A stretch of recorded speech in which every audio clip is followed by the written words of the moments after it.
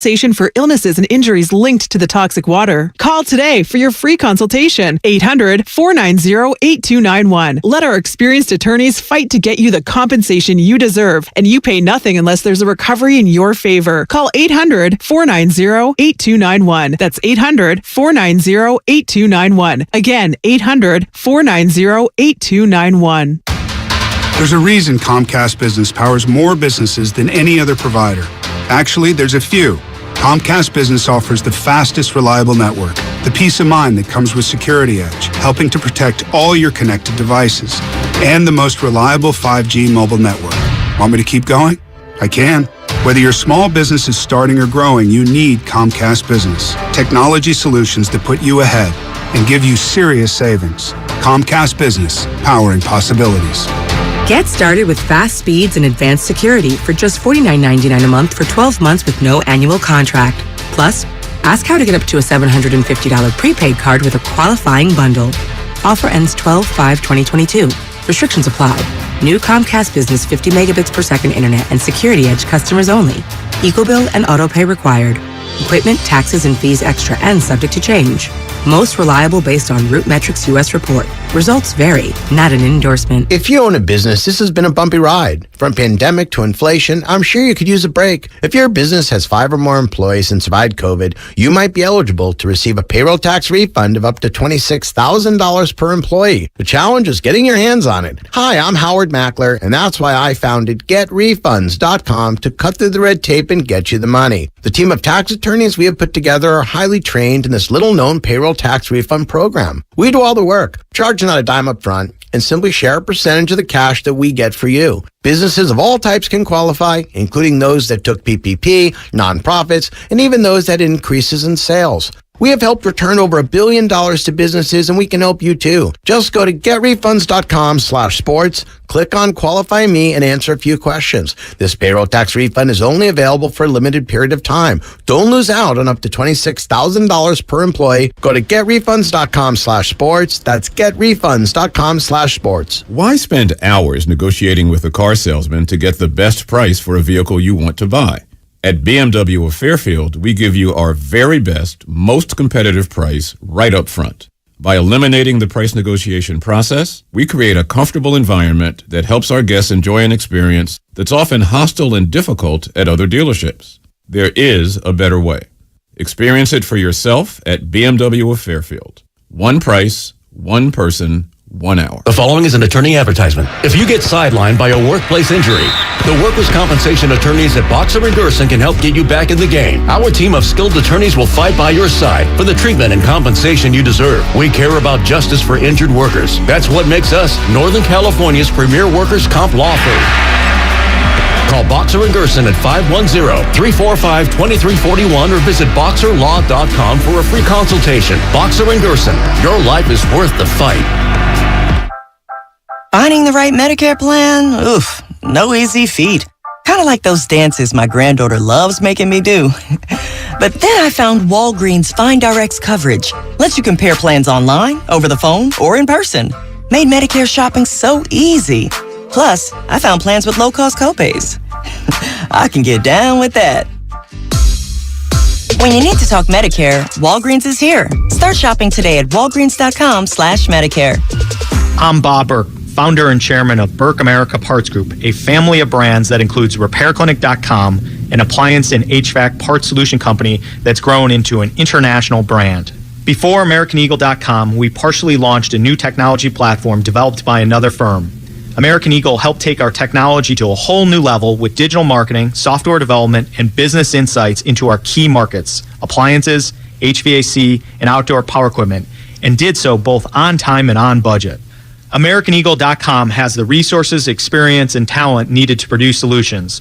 Our new technology platform, developed by AmericanEagle.com, has produced tremendous results with higher traffic, conversion, engagement, and online revenue. If you have any home repairs you need to take care of, check us out at RepairClinic.com.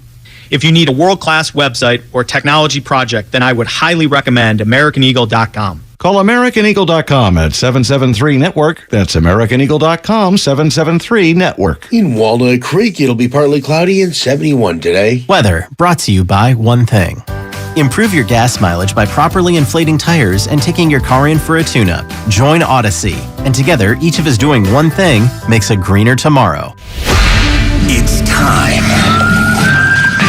to wake up with a nice cup of morning roast.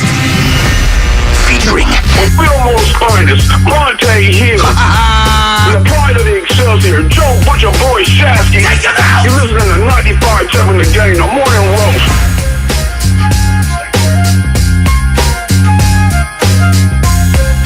Oh, baby. Tuesday morning here on The Roast. Good morning to everybody out there getting off their graveyard shifts. If you're at work, what is happening? If you're getting ready for work, what's good? Plumbers, janitors, construction workers, electrical workers. Lawyers. Mechanics, lawyers. Yeah, that's right, lawyers. Firefighters. Need to get out a free jail card. Uni drivers. I need a lawyer, actually. Oh, do you? No, I don't. I'm just kidding. I'm trying to get out of jury duty Thursday. What was the lawyer that has... God, come on. My cousin Vinny? No. Benny Blanco, you know. Vinny Blanco. Yeah, but what was the lawyer in that? I forget. Come on. I forget. Somebody's going to come in with it. Somebody will come in with it. I got to get out of jury duty Thursday. Cemetery County. Somebody help me out. What happened? I don't know. I got summoned for jury duty. So I have to call Wednesday night. Oh. And hopefully they let me out. Or I could take a day off the show. Or you could just be one of those ridiculous people and admit you have all these biases. To say I'm racist? Yeah, racist tendencies. They still might bring me in. I hate everyone. They may say I'm perfect for the job. All right, man. We're going to talk to Baldy at 7:30. We'll talk about the Niners and the playing this L.A. Rams. I almost said St. Louis. We'll recap the Kansas City game. I got some questions. Debo's hurt again. He has a hamstring tweak, and I got a proposition for you. Use I got checks something hurt. for you. You're Use not checks done. hurt. Keep going. Use checks hurt. So watching There's the more game injuries. back. Watching the game back yesterday. I took this photo of the broadcast. Kleinfeld. Sorry, I went backwards. Kleinfeld. Okay, yeah, that was the name of the lawyer. So, if you watch the broadcast early on in that game, second quarter, it came in with a graphic on Fox. Most games missed due to injury since 2017. Most games missed due to injury since 2017. And the 49ers are by far and away the number one team. They've missed 1,361 games due to injury. What? The Commanders are second with 1,314. And the Seahawks are right up there with 1,303. The Niners, most games missed due to injury since 2017. 1,361 games they've missed. And we have no idea if Debo's going to play on Sunday. We have no idea if Juice's going to play on Sunday. We have no idea. No idea. But I do want to start here, Shasky. They've been the most injured team since he got here, huh? I want to start this. Is that, honest to God, I know we've talked a lot about it, and I brought up the hockey guy that's their trainer or whatever. Guys, I know football's violent, okay, but you're obviously relating this to the rest of the NFL. Right. What is it? Yeah. What is it? I don't know. I don't know. They're not on turf. What is it? There's going to be a 30 for 30 one day about the injuries. I don't know. Juszczyk's got surgery. He's going to be out, so he misses this game this weekend. So you don't have any Juszczyk. And then, obviously, Debo now has a hamstring strain. He's day-to-day. Yeah. Oh, great. That's not good. That's great. And then Greenlaw's got a calf injury. He's day-to-day. Yeah, that's not good. No. Here you go, Shanahan. Here's Shanahan on the injuries. Injuries from the game. Deebo Samuel has a hamstring. He'll be day-to-day. Greenlaw has a calf, day-to-day. Juszczyk broke his finger, has surgery today. Most likely won't be available this week. Should get him after the bye. So now you don't have a fullback. And you run a lot of 21 personnel. You don't have a fullback. What about Mooney Ward? He got out healthy, had no setback, told us he was playing all week. He didn't get to go full speed really, except a little bit on Friday. But he was pretty adamant that we were playing him all week, so he was good to go. Okay. So you played a cornerback and started him against the Kansas City Chiefs, even though he didn't go full speed all week in practice. I watched the game back a third time yesterday, and on the third and the first time I watched it back Sunday night, it was going through the motions because it was after the Warrior game. Yesterday, I listened to the broadcast. I told you, listen to the broadcast. Okay, the 3rd and 11. Where it looked like Charvarius Ward, in video games when you take control of the DB and you're strafing and you're moving to the side, that literally was what Valdez-Scantling didn't even run a move. He just kind of turned upward a little. He was wide open, and Patrick Mahomes was like, "Oh, you're gonna give me that 60-yard bomb?" Ring. I mean, why? I'm not even trying to hate. I know the guy wants to play against his former team. You got to sit him down. You got to sit him down. It's a long-term play. Full all week. Didn't run full speed all week. And you figured he'd be good to go against the fastest team in the league. And now you got Cooper Kupp on deck. I mean, come Great. on. And now Cooper Kupp's on deck. What are we doing? Awesome. What are we doing? Let me see if this war on. This is turning into it. Had Tom Sula just said exactly what Kyle Shanahan said, we'd be laughing at that soundbite. I think that's a ridiculous thing to admit. Here's another one. Here's another one about Mooney Ward. Yeah, you'd have to ask him with his groin injury. I think he was more limited from just not being able to practice as much here in the last couple of weeks. I think when you don't practice, which he couldn't have because of what he was coming back from, it does have an effect on these guys, and that stuff adds up, especially when it started happening a little bit last week. Oh, it does add up. You better believe it. Oh, my God. Most injuries since 2017. What about the screenplay to Jerick McKinnon? Everything goes into it. Running backs change. Some are better at it than others. I know Christian is good at that, so it definitely shouldn't have hurt that stat. I also know our receivers are pretty good at screens, too. So sometimes if you know a screen's going to be good and you know it doesn't matter who's on it, you give it to the guy you think's the best at it. That's been our receivers here for the last couple of years, but I think our backs are good at it, too. I mean, I think they've ran a number of good ones here the last couple of weeks, and we'll see if that picks up. My apologies. I was about the screens for the 49ers, about them running screenplays. The 3rd and 20 screen, okay, so I rewound it like 5 times. If you watch the play, Warner and Diamonor Lenore and Ambry Thomas, they're all like pointing and they're like they're very confused right before that play.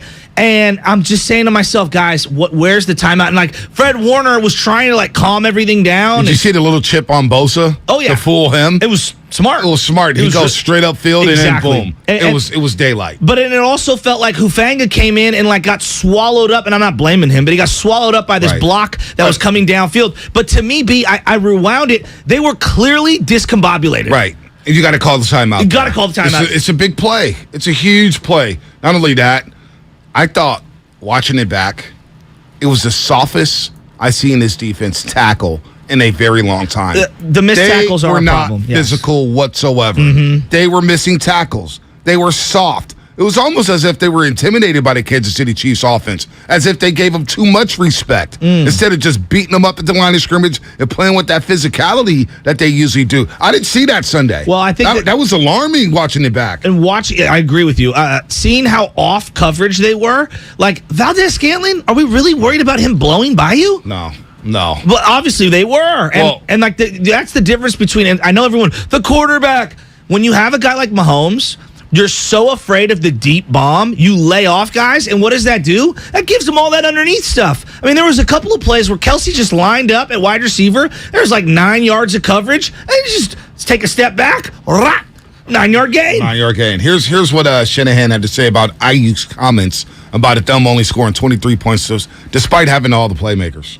I think BA is just echoing what we say every time in our own meetings. The stuff we say and show everyone and do all that stuff. So I think BA is being a pretty good leader there and just echoing what we're all saying. There you go. And then finally, Shanahan was asked about the current record playoffs and the road moving forward. And we got guys who work extremely hard and guys who care a lot. So you guys come in here, you hold everyone accountable, you point out the stuff, and sometimes it'll be a little easier tomorrow, I think. 24 hours removed, guys are a little bit more emotional. But I also know how big of a game we got coming forward, and I know that everything that we do want is still in front of us. And so sometimes I don't think it hurts to remind those guys. I don't get into records or things like that, but I know that we always have one goal every year, and that'll never change. But our number one goal is always to be the last team standing.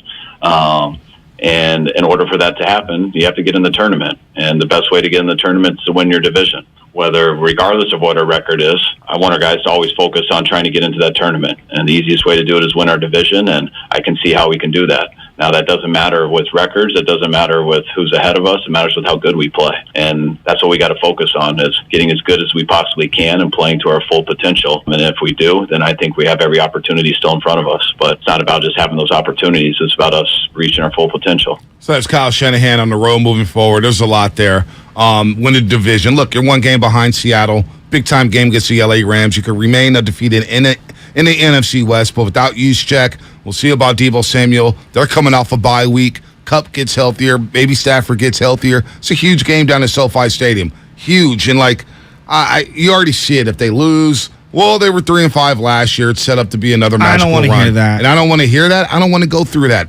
Just get the 4-4 by the bye week by any means necessary. Whether it's trick plays, whether it's gadget play. Just figure out a way to win the football game and get away for a week. Like the Niners got to get away for a week. Just get away. And get away being 4-4, Shasky. I don't know. If Deebo Samuel doesn't play in this game, I just don't see how they're going to be able to do it. And then you're missing your fullback, and you want to be able to establish the run, and that's been kind of the key ingredient to beating the Los Angeles Rams. This is a get-right game for both teams. I know that the Niner fans are like, well, we always get right against the Rams. You don't think they're thinking the same thing?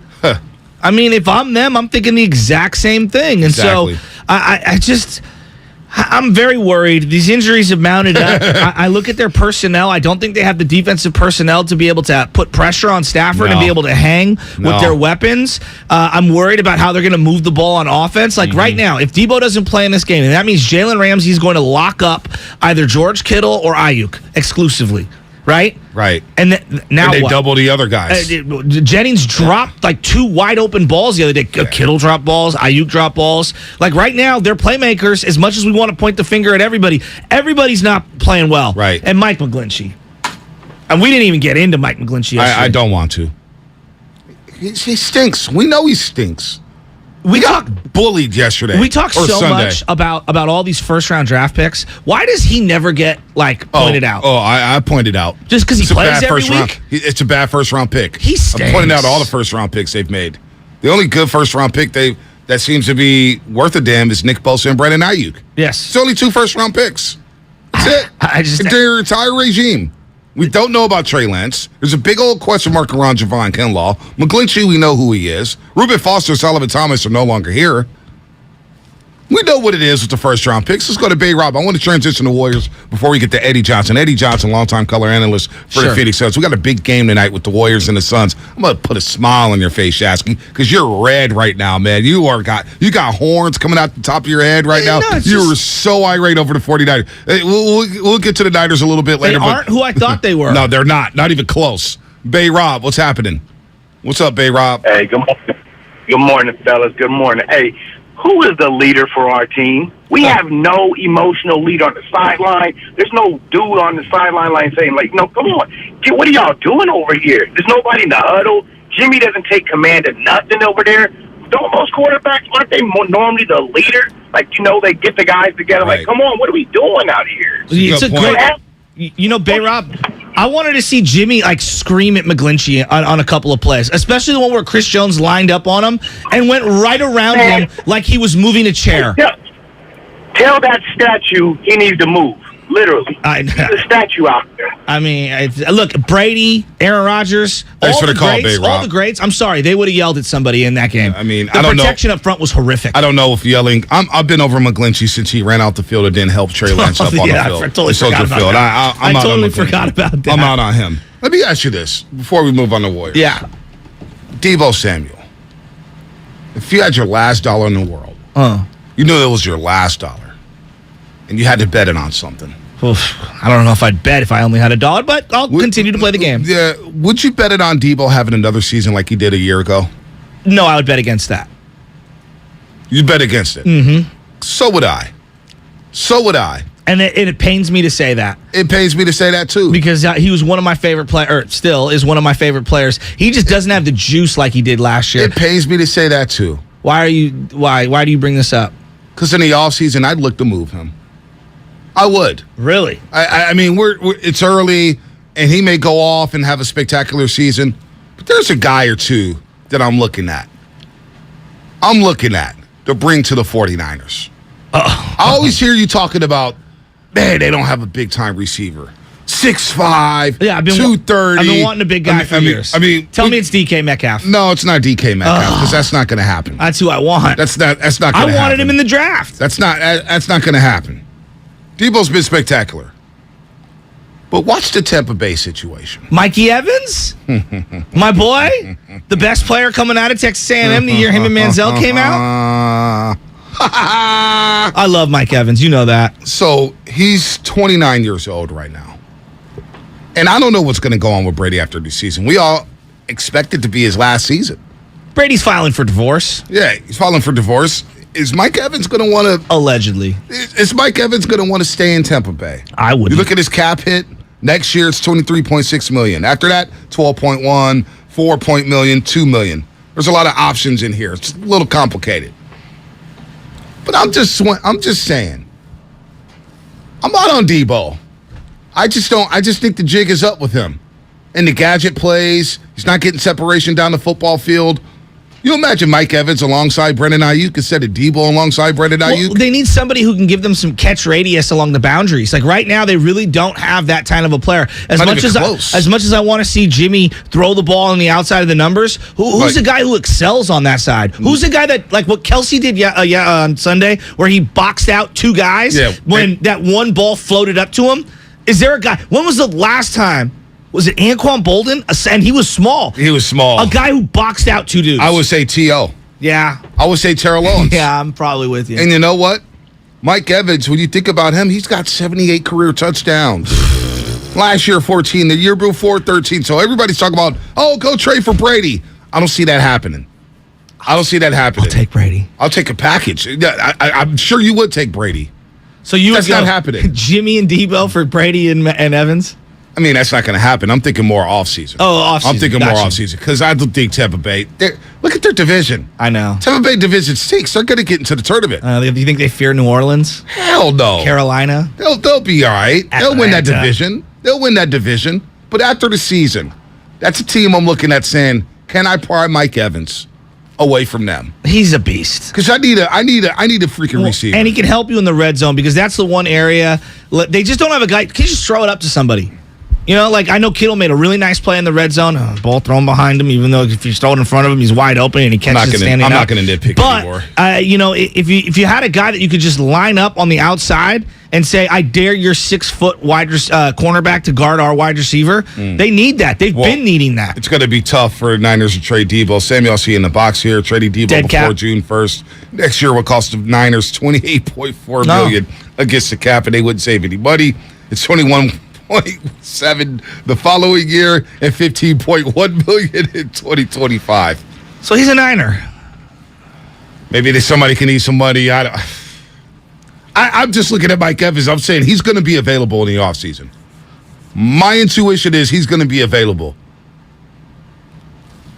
Debo's not a receiver at this point. Mike Thomas can't stay healthy. I love Michael Thomas. He can't stay healthy. Yeah, he just doesn't want to play for that team. He can't stay healthy, Shasky. Get him on the grass. Get him on the grass. That ankle is shot. Get him on the grass. That ankle shot. He's a quick slant dude. That's it. You know what? That's what Jimmy's game is. His bread and butter. Their whole offense is slants. All right, that's it. Their whole entire offense is quick hitter slants. I'm gonna put a smile on your face. We're going to talk some Warriors. Thank God. Eddie Jackson's going to join us. He loves talking hoops. Eddie Johnson. I'm thinking of Bear safety. Yeah. Number 4. Alabama. That's what's coming up on the game, sponsored by Fremont Big Full Service Banking. No compromises. The faithful are frustrated. Really annoys me. My wounds, man, because that was a brutal game yesterday, man. And all these penalties, man, it's pathetic. It's all on the head coach. Coaches coach the players up, man, and he's not coaching anybody up. And I'm beginning to think the team is starting to quit on him, man. If that happens, he loses the locker room, it's a wrap. This is the Bay Area's sports station. Oh, bite me. 95.7 The Game. Kirby, they're your driveway mechanic, and they bring the shop to you. And our friends over at Kirby just won the Motor Top 20 Award for innovation, brakes and tire replacements, oil changes, and more. And they've just added Kirby's eco-friendly wash. It barely uses any water and makes your car look brand new. They all use biodegradable products that provide the ultimate shining protection for both the exterior and the interior of your car, all in the ease of your driveway. The ultimate convenience, easy booking, transparent pricing, on-time arrival, service in your driveway, no waiting rooms, no coordinating rides, direct access to your mechanic, friendly and reliable service, no middlemen, and absolutely no upsells. Get $50 off your first oil change with the code OIL50. That's OIL50, or use my code JOEWASH, JOEWASH, to get a free sealant treatment with the purchase of Kirby's eco-friendly wash. Check out Kirby.com. That's CURBEE.com, or call 1-866-KIRBY-1. At Harris Ranch, we do beef, just like we've done for over 50 years. Beef that's raised locally right here in California. classics like tri-tip roast. The flavor you crave. The quality you trust time after delicious time. Come on, it's time to get out and grill. Harris Ranch, we do beef. Legendary beef, legendary quality. Listen, could Gregory change your life? I went from size 44 pants back to the size 38 pants that I had worn when I was in college. Now the 38-inch pants fall off of me. I lost the weight. I felt better. I've lost 63 pounds and 6 inches of pant size. God bless you for having this product and having it at a reasonable price. Outstanding. Gregory is 70 and lost belly fat and 6 inches off his waist in 5 months. Since 2004, Andro 400 has been helping men like you lose belly fat, gain energy, and improve their lifestyle. We guarantee it. Go to andro400.com for more true testimonials, before and after photos, and special discounts. Only available on andro400.com. andro400.com. Don't waste your time trying to sell your old car. Donate it to Cars for Kids. It's the easiest and fastest way to donate your car and get a tax deduction. Donate online at carsforkids.org. That's cars with a K. 1-877 Cars for Kids. Donate your car today. It's Joe Shasky from the Morning Roast. And if you're an independent restaurateur or are starting a brand new business, then you gotta know about my friends at Trimark. Trimark, making independent restaurateurs' dreams come true in Northern California for over 55 years. Whether you're designing your next restaurant or you need equipment and supplies, this is where Trimark comes in. They do it all. And what's most important to them is being a partner to their business customers. Visit TrimarkWest.com. That's TrimarkWest.com. Every morning at 8:50, the Morning Roast presents the Xfinity Flex of the show. Bonte and Shasky flex with their best moment of the day. Replayed at 8:50. You'll win it. 4th championship. Steph, Draymond, Clay helped the Warriors win this one alongside Jordan Poole, Kuminga, Moody. Nobody can say anything. You can't take this one away.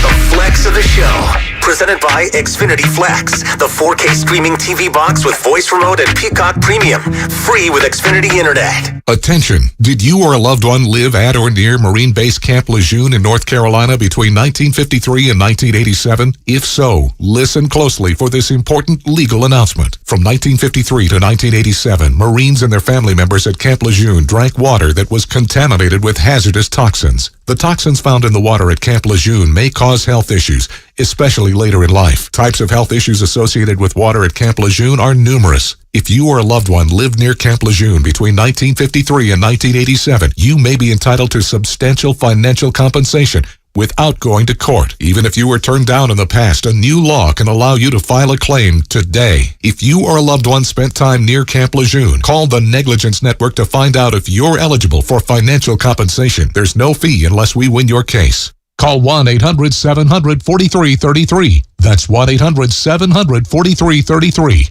1-800-700-4333. Are you seeing the telomeres here? Come here, look at the scope. Dr. Ocasio's lab startup just discovered a gene therapy breakthrough. The cells have already doubled. He needs a fleet of research assistants before this breakthrough breaks them. We need lab techs, research assistants. Indeed can help him hire great people fast. I need Indeed. Indeed you do. We instantly connect you with quality candidates whose resumes on Indeed match your job description. Visit Indeed.com/credit and get $75 towards your first sponsored job. Terms and conditions apply. At Lowe's, every pro is an MVP to us. That's why MVP's rewards members can earn bonus points on select products from brands like DeWalt, Purdy paint applicators, and GRK screws. Then redeem your bonus points for exciting rewards like tools, grills, Lowe's gift cards, and more. Join Lowe's MVP's Pro Rewards today to start earning. Bonus points calculated before taxes and fees after applicable discounts, if any. Subject to program terms. While supplies last. Visit Lowe's.com/MVP's bonus points for details. Now through 10/28. And a little bit of chicken fried. Zach Brown Band is coming to Oakland Arena on November 6th, and 95.7 The Game wants you to be there. Wishing I was deep in the water somewhere. For your shot to win tickets, head to 957thegame.com/contests.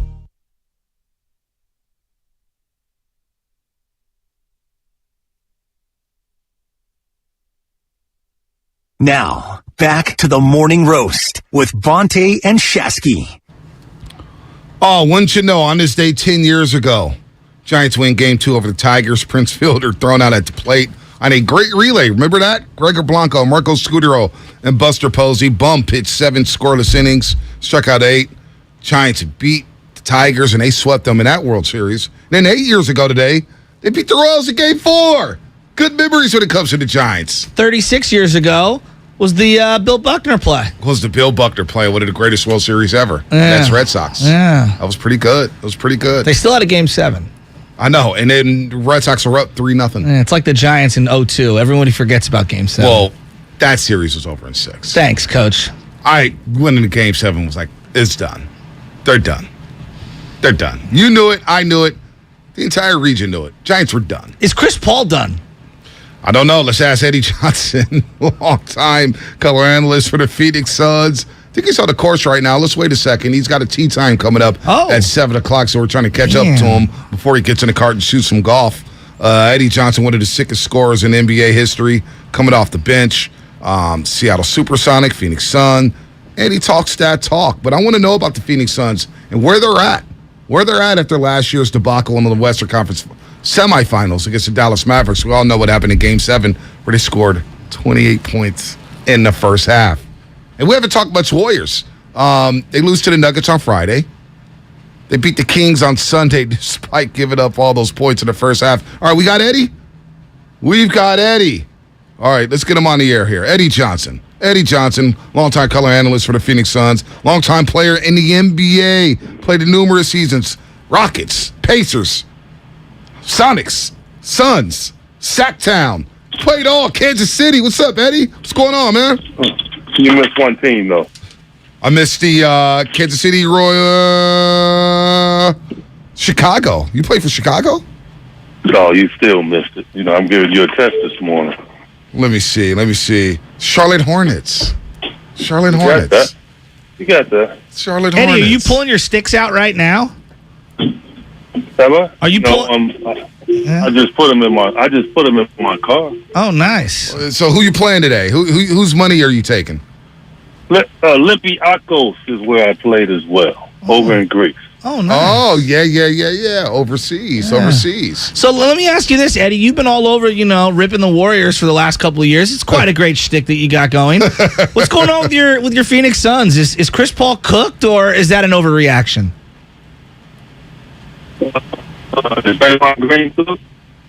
Nah, Draymond Green had a pretty damn good second half against the Nuggets, and he played well against Sack. Oh, we're breaking up. The reception. We got to get Eddie. I love that retort. Is Draymond Green cooked? It's going to be one of them days. Steve Kerr, though. Steve Kerr was really right over the transition defense. He was not happy about it. All right, we got Eddie back. Eddie, you asked if Draymond Green was cooked? No, yeah, I was being funny. I know you was. Okay? So was I. I know. I was just being. So my point is, when you're a veteran basketball player, the 82-game marathon is something that you try to navigate. And that's what Chris Paul's doing. Chris Paul's fine. Chris Paul, the first few years he's been here, he's just come out and he's tried to get guys confidence. He's not looking to shoot the ball a lot. And I think when you don't, it kind of throws you out of rhythm. So we're not worried about Chris Paul. Chris Paul's gotten himself in great shape again this year.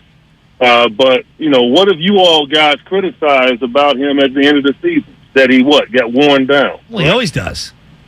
Well, no, he didn't get worn down. He's had injuries. He's had freaky injuries during the course of his career, but not worn down. But over the last 2 years, I think teams have done some things to him. The Suns tried to win 70 games last year, pushed himself a lot, played a lot of minutes. At 37 years old, you can't do that. And I think he understands that now.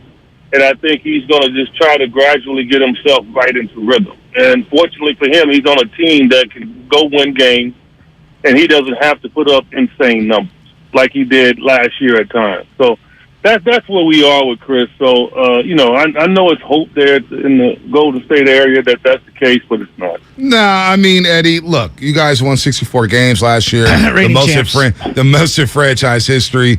We were looking forward to a Western Conference final between the Phoenix Suns and the Golden State Warriors. Didn't happen because Luka came to town and shut it down in the Game 7 down there in Phoenix. So, how's the fans?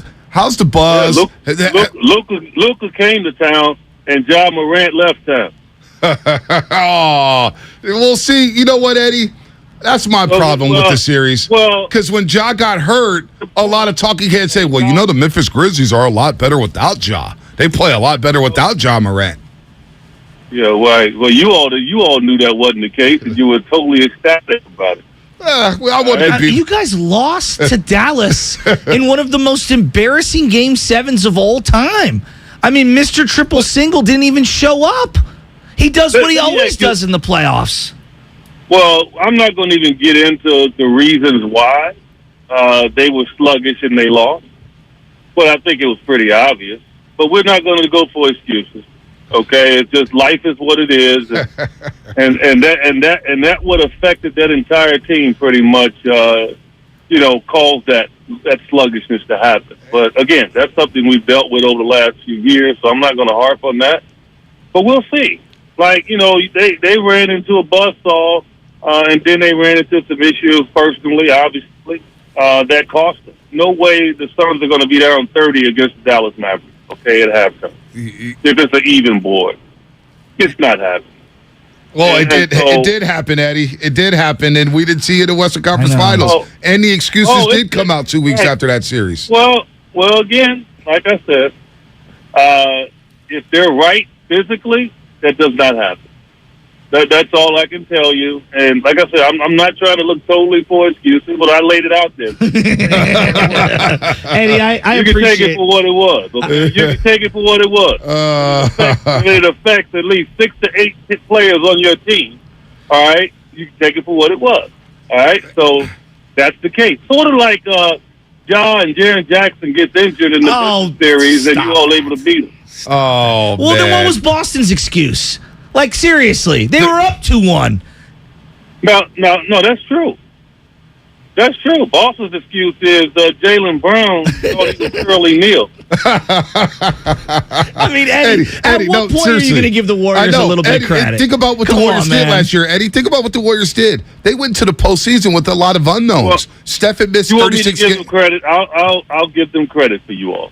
All right. I think what they did was tremendous. I think, they handled what they had to handle. As I said, it's unfortunate that certain teams can suffer through things. It wasn't like the Warriors didn't have their issues. I mean, Clay wasn't 100%, probably still not 100%.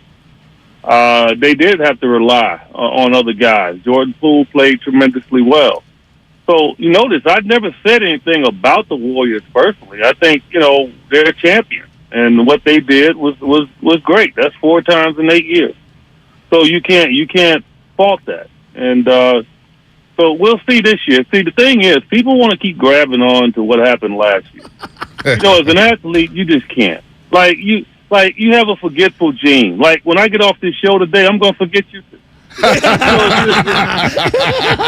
It's just, we don't worry about what happened in the past. I don't have a rear view mirror on life. I'm looking straight ahead, man. Hey. And right now, we feel good about what we have.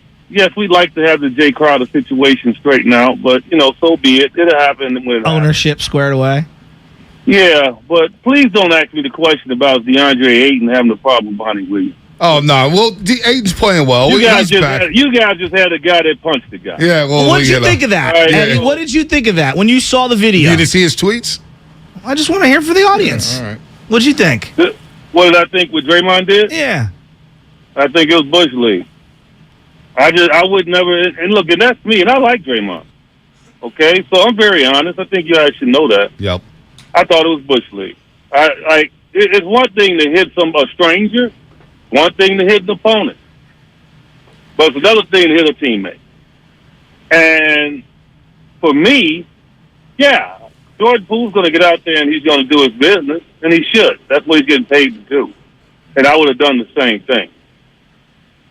Well, I'd never trust him again. Yeah, I feel you on that. And that's and like I said, Draymond is a good dude. I mean, he does so many great things. I don't care. I had that at the back of my mind. And every time I walk past him, and every time he's got his back turned to me, I want him thinking that I might just snap him and knock him, you know what, out of here. and that's just me. I'm from Chicago. That's just how I think. No doubt. Draymond probably thinks the same way if somebody did that to him. So, I thought it was Bush League, without a doubt. You don't hit a teammate like that. And so I'll always say that. But then again, they're both professionals, and they both will get it done. And Draymond will continue to try to make amends for it. And he'll do a good job in doing it, but I don't think Poole is going to be 100% in that he trusts him anymore. Yeah, it's tough to get over something like that. I mean, if somebody verbally assaulted me, I couldn't get over that, let alone physically harming me. That'd be tough to get over. I'm not going to lie about that, Eddie. Eddie Johnson here. We got to let you go in a second, but, is this the last... I guess, is the window starting to close on his son's run here? Because Chris Paul is getting older. Mikal Bridges, Cam Johnson are nice wings, but you mentioned the Dre Crowder situation. He's not around. Devin Booker is a star. But it feels like as the Warriors' window is wide open to win more championships, that Suns' window is cracked. Not yet closed, but it's cracked. Don't you feel the same way, Eddie? No, not at all. But how did I feel that way when Mikal Bridges and Cam Johnson are in the 20s? When Devin Booker's in his 20s. DeAndre Ayton's 24 years old. What are you talking about? The Suns are just as young as you all are. By the fact, you all are old. Yeah, but we're champs. And they still have Steph Curry, Klay Thompson. You guys... That wasn't the question. The question was the window closed. No, your window's closed. No, not even close, Eddie. Not even close. Hey, Eddie, we're up against it. Look, Steph Curry's 33. Yeah, and he's still playing at an MVP level, Eddie. But the window's closing. That's the point. Hey, the window's half cracked for the Warriors. We're getting a nice little breeze into that window, Eddie. You need to take that question back, man. Hey, Eddie. Hey, you're not getting no air from that window in Phoenix, man. Eddie. Window's closing. You need to reconstruct that question. That was not a good question. The Warriors' window is closing, man. They have three guys north of 30.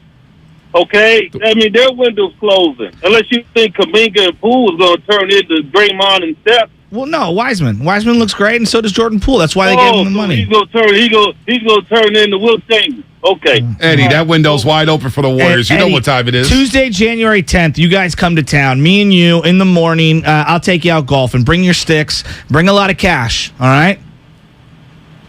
But that's fine. Like, you ain't intimidating nobody. I'll talk you out your game. Oh, damn. I love you. Hey, Eddie, go out there and shoot some good golf, man. We'll see you on the tube tonight. No good luck tonight, man. All right, guys. Take care. All right, Eddie Johnson, longtime NBA player. Punky on the golf course. He probably will Punky. Promise me we'll take him out to the course. Yeah, we should. All right? We'll get Mullen out there, too. We'll I hear think some that'd stories. be fun. That would be a lot of fun. That segment was presented by Golden State Lovers, serving the Bay Area for 3 generations. When you succeed, we succeed. Visit GoToStateLumber.com. You need to reconstruct that question. What are you talking about? Your window's closing. That was so good. No. Our window's wide open. All right, we got to run. We got to run. We'll be back. For 25 years, Buy Right Market in San Francisco has partnered with purveyors of deliciousness to bring you local food that adds a dash of unique to every meal and celebration. Hi friends, this is Jamie, Buy Right's head of product. And this season, whether you're planning an elaborate meal, watching the game, heading to a friend's, or cozying up for a night in, Buy Right will help you savor what matters most. Pre-order your holiday meals at buyrightmarket.com or stop by and discover something unique for yourself. Gather, share, and enjoy with Buy Right. No one knows where this market will go. Right now, it feels like a wild ride. But one thing's for certain, there's a way through it. And the experience and guidance of a Merrill advisor can help you get there. Because where there's a bull, there's a way. Find an advisor in San Francisco at ml.com/bullish. Merrill, a Bank of America company. What would you like the power to do? Investing involves risk. Merrill Lynch, Pierce, Fenner & Smith Incorporated, registered broker-dealer, registered investment advisor. Member SIPC, a wholly owned subsidiary of Bank of America Corp.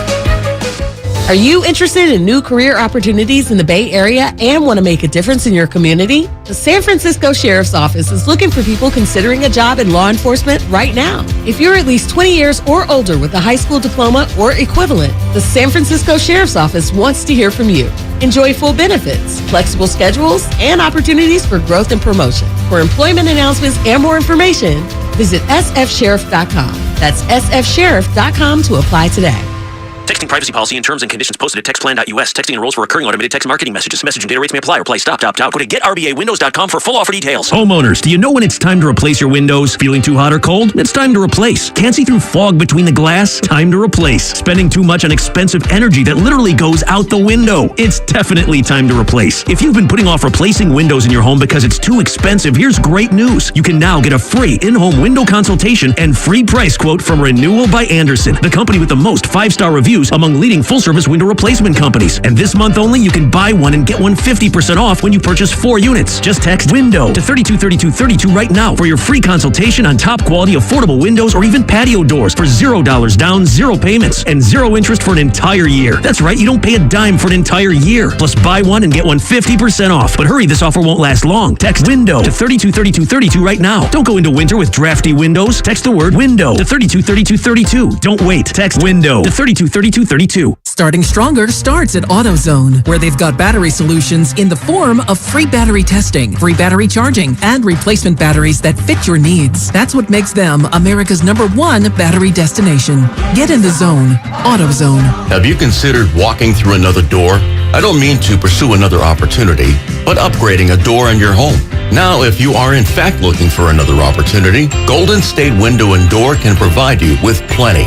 You can create renewed function and design for use indoors and out. You'll find modern options like Marvin's Elevate In-Swing French Door, Barn Doors by Trustyle, or Andersen Big Doors that welcome in natural light. Golden State Window and Door features a variety of materials, sizes, and glass options. You can get inspired by the many possibilities when you visit goldenstatelumber.com. Click on virtual tours and you'll discover beautifully planned displays of doors and windows of all kinds that will spark your imagination. Then, talk with our builder or designer to see what might be a good fit for your home. Serving the Bay Area for 3 generations. Golden State. When you succeed, we succeed. When people have a craving to explore new and traditional Asian cuisines, they head to P.F. Chang's, where scratch-made dishes come from the 2,000-year-old tradition of wok cooking. P.F. Chang's wanted to explore new possibilities for their website. They turned to AmericanEagle.com. AmericanEagle.com re-architected P.F. Chang's website, integrating multiple third-party systems to create a unified digital experience. The results? Improved page speed and performance, personalized content based on users' location, intuitive online ordering, an increase in organic search visibility, and a 40% increase in new users. For scratch-made Asian cuisine, visit your local P.F. Chang's or go to pfchangs.com for website design, development, digital marketing, and hosting that produce efficiency, revenue, and results. Visit AmericanEagle.com. P.F. Chang's and AmericanEagle.com. Another example of the best businesses in the world. Turning to the best in the business for websites, go to AmericanEagle.com or call 877-WEB-NOW1. That's 877-WEB-NOW1. We're all on this planet together, so join Odyssey and find your one thing. Now that it's autumn, check window and door seals for proper insulation and replace your furnace air filter. Join Odyssey, and together, each of us doing one thing makes a greener tomorrow. What's your one thing?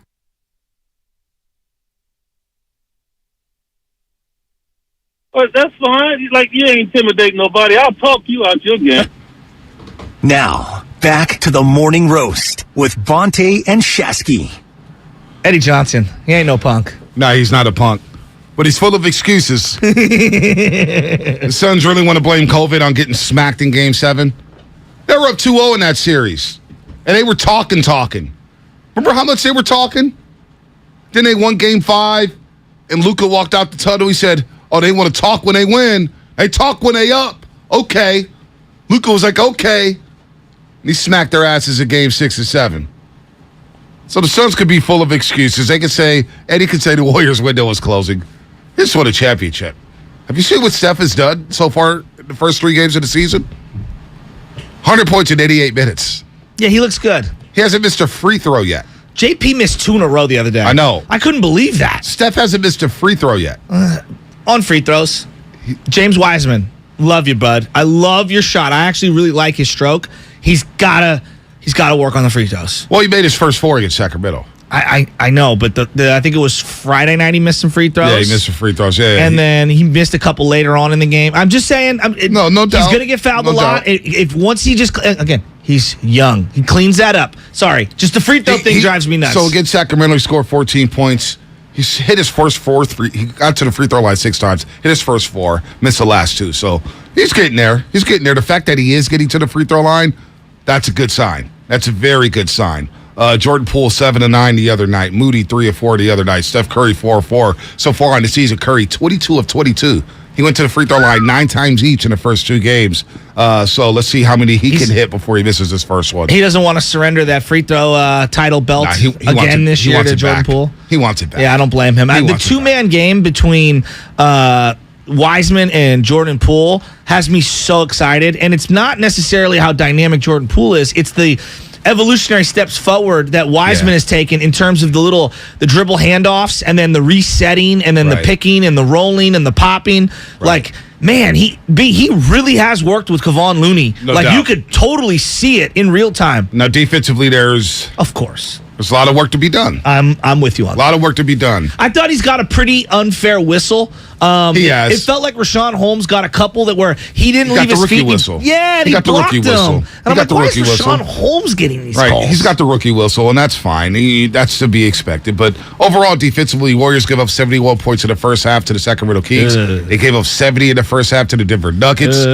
40 burger in the first quarter against Denver Friday night. 36 Sunday against Sacramento. Defensively, they're getting torched. Now, they're shooting the ball like crazy, right? Warriors shot 51% on Sunday. They scored 89 points in the first half, the third most ever in franchise history for points and a half. The 50-point second quarter was the most points they ever scored in the second quarter. Yeah, that's crazy. I mean, that is nuts. Isn't that kind of crazy? It's kind of wild, right? Seeing all the things that we've seen the last decade. Right. And that was the one? And that was the one. By the way, the Kings. The Kings. Keegan Murray's nice. Tell me Keegan Murray's not nice? If I have to see another person tweet or tell me that Keegan Murray won't be coming off the bench again, it's like, okay, we get it. Spot shooter. Yay. He's fine. Nah, he's more than that. He's fine. He's a good player. He can drive. He can drive. No, he's I just more don't than believe in the Kings at all. Yeah, there you go. Yeah, that's just the me. Kings. The Kings. Yeah, just so they've had, I think, 8 coaches under Vivek Ranadive. 8, huh? And I believe 5 have been affiliated with the Warriors. Keith Smart. Okay, 1. Mike Malone. 2. Luke Walton. 3. Alvin Gentry. 4. Mike Brown. Wow, 5. Then they had George Karl. He was also a Warrior guy at one point. Dave Yeager. Oh, Dave Yeager. And then they had Tyrone Corbin. Yeager bomb. They've had a lot of coaches. So stability for Sacramento, a thing. That's a problem for them. But Kerr on defense, because everybody's freaking out over the defense. For 3 games in, defense has got to tighten up. Here's what Kerr had to say about the transition defense. Transition defense is the biggest issue right now. There's a total lack of focus in transition. We were really good last year, 5th in the league in transition defense points per possession. We're 22nd right now. Last night was abysmal. The end of the Laker game was abysmal. The Denver game, there were portions. So we're 3 for 3 so far on bad transition defense. So that's the number one focus right now. Number one focus for the Warriors as they work in this new bench. And Dante DiVincenzo is going to be out for a week, at least a week. He's going to get reevaluated next week. He's not going to make this trip to Phoenix. They come back home Thursday, play Miami, then go back on the road over the weekend against Charlotte and Detroit. And so Dante DiVincenzo not going to play. He's gotten blown by a lot, especially Bones Highland Friday night. You think? And he hasn't hit those open threes. So when we look at the rotation, and that's the big sticky point. Who's going to play the second unit? Well, when Clay gets that minutes restriction lifted, he's going to play alongside Jordan Poole at that second unit. Yeah, which I like because then it gives another shooter out on the floor. Exactly. To space the floor better. Thank you.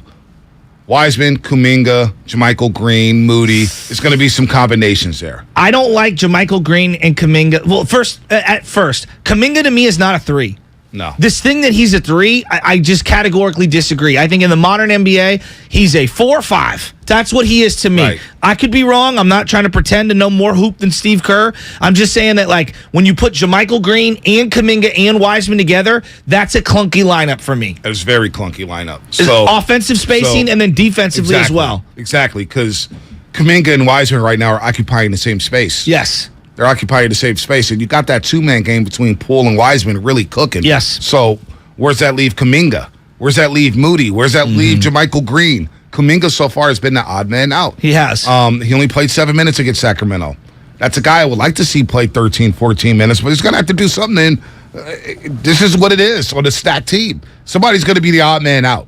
And you have to play Wiseman and Poole. Well, those are two givens. I would tell Kuminga, and this is the straight up truth. Like, I know you're all about your offense. Now you need to be hyper focused on defense. This is a team that's begging for some people to be defensive stoppers. And if you want to get minutes, to me, the quickest way to get minutes on this team is showcase your defense. Right. And they're going to get a challenge tonight. Devin Booker, Bridges, Cam Johnson.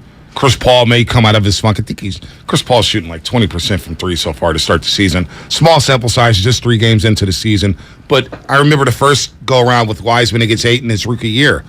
Wiseman struggled against DeAndre Ayton, an athletic big who can move around.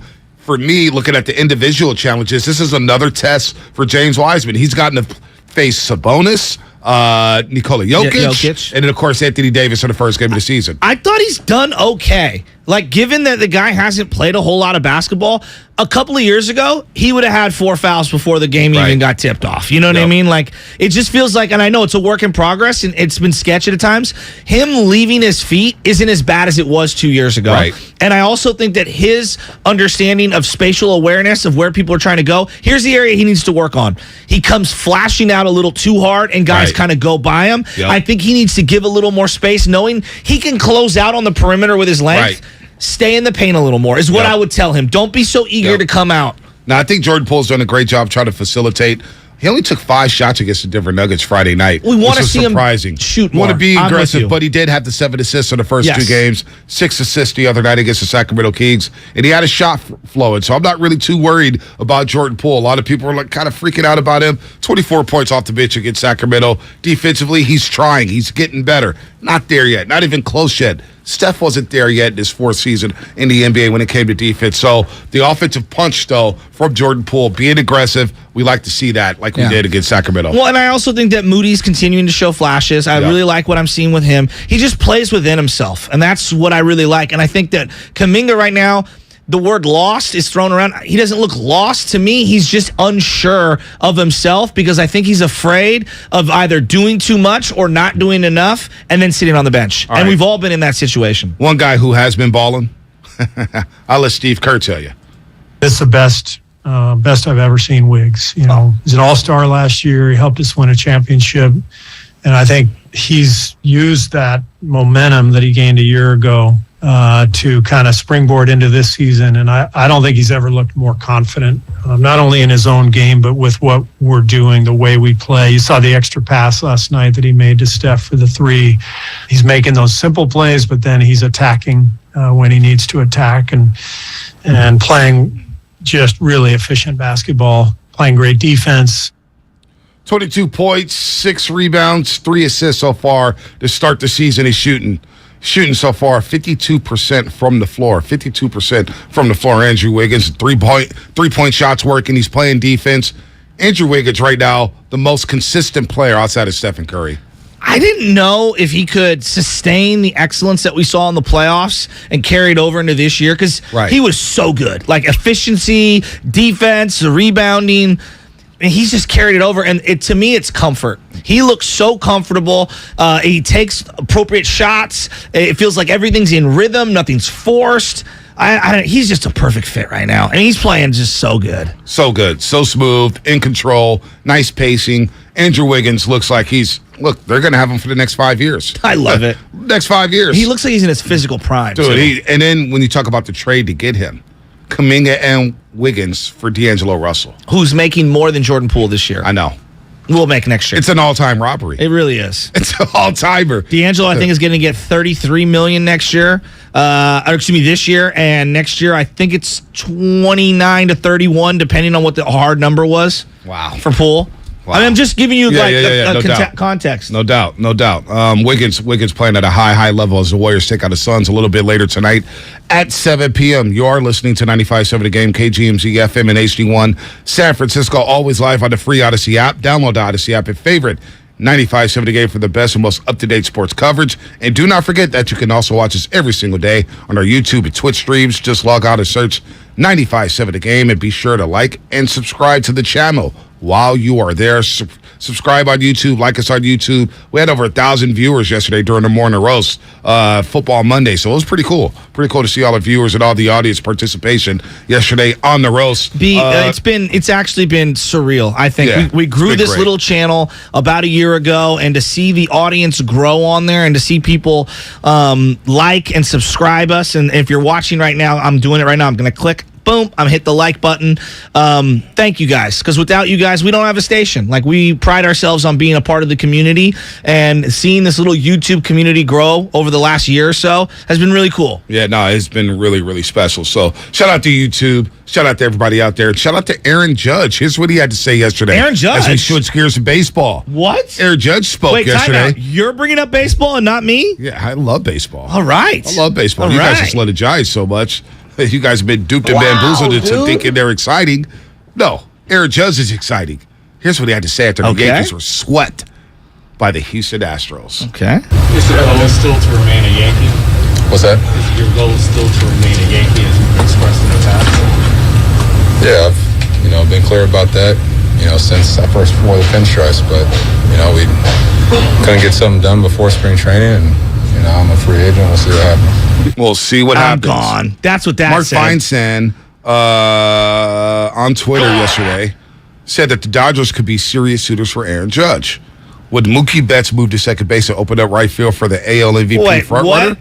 Say that again? When Mookie Betts moved to second base. So he would go to the Dodgers, Aaron Judge, in this hypothetical? Yeah. And you think about the recruiting pitches. Now, we were having some fun in the thread last night. Who are you sending from the Giants to recruit Aaron Judge? It's got to be Barry Bonds, right? Willie Brown. You want 4 or 5 new condos at the top of a Millennium Tower? That's not going to work. You could get that anyway with the money. An offshore bank account? Yeah, he doesn't need that. We will get people that have been buried in the cemetery for over 100 years to vote for you. We don't need the criminal activity. I'm teasing. I know. I'm just teasing. telling you. Honest to God, I don't know who I would send. And this thing, like, send Buster. It's his favorite player. Like, I love Buster. Send Barry Bonds. Oh, I'm with you on that. But Bonds is going to want that package, to actually do it. Well, the compensation package. He's going to get that. You better give him that compensation package. Everything he's done for that organization. I would send Stunnaman. He'll get it done. We outside with Aaron Judge. We outside. That's got a Gulls Global. Yeah. Who would you send? I'm sending Bonds. I'm sending Mays. Mays is I'm sending Jerry Rice. I don't care. I love Mays, but he's not going anywhere. But you got to send him to. You got to send him to OG. You got to send him to OG. You need the FaceTime from Willie Mays. I need Willie Mays. Where all you see is his chin. I need Barry Bonds. I need Will Clark's crazy ass. Who else? Will Clark might scare him away. He might scare him away. I love him. He might scare him away. He might. Can we get Tim Lincecum? I mean, I would love to. I would love to see Tim Lincecum. I would say Bruce Bochy, but he's now managing in Texas. All right, Royce Clayton. Actually, he's Miguel Tejada to you because he played Miguel Tejada in the Moneyball movie. And Conrad on YouTube. No, we're not sending Brandon Crawford's boring ass. What's he going to do? Play with his hair? Hey, Aaron. Here's what I'm not sending. I can get you a great deal on conditioner. You're going to love it if you come to San Francisco. He doesn't even have any hair. I mean, he's Aaron Judge. I'm not sending Gabe Kapler. Why? It's just because, we might be platooning you. Yeah, we might be platooning you against certain lefties. So I saw Kapler on his Instagram story the other day. I follow Kapler. Okay. And what's his Instagram name? Is it the beard? I don't know. The body? I think it's just Kapler. Oh, okay. I'm going to look it up. Anyway, he was out camping. Okay. I think he was by himself. Had a bed, had a portable fryer. He was making some food. It was really strange. Like he was just out in the wilderness living his life. Oh, he's just Gabe Kapler. He's just Gabe Kapler. Yeah. Posts his top 10 albums. I'm looking at it right now. Yeah, look at him. Okay. Look at him. Campler. Oh, yeah. He's in the middle of nowhere. Wow. Yeah, you see that? It's like snowing. Wow. Mara Lake. Mara Lake. There it is. Trans-Canadian Highway, it sounds like. The stream, Oscar Perez is saying, send Mark Willard to go get Aaron Judge. Send Mark Willard. Would Willard get it done? Willard, stuck it in me. What is that drop? Whoa. What the hell was that? Whoa. Was that Steiny? Whoa. That was a Steiny drop, yep. Give it to me one more time. Willard, stuck it in me. Oh. What would Mark Willard say to Aaron Judge to have him come? I don't know. What we do as a fan base.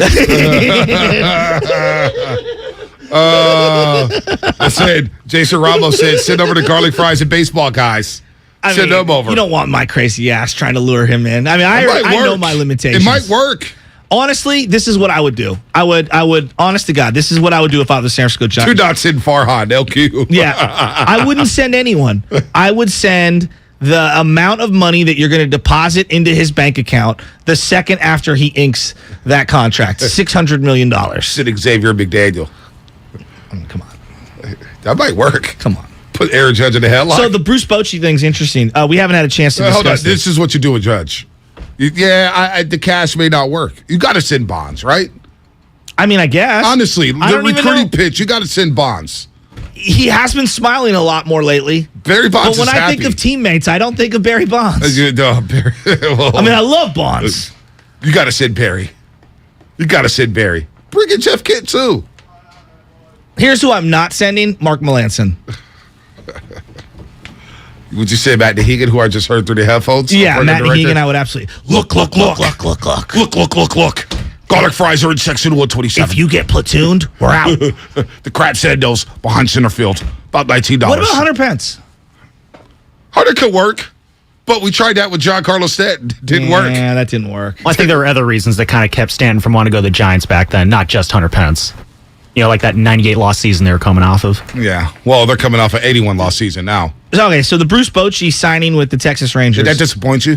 Well, he's too classy to probably come out and say, like, hey, they were going to move off me because they wanted to hire their own guy and blah, blah, blah, blah. And I'm not outraged. I'm really not. I'm not. Enough time has passed by. But at the same time, it's like, look, man. He got forced out. Like, look, let's just call it. Well, he probably needed a timeout, too. Like, that I understand. He maybe needed a year off or whatever. Look, it just sucks, right? He's the greatest Giants manager of all time. If Bill Walsh went and managed the Houston Texans, all right, Niner fans would feel a certain way, right? Right. I mean, even when he went to Stanford afterwards, there were Niner fans that were like, he's at Stanford, bring him back. Right? You know? Right. So it sucks, and it's just right. I don't know. I don't want to see him in another uniform. I know he was a Padre beforehand. It's just like I felt like he earned the right to be able to retire on his own terms, and I guess in one way he did. I'm not mad at the organization. It just kind of stinks. You know, the streets are telling me randomly it does kind of stink, but he looked good. He looked younger in that presser. Well, he needed a the year Texas off. Rangers. I mean, and he's going to be in the ALS. Traveling, not traveling for multiple years is good. I like it. I like it. The Rangers got some nice young talent. Corey Seager and obviously Marcus Semien. He could build around them. We'll see about Texas. By the way, the streets are telling me, front office, telling me in the private show. Eddie Johnson said last year on Twitter that Warrior fans don't understand how much Frank Kaminsky helps the Suns and how they will beat us when he comes back. Eddie Johnson's just drinking the Suns Kool-Aid. You talk about being a company, man. Oh, them checks must be nice. Where are they? Bally Sports now down in Phoenix? Are they Bally?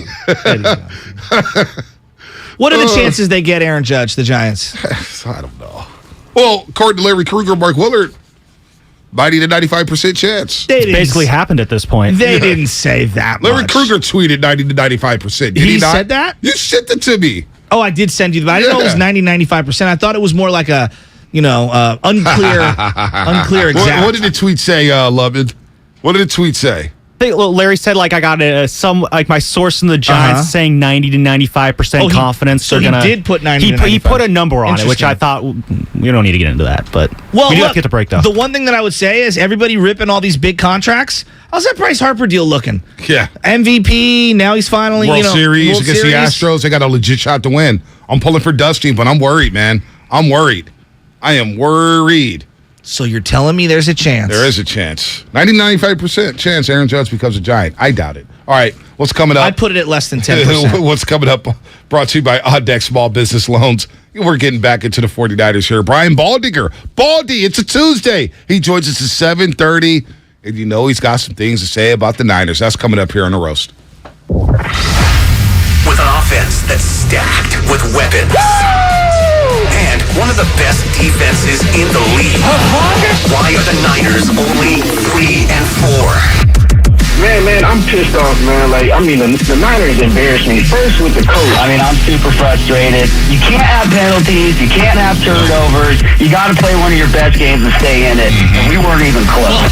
Let us know the problem at 888-957-9570. Do you have neuropathy? Are you experiencing numbness, tingling, and pain that just won't stop? Are you taking dangerous drugs that have serious side effects and never fix the pain? If so, please listen to this message. Neuropathy is a serious, progressive condition that only gets worse if not treated properly. Call SF Bay Wellness at 844-94-NERVE to get back to doing the things you want to do. There is no drug, exercise, or surgery that can heal nerves. Don't wait until your condition gets worse and stops you from living your life fully. SF Bay Wellness has a time-tested, proven track record of helping hundreds of patients to improve and reverse their neuropathy. If you're ready to regain your independence, contact SF Bay Wellness at 844-94-NERVE. Call now for your $99 neuropathy special and receive a personal treatment plan that is tailored to your needs. Call 844-94-NERVE. That's 844-94-NERVE and start to enjoy life again. Brought to you by On Deck Small Business Loans. When you own a small business, sometimes you need funds fast. So go to OnDeck.com, America's largest online small business lender. OnDeck makes it easy to apply in minutes. Apply for your loan today at OnDeck.com.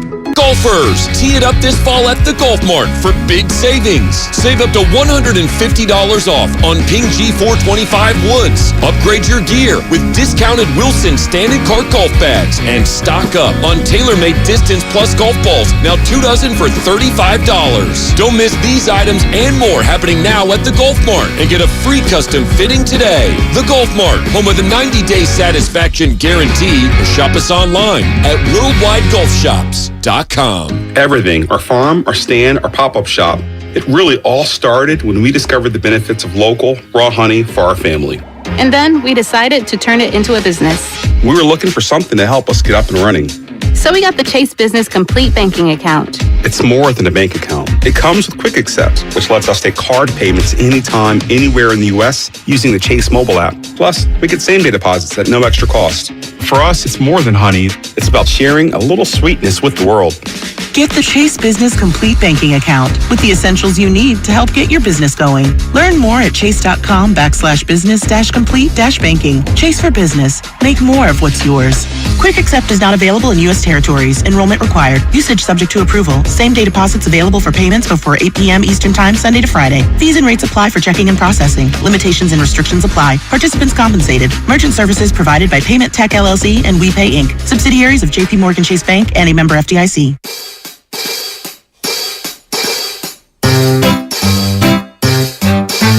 1877 Cars for Kids. KARS Cars for Kids. 1877 Cars for Kids. Donate your car today. 1877 Cars for Kids. KARS Cars for Kids. 1877 Cars for Kids. Donate your car today. Donate your car today at carsforkids.org. That's cars with a K. Your car, running or not, can be picked up as soon as the next day. You'll get a maximum tax deduction and a vacation voucher. 1877 Cars for Kids. KARS Cars for Kids. 1877 Cars for Kids. Donate your car today. Now accepting donations of land, homes, buildings, or any kind of real estate. If you own a business, this has been a bumpy ride. From pandemic to inflation, I'm sure you could use a break. If your business has 5 or more employees and survived COVID, you may be eligible to receive a payroll tax refund of up to $26,000 per employee. The challenge is getting your hands on it. Hi, I'm Howard Mackler, and that's why I founded GetRefunds.com to cut through the red tape and get you the money. The team of tax attorneys we have put together are highly trained in this little-known payroll tax refund program. We do all the work, charge not a dime up front, and simply share a percentage of the cash that we get for you. Businesses of all types can qualify, including those that took PPP, nonprofits, and even those that had increases in sales. We have helped return over $1 billion to businesses, and we can help you too. Just go to getrefunds.com, click on Qualify Me, and answer a few questions. This payroll tax refund is only available for a limited period of time. Don't lose out on up to $26,000 per employee. Go to getrefunds.com. That's getrefunds.com. Kirby is your driveway mechanic. They bring the shop to you with brake replacements, oil changes, washes, and so much more. Get $50 off your first oil change with code OIL50 at Kirby.com. That's CURBEE.com and use code OIL50. Tune in to 95.7 The Game for Warriors Live, 90 minutes before tip-off of every Warriors game. Brought to you by Xfinity Sports Zone, the ultimate hub for everything sports. With live games, shows, news, and highlights all in one place. Only with Xfinity X1. 95.7 The Game has your tickets to the Good Guys Car Show, November 12th and 13th at the Alameda County Fairgrounds. For your shot to win, head to 957thegame.com/contests. I wanted to know why some people who get COVID-19 get it so bad. I found out it may be because they have a high risk factor, such as heart disease, diabetes, being overweight, smoking, and asthma. Even if symptoms feel mild, these factors can increase your risk of COVID-19 turning severe. So if you're at high risk and test positive, there are things you can do, like asking your healthcare provider if an authorized oral treatment is right for you. Learn about an option at treatcovid19.com. This message is sponsored by Pfizer. Let me guess. Unknown caller? You could reduce the number of unwanted calls and emails with online privacy protection. The latest innovation from Discover will help regularly remove your personal info, like your name and address, from 10 popular people search websites that could sell your data. And we'll do it for free. Activate in the Discover app. See terms and learn more at discover.com/online privacy protection. And a little bit of chicken fried. The Zach Brown Band is coming to Oakland Arena on November 6th, and 95.7 The Game wants you to be there. Wishing I was deep in the water somewhere. For your shot to win tickets, head to 957thegame.com/contests.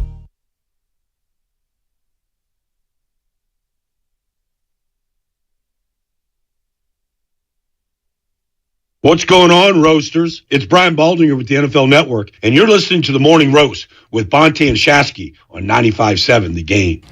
Brian Baldinger coming up in 11 minutes, the smartest man in pro football, breaks it down better than anybody at Baldy NFL on Twitter. We can't wait. It's appointment radio every single Tuesday with Brian Baldinger. He'll also be down in SoFi calling the Niners and Rams game next Sunday, where the Niners try to improve to 4-4. By the way, some news I want to just share.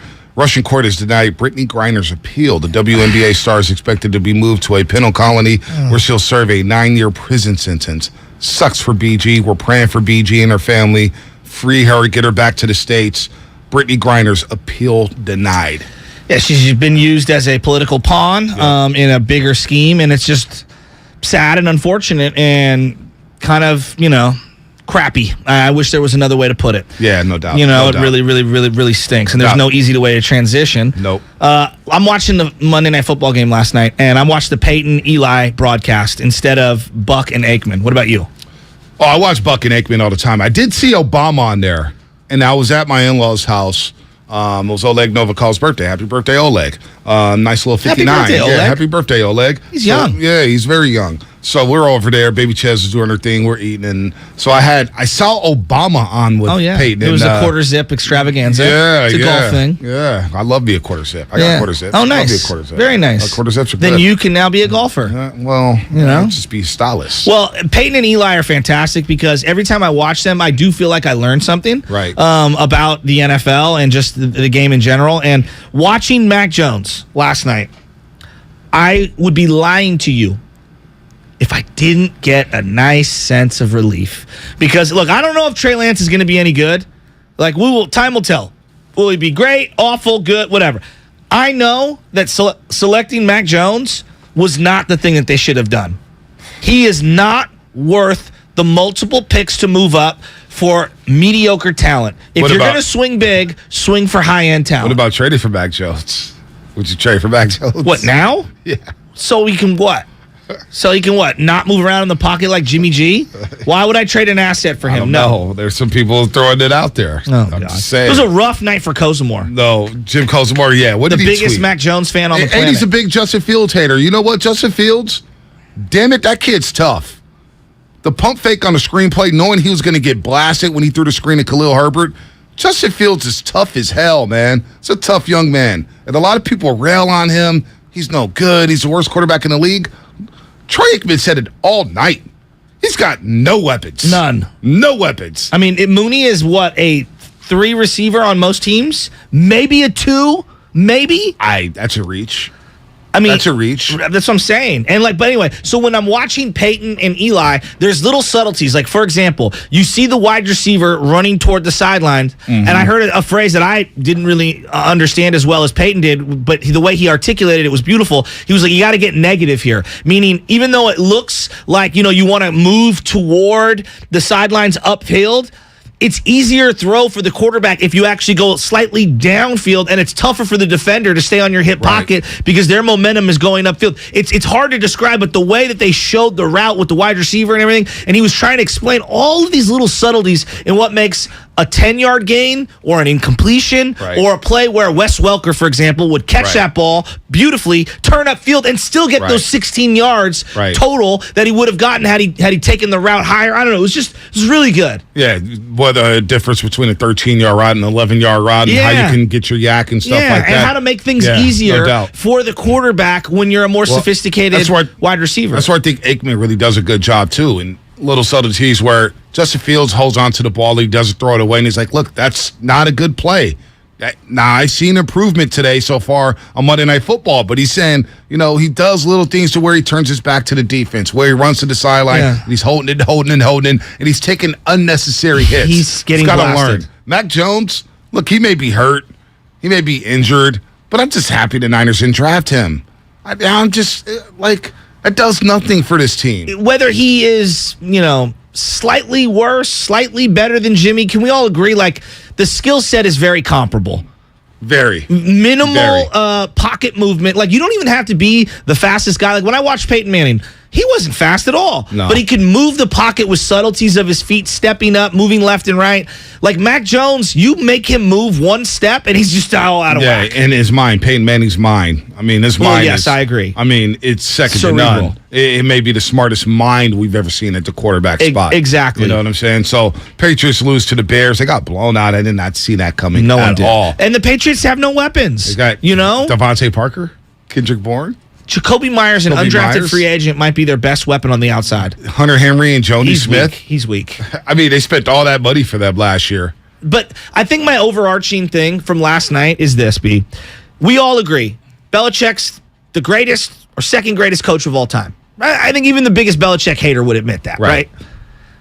He took Mac Jones, 12th, 15th overall, whatever it ended up being, somewhere in the middle of the first round.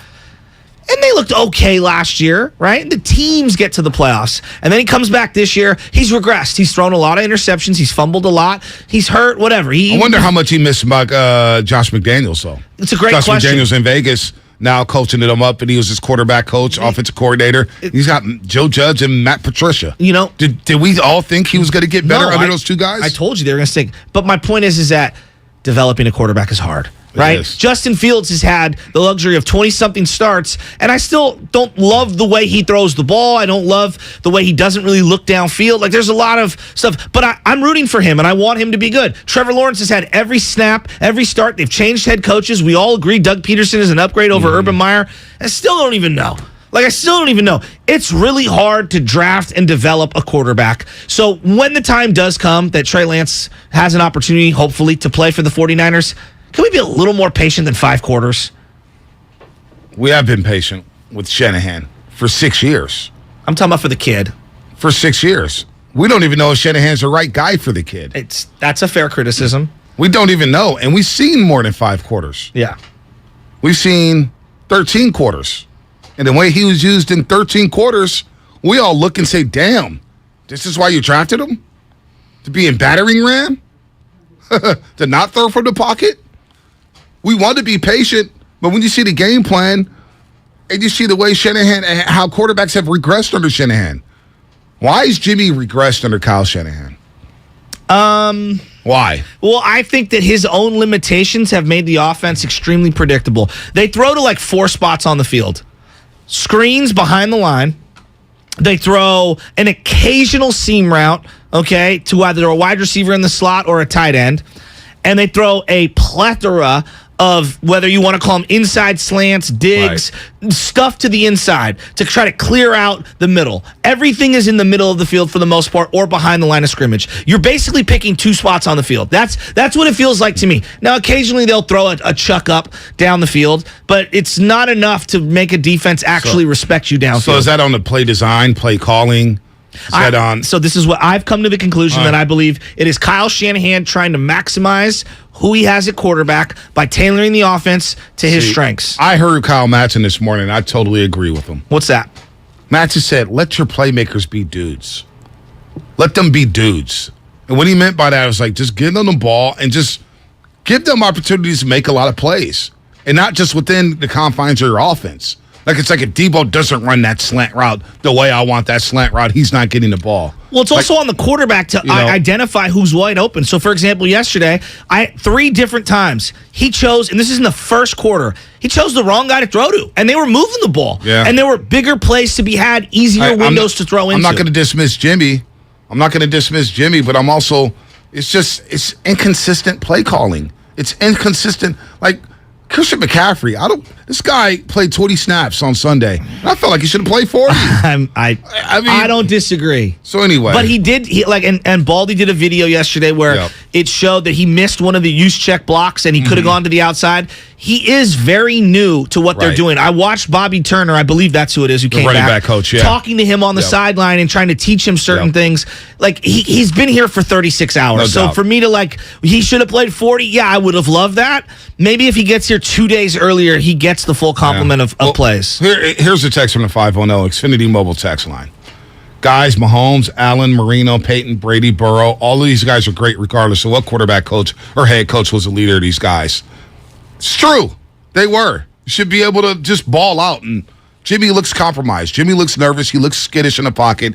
He looks like a guy that needs a perfect defense. Looks like a guy that needs the running game to churn out yards. And the running game has been stuck in mud the last 4 games. 3 of them without Trent Williams. We know that. We got problems in San Francisco. Let's talk to Baldy, man. Let's get to Brian Baldy. We're going to go to him a minute early. Are you going to ask him a Purdy question? No, I'm going to ask him about this defense. Okay. I'm concerned about this defense. I am concerned. Let's go. Hit the intro, Levin.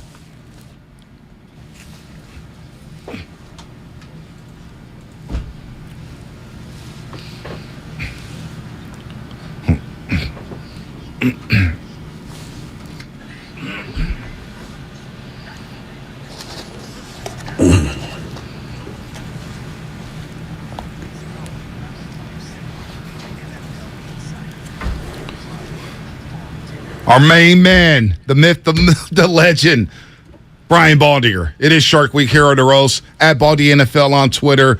He's down in SoFi. He's going to be at SoFi again next week covering the Rams and Niners. He was there to see the Seahawks whoop all over the Chargers. Seahawks surprising now in first place in the NFC West. Niners 3-4, and I guess, Baldy, good morning to you. Looking good with that NFL backdrop.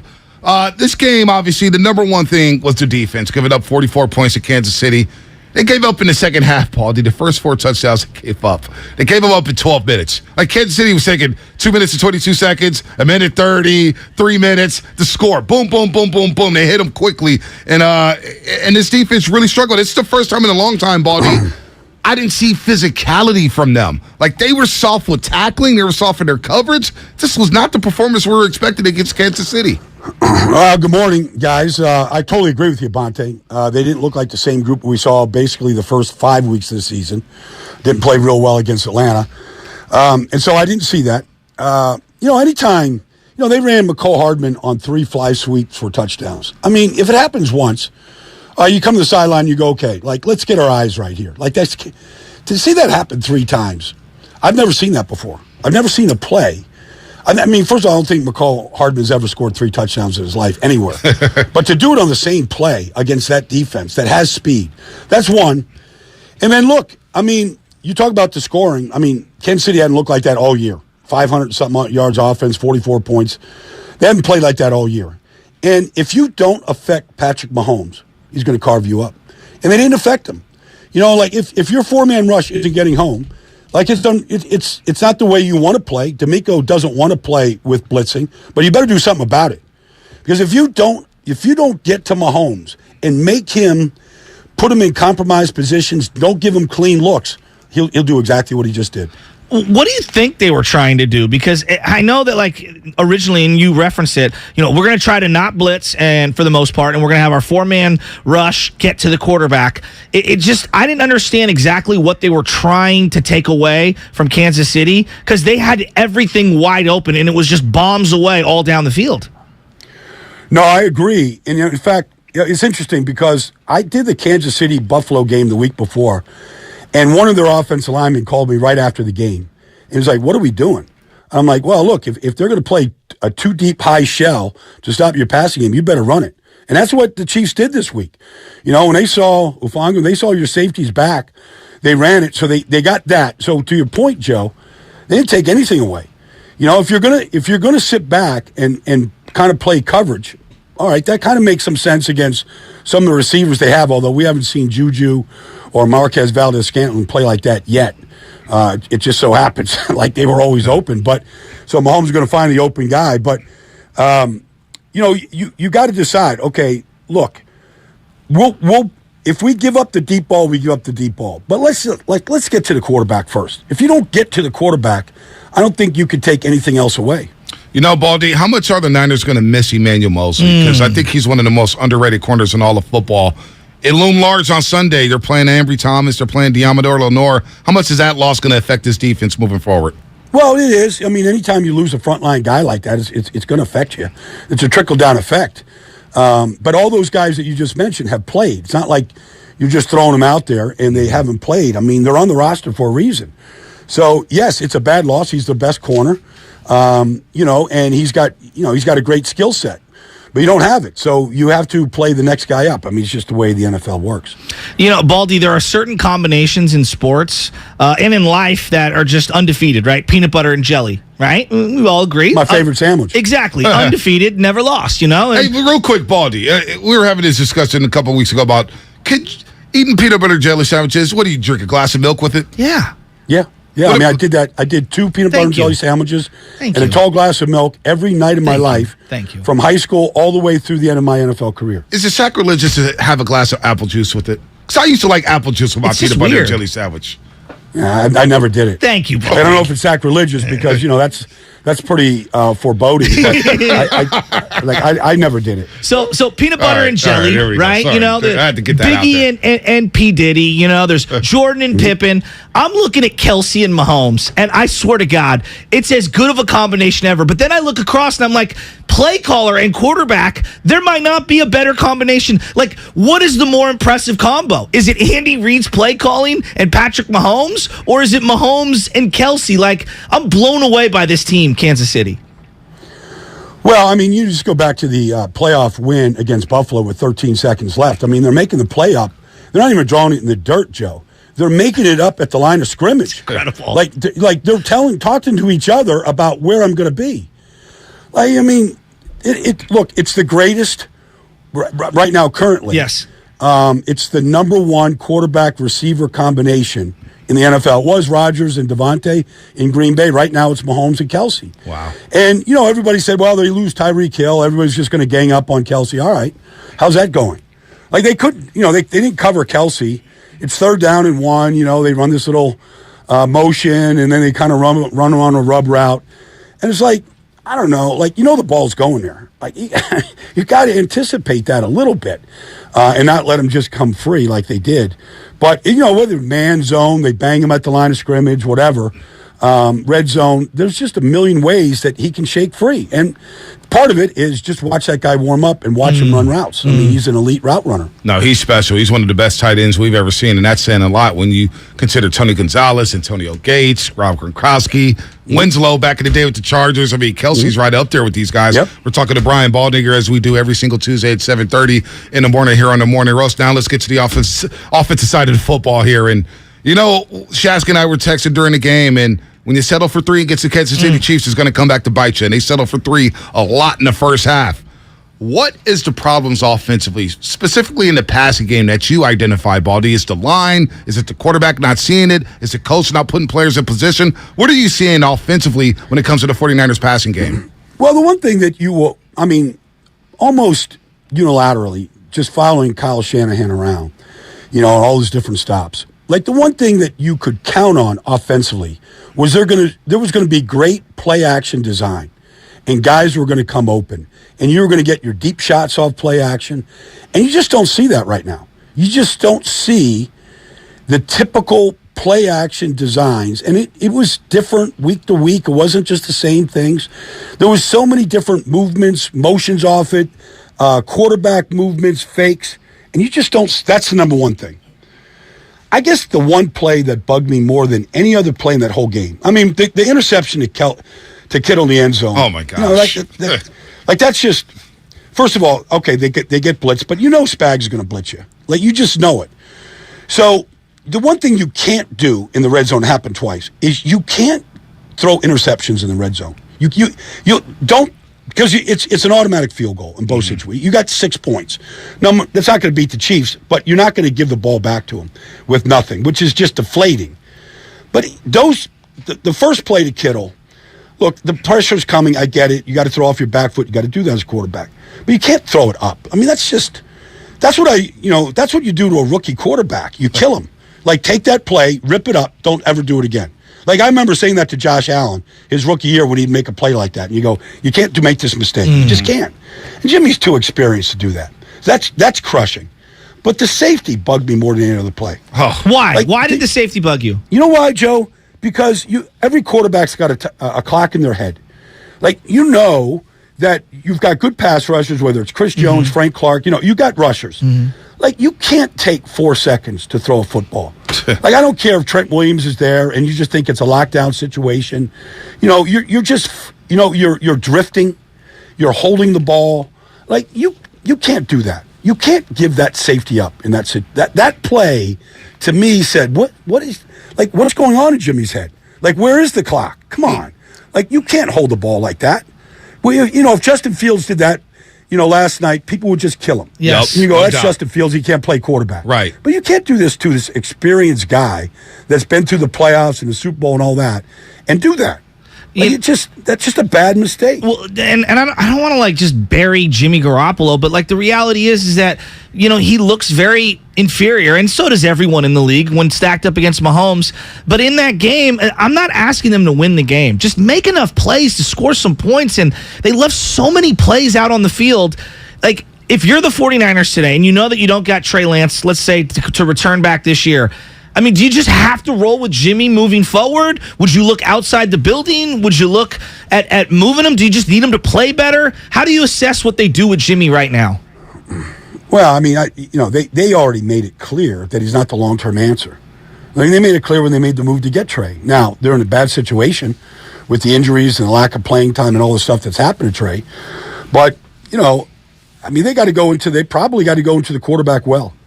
Because, if you don't get that position fixed and you can't get a guy playing at the level, like you watch Joe Burrow play right now, the guy doesn't miss. He just doesn't miss. And it doesn't matter how many times he gets hit. He just went empty and just carved up a good defense on Sunday, and he just made one smart, quick decision after another. The ball isn't in his hands 2.5 seconds, ever. Yeah. But, and then they got an elite core around him. But, if that's where you're at, there's such a standard right now, and it's improving. At the highest level. Like, if you can't compete at that level, you're going to have a hard time winning. Do you buy the offensive line? Clearly the offensive line struggled. Mike McGlinchey felt like he was getting picked on, in this game. I mean, just penalty after penalty, and then not even touching an edge rusher. Chris Jones lining up against him at the end and just bowling right through him and stripping Jimmy Garoppolo. Yes, the offensive line isn't playing well either. Is that more on the O-line? Is that on the quarterback? Has that just happened in the NFL with all these elite rushers? How do you break down the O-line right now? Well, you got to have a plan for Chris Jones. I mean, he's just a wrecker, and so it doesn't matter if he's over your guard. And when he goes out over the tackle, he's only doing one thing. He's just going to bull rush you. He's a big, powerful guy. Yeah, he's great. And, I remember talking to the offensive line coach in Buffalo the week before, Aaron Cromer, about him. And I go, what's your plan? He goes, you'll see it, Baldy. And they did. They had a plan for him in the run game. They whammed him. They did a lot of different things to him. And they were really effective. They ran the ball for well over 100 yards right at him. But it was the way that they ran the ball. They had a plan. Mm-hmm. And so I feel like that's what's kind of missing right here from this 49ers offense is a particular plan to be able to handle elite players. And so you get Chris Jones out there. I don't care if it's Mike McGlinchey. I mean, we know that that's going to be a mismatch. He's just that kind of power. You notice Chris Jones didn't line up over Trent Williams. Right. He could have done that. I've seen him over the left tackle before. He went over the weaker guy. Like, he's smart. He went, you go where you want to eat. Right. Go to a good restaurant. We're talking to Brian Baldinger here on the roast. Mike McGlinchey also got dogged by Frank Clark, who we all forgot about, number 55, who did pick up this safety. Went around Trent Williams on that play. But another thing, Baldy, that's got me befuddled about this football team, and I don't know who it falls on. The penalties. They're the 5th worst in the league when it comes to penalties per game. 7 per game. They've committed 10 against the Kansas City Chiefs. One, you're not going to win when you settle for field goals, and then when you're getting penalized. And the referees picked up another 5-6 flags on the 49ers. Is that on the head coach for not getting these guys right? Guys, Nick Bosa lining up offsides 2 plays in a row. Illegal contact, holding, just basic fundamental penalties that's happening in Week 7 of the NFL. Does that fall on Kyle? Everything falls on the head coach. It just does. I mean, whether it's right or wrong. I mean, Nick Bosa has been in this league. He knows how to line up. I mean, I saw it, though. I went back and I'm like, how is he lining up in the neutral zone? Twice. Like, how did he do that? 2 plays in a row. So pre-snap penalties like that just kill you. They just do. But most penalties, everybody always said, well, they're undisciplined. Well, okay. If you want to put that term on it, that's fine. To me, most penalties are because you're not in position. All right? And you're out of position. So you grab, you hold, okay? You're getting beat physically. You're not, using proper technique. And even for Nick Bosa to line up in the neutral zone, he's trying to get a jump. All right? But, you should be able to line up and beat people, period. All right? I know you want to get all the ball. That's fine. But you can't get over the ball. It's just, you're looking, you're always looking in. And so to do that, that's on the player, but there's no reason for it. I think Warren Sapp never, ever, I'm just throwing Warren out there, but I don't think Warren Sapp ever had an offside penalty. Wow. Ever. Wow. I don't think he ever lined up in the neutral zone. I don't think he ever jumped. But, you train every day. I mean, every defensive line coach has the same drills. You go on the ball. You don't listen to the count. You go on the ball. And you do all those drills every day to drill yourself. And I'm picking on Nick here, but that's inexcusable. Yeah. What's going on with Debo this year as opposed to last year? It feels like he got one pass downfield early in the game that he had to fight up. He made a really nice, almost Bolden-like catch in traffic. Then he caught another one late. He just feels like an afterthought on this offense. Why is that? Well, I think it goes back to what we were talking about with George Kittle weeks ago. I don't see him really calling any plays.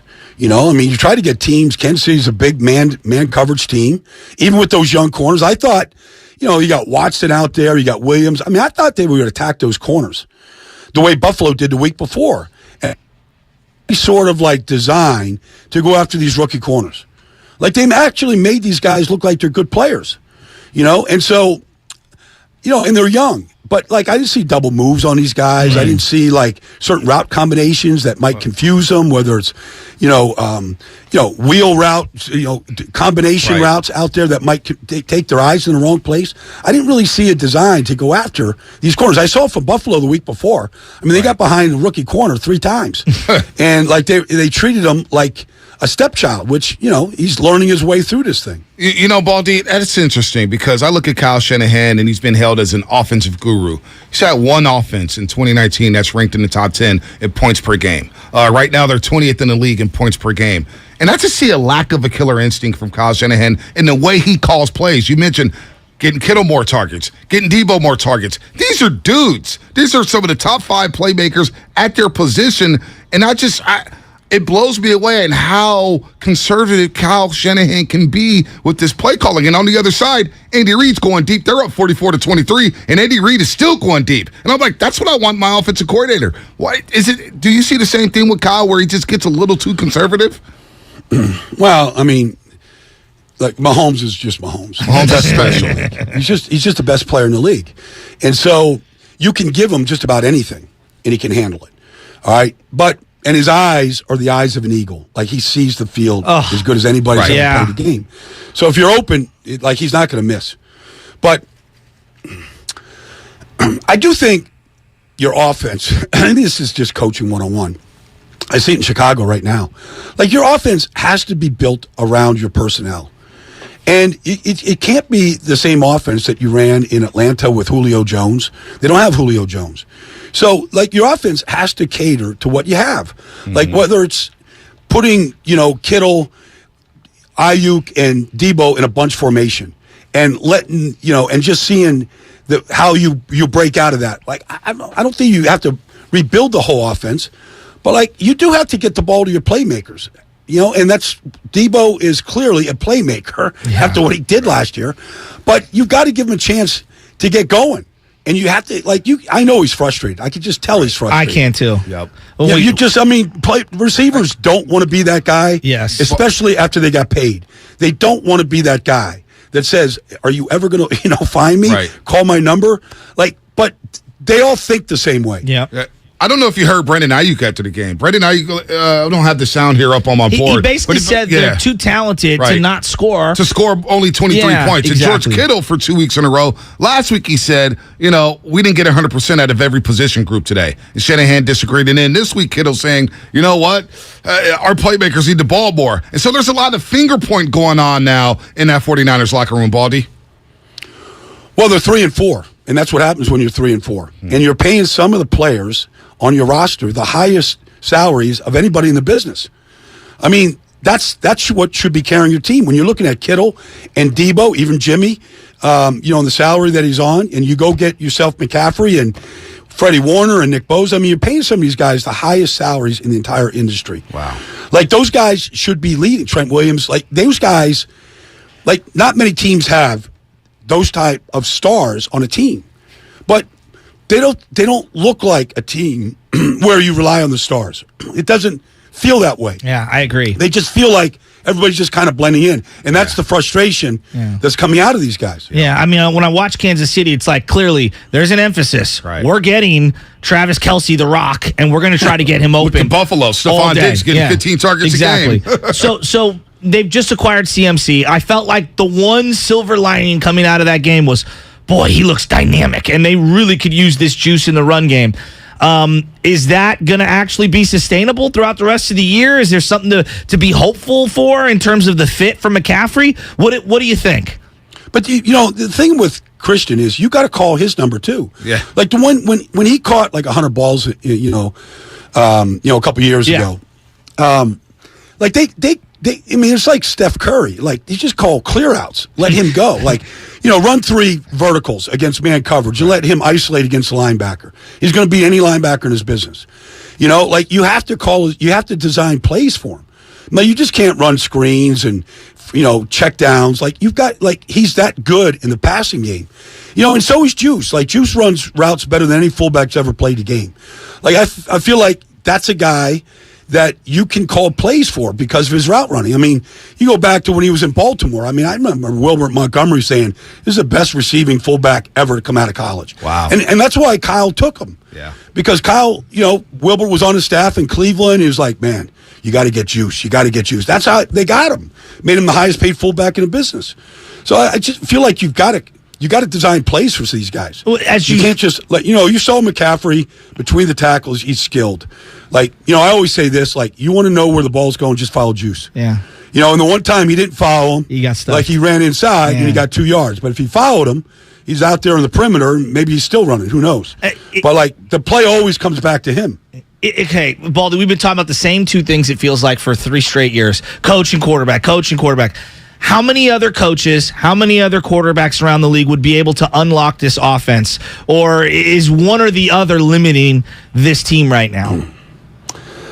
I think you can only be as good at what your quarterback is, and I know Jimmy's got a winning record. He's won playoff games, but we see the deficiencies. Yep. All right, there just are, the ability to extend plays, to make good decisions under pressure. Like, those are how you're measuring these quarterbacks now.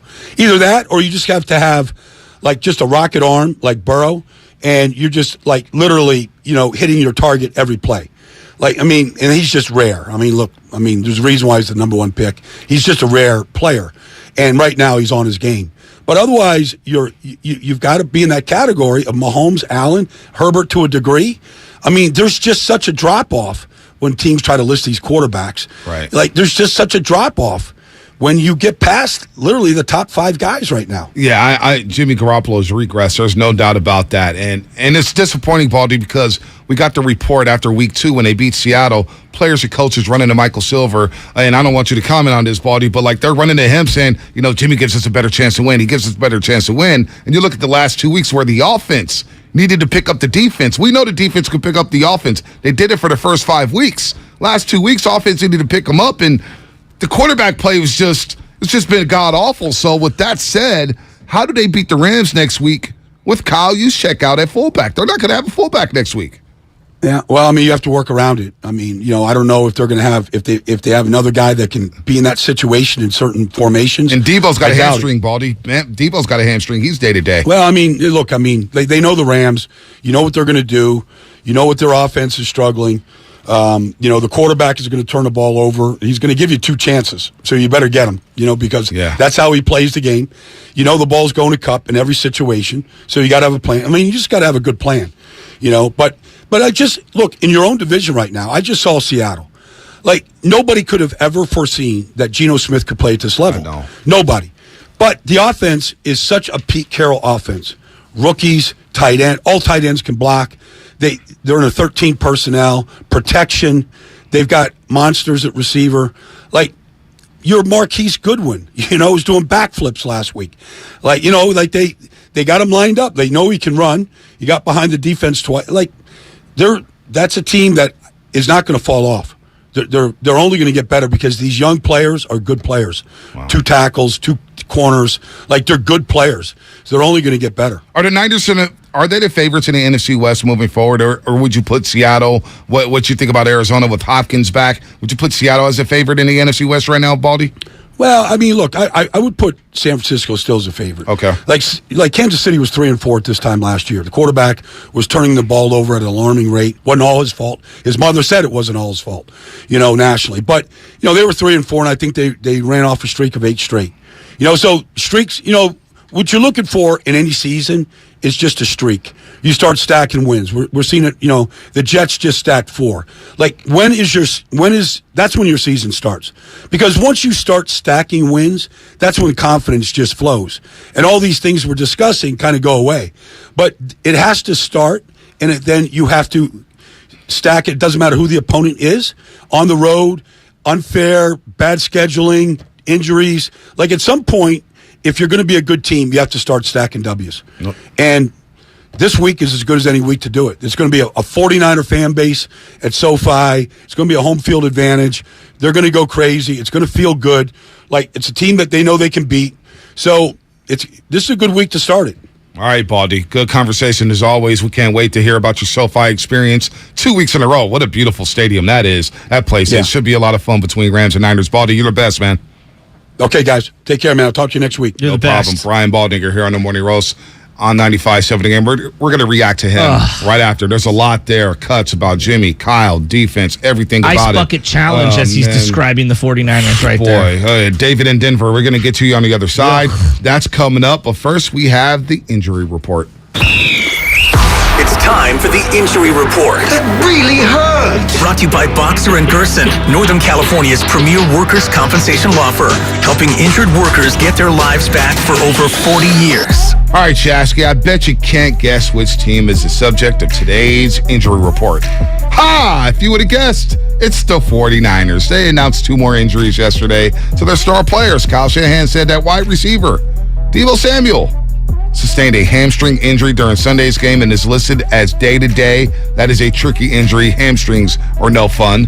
More concerning, however, is the injury to fullback Kyle Juszczyk. He broke his finger in the 3rd quarter on Sunday, and he underwent surgery yesterday. He's not expected to be available this weekend against the LA Rams. So possibly no Debo, no Juszczyk. Oh, boy. Things are getting interesting for the 49ers. The injury report brought to you by Boxer & Gerson. Northern California's premier workers' compensation law firm, helping injured workers get their lives back for over 40 years. What's coming up on the game? Sponsored by Fremont Bank, full service banking, no compromises. Your phone calls, 888-957-9570. What do you think about what Baldy said? We're going to get all into it here on the roast in the 8 o'clock hour. He's not a good quarterback. That's my point. And here we go. The job of the quarterback is to do what? Oh, just win games. No, it's to score touchdowns. Receivers in football. Don't score touchdowns. That's my biggest problem right now with this team. Yeah, I mean, you said it right there. We knew it going into this game that you either score touchdowns and match with these guys, and just we didn't. And I think that with the combination of the turnovers and penalties, that's the result you're going to get. This is the Bay Area's sports station. This was just embarrassing, Shasky. 95.7 The Game. There's a reason Comcast Business powers more businesses than any other provider. Actually, there's a few. Comcast Business offers the fastest, reliable network, the peace of mind that comes with Security Edge, helping to protect all your connected devices, and the most reliable 5G mobile network. Want me to keep going? I can. Whether your small business is starting or growing, you need Comcast Business. Technology solutions that put you ahead and give you serious savings. Comcast Business, powering possibilities. Get started with fast speeds and advanced security for just $49.99 a month for 12 months with no annual contract. Plus, ask how to get up to a $750 prepaid card with a qualifying bundle. Offer ends 12/5/2022. Restrictions apply. New Comcast Business 50 megabits per second internet and Security Edge customers only. EcoBill and autopay required. Equipment, taxes, and fees extra and subject to change. Most reliable based on Root Metrics US report. Results vary, not an endorsement. If you own a business, this has been a bumpy ride. From pandemic to inflation, I'm sure you could use a break. If your business has 5 or more employees and survived COVID, you might be eligible to receive a payroll tax refund of up to $26,000 per employee. The challenge is getting your hands on it. Hi, I'm Howard Mackler, and that's why I founded GetRefunds.com to cut through the red tape and get you the money. The team of tax attorneys we have put together are highly trained in this little-known payroll tax refund program. We do all the work, charge not a dime up front, and simply share a percentage of the cash that we get for you. Businesses of all types can qualify, including those that took PPP, nonprofits, and even those that had increases in sales. We have helped return over $1 billion to businesses, and we can help you too. Just go to getrefunds.com/sports, click on Qualify Me, and answer a few questions. This payroll tax refund is only available for a limited period of time. Don't lose out on up to $26,000 per employee. Go to getrefunds.com/sports. That's getrefunds.com/sports. If you owe back taxes to the IRS,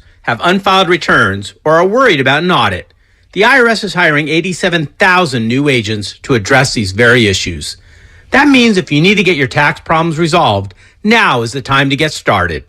I'm tax attorney Robert Goldstein, and my firm specializes in helping individuals and small businesses resolve their tax problems. We work to stop IRS and state seizures. We may be able to settle your tax debt for pennies on the dollar with an offer in compromise.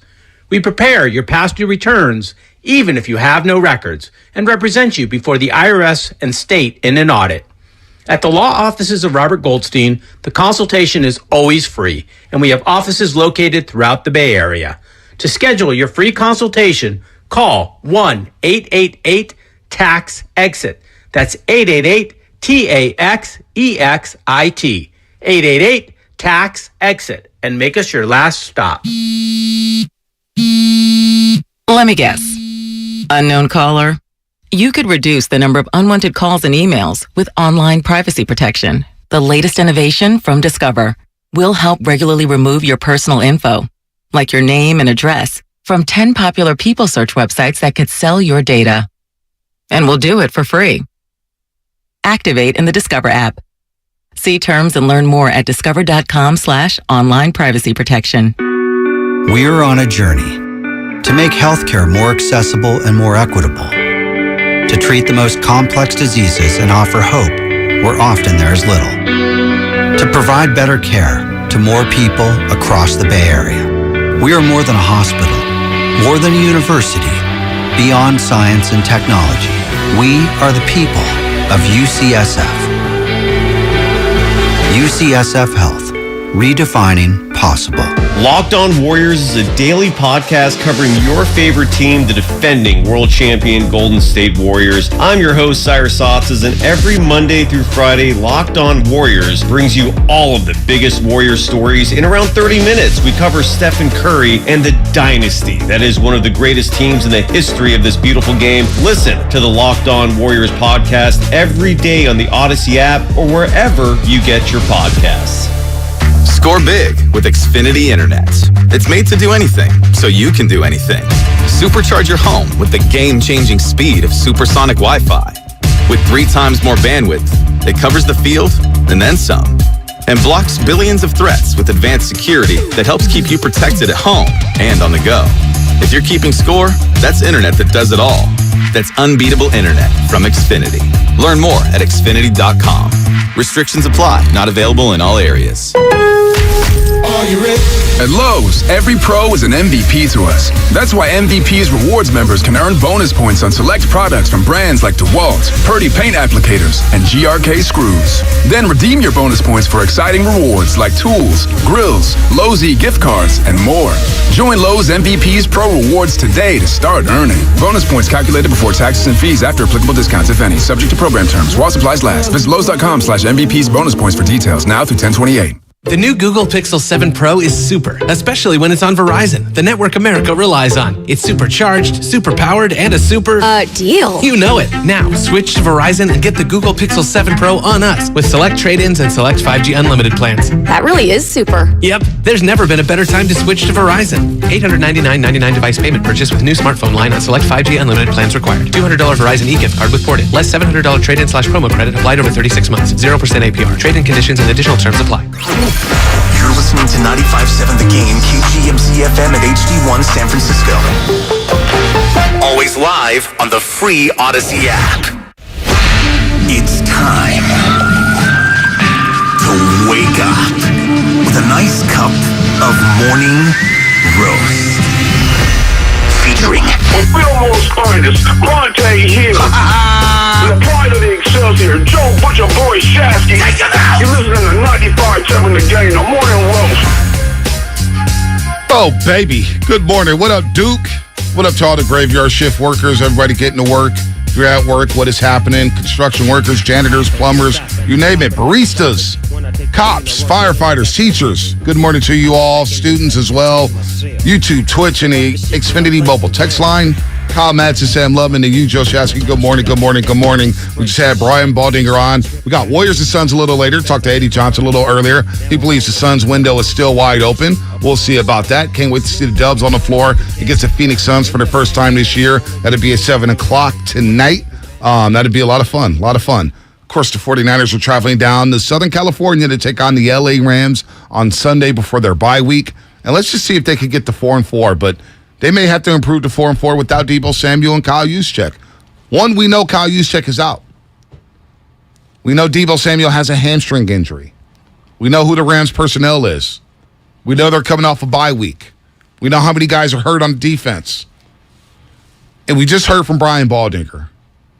Basically talk about the quarterback and the deficiencies that he has. The safety, which everybody blamed Trent Williams for. I thought when I first saw it, Trent Williams got beat. But the quarterback has no pocket presence whatsoever. He can't feel the rush. Justin Fields does a better job of feeling the rush than Jimmy Garoppolo, and he's been in the league forever. Safeties, and this is just my interpretation of it, they used to come with like the utmost amount of shame, right? If you took a safety as an offense, the amount of pride that you take in not getting a, you know what I'm saying? Like, There used to be something like, oh my God, you took a safety? Mm-hmm. The fact they've done it twice now this year in 5 games. Right. It's like, and it's as if it didn't even happen. Everybody's, So then that really bugged me. Well, so then you got that. You got the safety, you got the quarterback being very limited, and the quarterback not seeing it. We talked, it's not the number one to blame. Defense got torched. Defense played soft on Sunday. Let's just face it. They didn't tackle. They didn't hit. They weren't physical. They were awful. Awful. And they didn't adjust to the Kansas City Chiefs at all. They did not adjust at all. But looking at the quarterback, and then you look at the play caller, and Baldy said 2 things. One, he talked about the quarterback being deficient. 2, he talked about the head coach, the offensive play caller, Kyle Shanahan, not coaching to his strengths, not coaching towards his playmakers, not designing plays for his playmakers. Just kind of just calling it offense. Like everybody's, hey, you're player one, you're player two, you're X player, you're Y. Like, you know what I'm saying? Like Debo, they got rookie corners. And you would have thought the Kansas City Chiefs had all pros as secondary. So this is where I struggle with trying to break down. Is the play calling being dictated because you're afraid of the limitations of the quarterback? Like, honestly, I'm asking you. We've been asking that question for 3 years. I know, and that's why it feels like we've been having the same argument just between you and me. I want to take people behind the curtain here. I feel like for our audience and for you and me and our sanity, I feel like we've had the same conversation that we're having right now for how many years, B? Since Super Bowl 54. Right? Literally since Super Bowl 50. Maybe during the Minnesota game. And I gave Jimmy a pass for being in his first ever postseason because I've seen the greatest quarterbacks in the world struggle in their first postseason. So I gave Jimmy a pass for that. But Shanahan told us all, whether you believe it or not, that he did not trust Jimmy Garoppolo in Super Bowl 54. But I feel by that standard, Shasky, my bad, I'll pass it to you in a second. But by that standard in Super Bowl 54, if you don't trust a guy in the biggest game in the world and your biggest game in your head coaching career up to that point, then you got to move off him. Well, and he's still here. I know. I hear what Mark Miller's trying to say, but they have moved off of him, but they really haven't. Well, and that's where I think I'm coming to the part where we need to cross this bridge.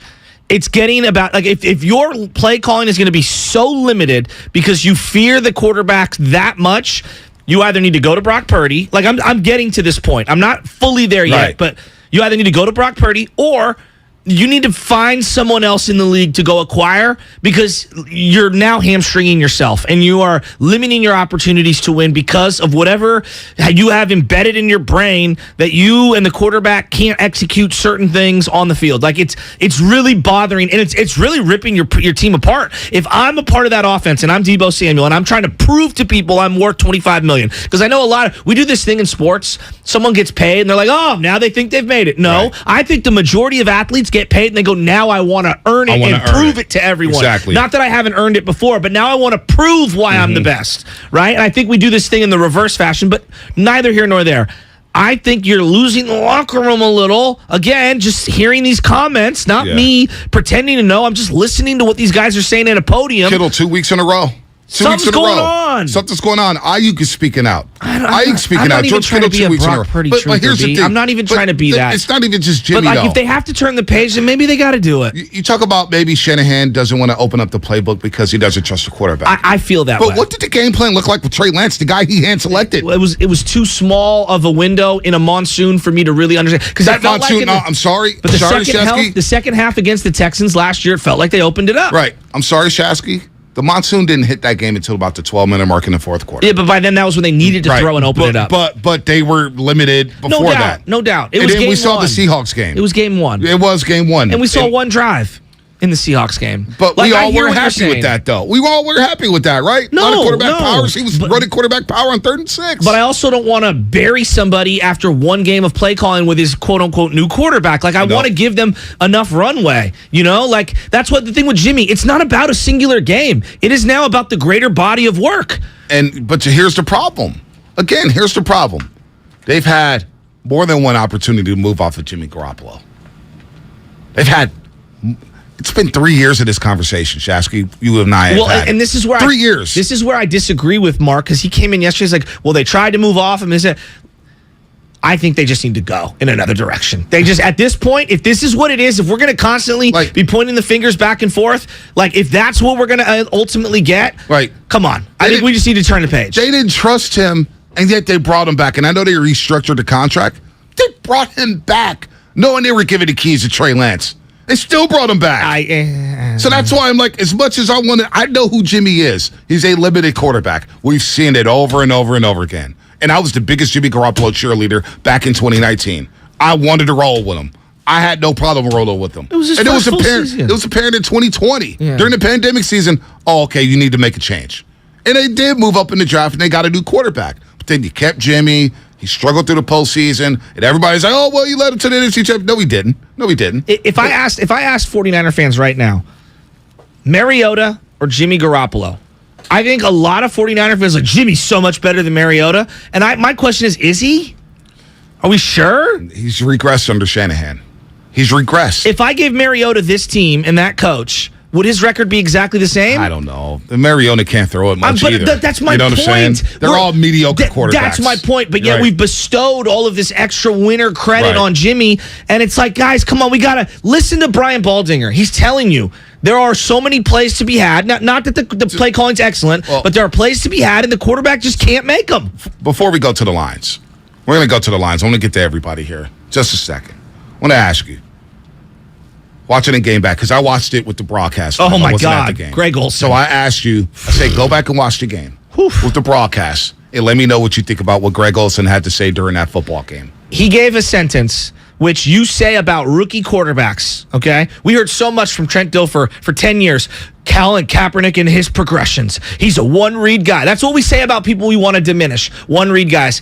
10 years in, Greg Olsen said, quote unquote, I wrote it down in my notepad on my iPhone.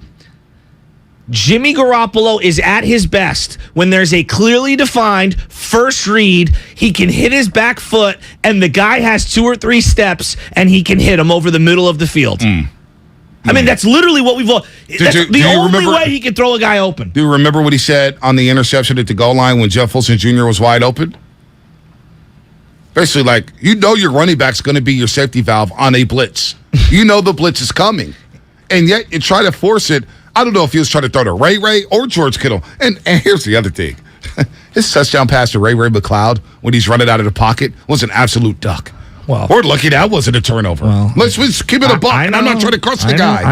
I know. But here we are. So let's go to David in Denver. David in Denver, he's been on hold for a while. Thanks for the patience, David. They're just we limited. appreciate you. It's frustrating. Welcome to the roast, David. What's on your up, mind? David?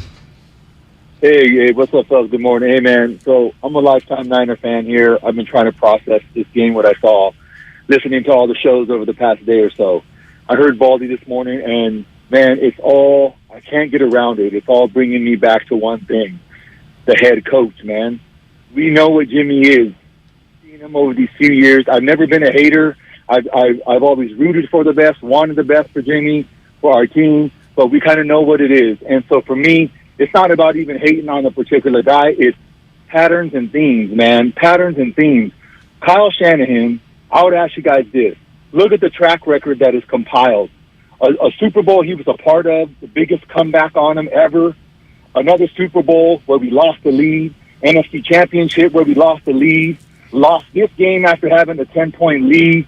Man, I can't get around the fact that this dude, what would be the conversation, and would he be our head coach if his last name wasn't Shanahan?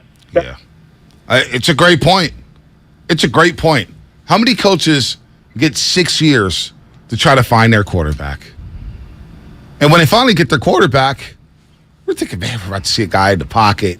I'm not going to throw it 30 times a game. You're going to run it, but I don't know about Shanahan, man. Like, all I'm saying is, and I said this yesterday on the changeover, if the 49ers don't make the playoffs this year in this watered-down conference, and I still think they'll make the playoffs, I truly believe they will make the playoffs. But if they don't, Jasky, a conversation needs to be had. And it needs to be, is Shanahan the guy to take this franchise into the future? Do we trust this coach to really be consistent, a consistent winner with our franchise? That conversation has to happen. I don't know. Jet York talks about Jet York, and this is where the ownership group, and I know Jet York, and I give him respect for always trying to bring it back to the old days and Eddie D, and I know he was a part of it. That was his uncle. But damn it, he tries to bring it back saying, we don't hang division banners. We want to be in the playoffs year in and year out. That mentality is what I like about Jed. We need that mentality as a 49er fan base. The bar should be set high. These are the 49ers for crying out loud. We know what they are. We know what they've been. But I watched this franchise fire Mooch, and I get Mooch wanted a little more control. They fired Mooch, and Mooch was successful under this franchise, considering where they were at post-Steve Young. Stuart Seifert, they forced Seifert out after 2 Super Bowl wins. At a 12-4 record, they forced the same franchise, the same personnel. And now Shanahan's in year 6. And we're still with this quarterback. And his offense looks this bad. And you hear the play. Again, here's Brandon Ayuk after the game. I just feel like we got too many people that can change the game to score 23 points. People can ask about the defense, but at the end of the day, we got to score more points than the other team, so that's how I feel. Here's George Kittle. We have plenty of guys that make plays. Ayuk, Debo, myself, Christian, Jeff Wilson. We have a lot of guys out there. Juwan. We have plenty of guys that can make plays, and unfortunately today, I think it really showed that we just couldn't get the ball into those guys' hands. Is that on Jimmy? Is that Kyle? I think it's on both of them. Like, they go kind of hand in hand right now. This locker room is starting to. You heard Baldy. This is what happens when you're 3 and 4. Fingers start getting pointed. No This question. is the first time we started to see this under Shanahan. So, like, right now, everybody's hot cup of tea, right? Everyone's favorite guy right now is Brian Daboll, right? They're like, wow, look what he's doing with Daniel Jones, right? And then my question to everyone, and I like Daboll. We like what he's done. It's one thing to catch people off guard and to have a really good year. It's another to truly separate yourself and be good year over year over year. You're even seeing Joe Burrow. They got off to a slow start this year. He's trying to become one of those upper echelon quarterbacks that proves it year after year after year. That's how you separate yourself. No doubt. Right? Like, having a singular good year is one thing. So, like, I look at Brian Daboll and I say, what's it going to look like if he sticks with Daniel Jones 3 years from now? Will they both elevate and evolve? Will Daniel Jones get better? I don't know. Jury will tell. I look at 2019 with the Niners, and everybody points to that. And that's the year that Jimmy became winner guy, right? That's where we bestow all this winning stuff. They've been 16-13, including the playoffs, with Jimmy as the starter. He has the same amount of touchdowns as interceptions, okay, since that time. Did the magic wear off? Did they not evolve? Did they become too predictable? I think it's all of those things. I think Jimmy has regressed. I think Kyle can only run certain things with him because he believes those are the best plays to give him the best chance of succeeding, knowing his limitations. And I think that they've reached a stagnant, predictable point, and that inflection point is right now. Baldy's called this offense bland a couple times. I know. Beige. I know. A lot of people. But what do you want? What do you want? You want them to go 5 wide and put the ball in Jimmy's hands? You said it earlier this season. What is this staple? What's the special play at Kyle Shanahan? I see nothing special. Well, they used to be able to run play action. They don't run play action. The play action doesn't. But this is why the run game looks predictable. Agreed, and this is why I will defend the Christian McCaffrey acquisition because I think they needed juice in the run game. No doubt. I think they needed juice in the run game. They've been needed a running back. They needed a running back who can catch the ball out the backfield. McCaffrey, that's a home run to me. The McCaffrey trade was a home run for He's got to stay healthy, but I really like it. I like it on the front end. I love the McCaffrey trade. I wanted a running back for a long time, but when I'm looking at Kyle, his offenses look the same. They look the same. The decision-making looks the same. I know, and that's the lack of aggression looks the same. In today's NFL, it's never been easier to get yards. I look down to Southern California, McVay. He's been consistent despite the quarterback changes. I think we keep repeating ourselves, and it's because I was hoping to see would it look different with Trey Lance. And in a small sample size, but in a small sample size and what we saw, we were frustrated with the head coach. Were we not? Yes, week 1. Were we not, Shasky? Yes, week 1. But I think the first week 2 as well. You texted me during the game in Seattle. I know. Looking at the game he's plan. He's getting hit too much. I agree. But again, I think the more I've thought about it, maybe I'm pivoting my stance, whatever. I think as the year went on, as Trey got more comfortable, I do believe they were going to open it up. I have nothing tangible to point to other than it looked like they opened it up more in the second half against the Houston Texans last year. But I feel like they throw the same 4 spots on the field, and everyone knows it. And they can only get 5-yard slants at a time, and that's what they are. They're a paper-cut offense. That's not good enough in the NFL. Let's go to George in Los Altos, and we get through the calls here. Jonathan, Antonio, Ian Danker. George, what's happening? You're on the roast. Hey, good morning, guys. Good morning. Monty, you made a comment, and I just want to make sure that I heard you correctly, and maybe I didn't. Did you say that Kyle eventually said that he blamed Jimmy for what happened in the Super Bowl, or did I miss? No, I didn't say that. But a lot of the coaching staff, a lot of players kind of blame Jimmy for Super Bowl 54. Jimmy got a lot of heat for that game, and I thought that was unfair when I look at the way the game was coached. I thought Shanahan was not good in that game offensively as a play caller. What kind of offensive play caller goes into the halftime or lets the clock run and says, you know what, we're worried about Mahomes getting the ball before halftime to score. I want my offensive coordinator to be a damn killer. I want him to say, we're going to score every time we get the freaking ball. And, we got a minute 45. Let's roll. With 2 timeouts, let's roll. That's what I want my offensive play caller. I don't want a guy worried about whether or not the other team gets the ball. Sorry, George. Oh, no, I got it. How about taking when the game is on the line and we get the kickoff, we have a chance to come back and win the game. We get first and 10 on the 40-yard line. We're averaging almost 7 yards a carry on the ground. And what does he call? A bunch of passing plays. I mean, that blew my mind. Imagine what this team would be today had we not made those errors during the Super Bowl and had we won that game. We would be a completely different team, a completely different organization. It should have moved off Jimmy after the Super Bowl. Butterfly the way effect. He talked to him. Butterfly effect. I mean, maybe they'd be different. Maybe they wouldn't. I don't know. I don't know. It's tough to predict. The different things that happen after you win and after you lose. Let's go to Jonathan in the city. He's on the roast. What's up, Jonathan? Hey, good morning, guys.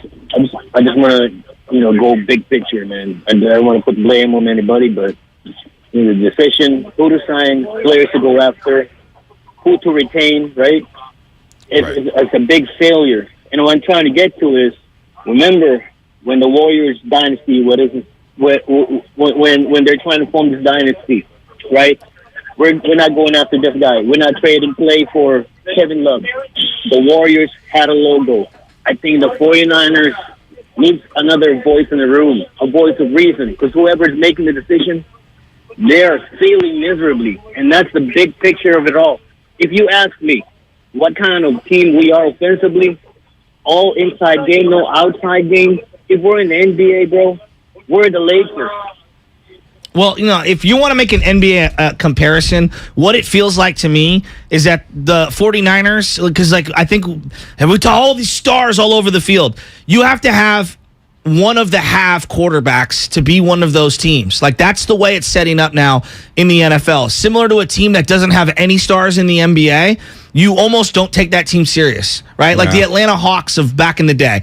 Joe Johnson wasn't a quote-unquote star. We never took that team very serious, and I feel like it's hard to take teams that don't have elite quarterbacks, one of the chosen few, serious. We all love the Tennessee Titans in terms of how they play football. We love Derrick Henry. Do we take Ryan Tannehill serious? Nope.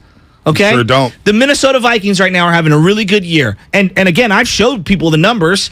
Kirk Cousins is twice the passer that Jimmy Garoppolo Their offense is a little different, though. Their offense is tailored a little different. Do you take them serious? No, of course. Why not? No, you know what? Why not? No, I'm starting to take Minnesota seriously, and I'll tell you why. Okay. They know who Justin Jefferson is. They know who Dalvin Cook is. They know who Adam Thielen is.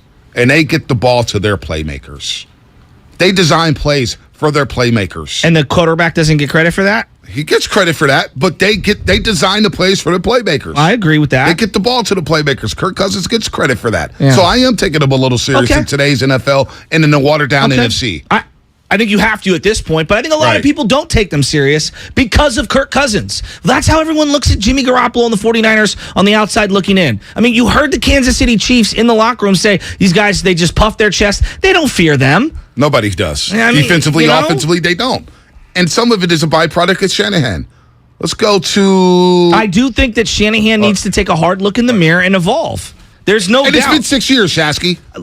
How long do I have to wait for Shanahan to evolve? That's my problem. That's why I was hoping. This is why I'm so hurt that we didn't get a chance to see Trey Lance. That's honestly my problem. How long do I have to wait for the head coach to evolve? We keep blaming Jimmy. And there's data saying the coach has blown multiple leads with bad decision-makings, bad play calls, coaching scared. How long do I got to wait for Shanahan? And they're the most injured team in the league since 2017. Since he started most injured here. Team. So when do we I have no rebuttal for that. We keep blaming the quarterback. You should have moved off the quarterback 3 years ago. And when I look at this franchise, they had chances to go get quarterbacks, elite quarterbacks. How is Geno Smith playing at a higher level with that team than what the 49ers have? Because Seattle said, hey, Geno, go out there and do it. Somebody tweeted me yesterday. I know we got a break here, Lubman. I'll break in a second. Somebody tweeted me yesterday, and they were like, look how Pete Carroll, all offseason, was talking about, Geno or Drew Luck both could be our number one quarterbacks. We feel really good about them. We feel excellent about them. Put his arms around them and said, I'm going to empower you, Geno. This is your team. Go out there and do it, Well, Geno. I was hoping that's what Shanahan would do this year because they had no other alternative after Trey went down. It hasn't gotten done. Quarterback's not good. Head coach looks unprepared. He got schooled. More of your calls coming up. Lines are lit up. We'll get to you all. Antonio, and Danker, you're on deck here. Tune in to Warriors Live, though, tonight on 95.7 The Game, presented by Xfinity. Supercharge your home with supersonic Wi-Fi. Unbeatable internet only from Xfinity. And what's coming up in the game, sponsored by BMW Fairfield. Your phone calls again. We're talking Niners here as we get ready for Warriors and Sun. Thank God we got that palate cleanser. Love watching the Warriors. They make me happy. Now open in the Fairfield Auto Mall. They provide a luxurious, all-encompassing experience to address all of your BMW needs. Visit BMWFairfield.com today to book your visit. That's BMWFairfield.com. If they don't make the playoffs this year in the NFC, I think Jed York seriously has to consider moving off from Kyle Shanahan if he can't get this team to the playoffs. No chance. Hypotheticals. Hey, you guys are way too kind to Garoppolo. I mean, seriously, the guy has no idea of where he is. This is the Bay Area's sports station. 95.7 The Game. Everything, our farm, our stand, our pop-up shop, it really all started when we discovered the benefits of local, raw honey for our family. And then we decided to turn it into a business. We were looking for something to help us get up and running. So we got the Chase Business Complete Banking Account. It's more than a bank account. It comes with Quick Accept, which lets us take card payments anytime, anywhere in the U.S. using the Chase mobile app. Plus, we get same-day deposits at no extra cost. For us, it's more than honey. It's about sharing a little sweetness with the world. Get the Chase Business Complete Banking Account with the essentials you need to help get your business going. Learn more at chase.com/business-complete-banking. Chase for business. Make more of what's yours. Quick Accept is not available in U.S. territories. Enrollment required. Usage subject to approval. Same-day deposits available for payments before 8 p.m. Eastern Time, Sunday to Friday. Fees and rates apply for checking and processing. Limitations and restrictions apply. Participants compensated. Merchant services provided by Payment Tech LLC and WePay Inc. Subsidiaries of J.P. Morgan Chase Bank and a member FDIC. This is your time to cash in at Cache Creek Casino Resort. To rock and to roll. Over the hills and bluffs. Go all out or go all in. With 4 stars and rising stars. Now we do more than ever, so you can do as much or as little as you want.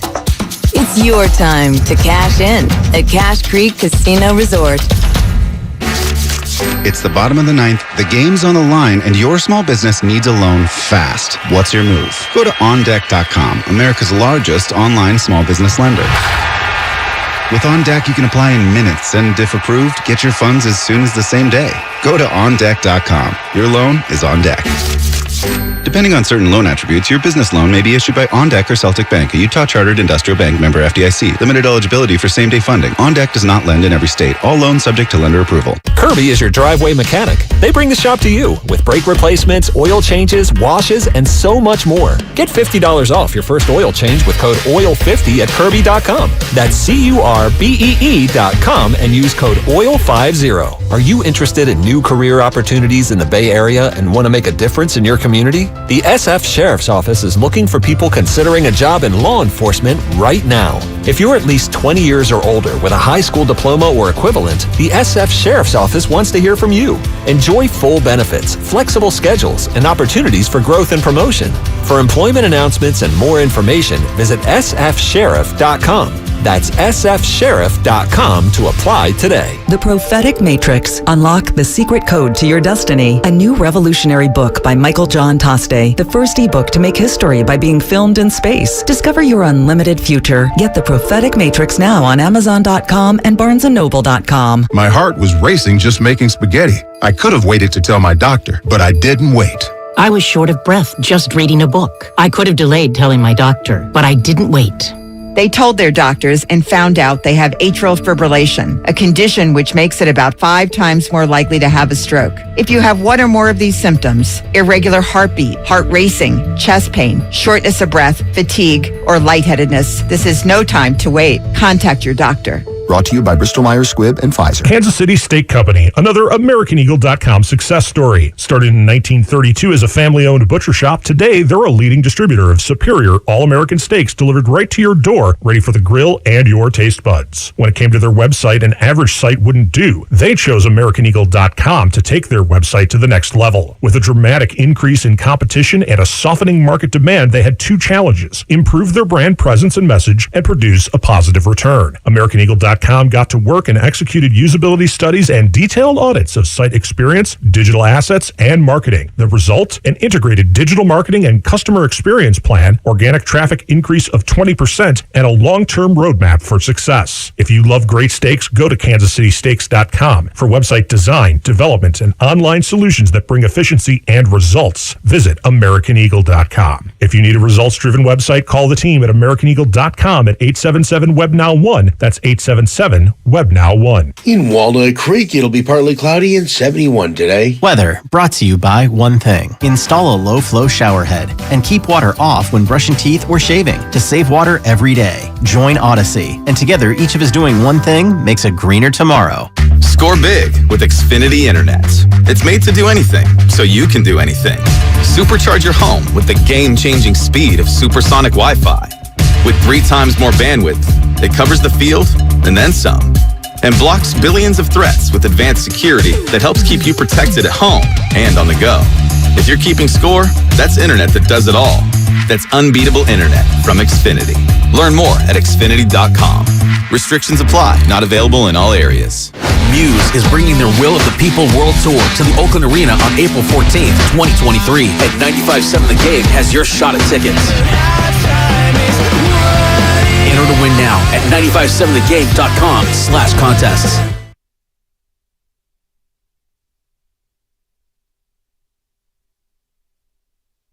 Trey Lance, Deebo Samuel, Nick Bosa. Ooh, man, I can't wait to talk about the Niners. What's up, Bonte, Shasky, and all the roasters? It's Baldy. I'll be back with you guys every Tuesday morning at 7:30 to break it down. All right, boys, take it away. Well, Baldy, there's no Deebo, Trey Lance. He's out for the season, and hopefully we get to see him next year. Well, that stinks. So there's something that I do want to talk about. There's like this thing that everyone's floating out, like Kyle needs an OC, Kyle needs an OC, Kyle needs an OC. No. We can argue about whether he needs one or not, but let's take a step back. Well, part of why you hired Kyle Shanahan was X's and O's, correct? Yep. Because of what he could do on a whiteboard. And what did Mike Holmgren tell us a few weeks ago? He goes, I'm calling the plays. I'm the head coach. I'm calling the plays. This is what I do. So nobody else is doing it. So I threw that out there too. Kyle needs to call the plays. But that's where I'm going. It's like, and so if you think that he needs an OC, well, then you probably think that he needs to go. Because the way I'm looking at this, and like, X's and O's is his strength. He was hired for X's and O's. He was hired to call plays. If he is not calling plays, what is he doing on game day? Yeah, I don't know. How is he? He's not one of those general type head coaches. Like there are some guys like Harbaugh for Baltimore doesn't call plays on either side of the ball. He's more of a general, right? Whereas other people are the ones leading the game plan and whatnot. If Kyle's not scripting plays, if Kyle's not involved in the play calling, if Kyle's not doing the X's and O's, and you want to get an OC, well then it's time to move on. That's what I'm saying. And I'm not saying that I'm there yet. Right. I'm just saying people that are saying that he needs to have an OC, that is literally why he was hired. I'm not saying anything about firing Kyle Shanahan. If they don't make the playoffs this year, that conversation needs to be had because it's unacceptable and inexcusable to miss the playoffs in this conference this year with these playmakers. Ayuk is special. Deebo can be special. We saw it last year. Kittle all of a sudden is good. I mean, like, he's getting targets again. Go figure. And now you're adding Christian McCaffrey. There's no excuse. At the break, Kyle Madsen, who is doing the pre- and post-game show for 95.7 The Game for the 49ers, he actually had a stat that he wanted to run by us regarding the 49ers and their passing numbers this year, because we're talking about unlocking the offense. Kyle, what was that stat you were going to throw by us? I asked you guys where the 49ers ranked in passing yards this season. And it was shocking. I thought, bottom half. I was going to say bottom third of the league. They're 9th. They're in the top 10. So what do you make of that? Boy. It's a great question. You hear Sam loving laughing in the background. What do you make of that, B? The Atlanta game, the second half, when they're behind, they're throwing the ball left and right. Okay, yeah. So there's no context? Yeah, I think context matters. Okay. I think context Because matters. when they need to throw the ball down the field, doesn't it feel like that, of all the things that this team can do, it does not feel like one of their strengths? That is a surprising number. 9th in passing. Yeah, a lot of people are yak. It's a lot of run after catch. That's true. Yeah, it's a lot of that's run true. after. The Debo Samuel receiver screen Monday Night Football against the Rams. Yeah. So that's all Debo. Yeah. All right? It's all Debo. It was nice to see IU catch a lot of balls underneath. Right. It does feel like he, clearly can do more. But that's where, when you say like, hey, Kyle, it's on Kyle. My question always is to people, so what do you think they should be as an offense? You think they should open it up and have 3 and 4 wide receivers? Because Jennings is out here dropping balls. Okay. Kittle's dropping a third down pass. Context matters, man. Creativity matters in certain situations. When you need to score touchdowns and you get to the red zone, this offense bogs down. Well, yes. They can say quarterback play, no doubt. Yeah. But also play calling. The little pitch to Debo Samuel was terrible on second and whatever it was. was all over that. Yeah. There was no blocker. There was no blocker, nothing. And it's a script. Outside of the script, what can Shanahan do? When you're 1-30 in games you're down, what was it, +4 points in the fourth quarter? Mm-hmm. But a lot of coaches have less than 5 wins. No doubt. And over 40 games in those scenarios. They don't even they're not even in it. It's like, yeah, game's over. Game's over. We can't come back. Now, if you want to blame the quarterback again, the coach has had chances to move off this quarterback. At some point, we're going to run out of excuses for Jimmy Garoppolo. What do they do well? What do they do well on offense right now? I don't know. Exactly. What do they do well? You tell me. I think that they are good in the yards after the catch department. That's playmakers. Yes. They're really good. Once the ball's in their hands, they dropped a lot of passes on Sunday. But once the ball's in their hands, it does feel like they can make plays. And that's a struggle because of the quarterback. And that's where I go back to it's also play design, right? Yeah, because it feels very predictable on where on the field these guys are going to get their spots. And again, I feel like this incarnation of Shanahan running his offense with Jimmy Garoppolo at the quarterback position, it feels very stagnant and redundant. It feels like we're seeing the same things over and over, and defenses are 2 steps ahead of them. Yeah. They know where to be. They are. He's getting undressed by rookie coaches. He's getting undressed by Andy Reid. He's getting undressed by some of the Arthur Smith and company. We're all over their offense. I saw one pass that I hadn't seen in a couple of, I'd say almost a year or two, was the seam route to George Kittle. Jimmy looked left, and I don't know if the play was supposed to go left or if he was just looking that way to start with. Then he reared back to the right, and boom, he hits George Kittle over the top, flips the field. It's like, wow. But every game, like if they play the Rams this weekend, you know what I know they're going to do? About 17 different dig spot route, crossing route, slants, whatever you want to call it, to throw over the middle of the field. So I think teams they're also not checking out of their plays. Who was that? Gosh, I'm losing my marbles here. So much stuff going on. But they were talking about the Niners offense and how they run all the motions and all the window dressing. Mm-hmm. And teams are not checking out of their original calls. Yeah, they're staying stagnant. Usually they would check out, like, okay, let's check. They're like, you know what? Stay home. Let them get through the window dressing, and let's just stay home. And we're going to sniff this play out. And a lot of teams are doing that. That's evolution for Kyle Shanahan. There's a lack of evolution for Kyle Shanahan. When teams are starting to sniff you out, if they're seeing the same thing for 6 years, the same staple, and it's all around the league because everybody's mimicking Kyle Shanahan's offense, his run game concepts, and now you see it down in South Beach, you see it in New York, you see it in Green Bay. Teams are all over it. So, evolving, being ahead of the defense, I don't see that with Kyle Shanahan.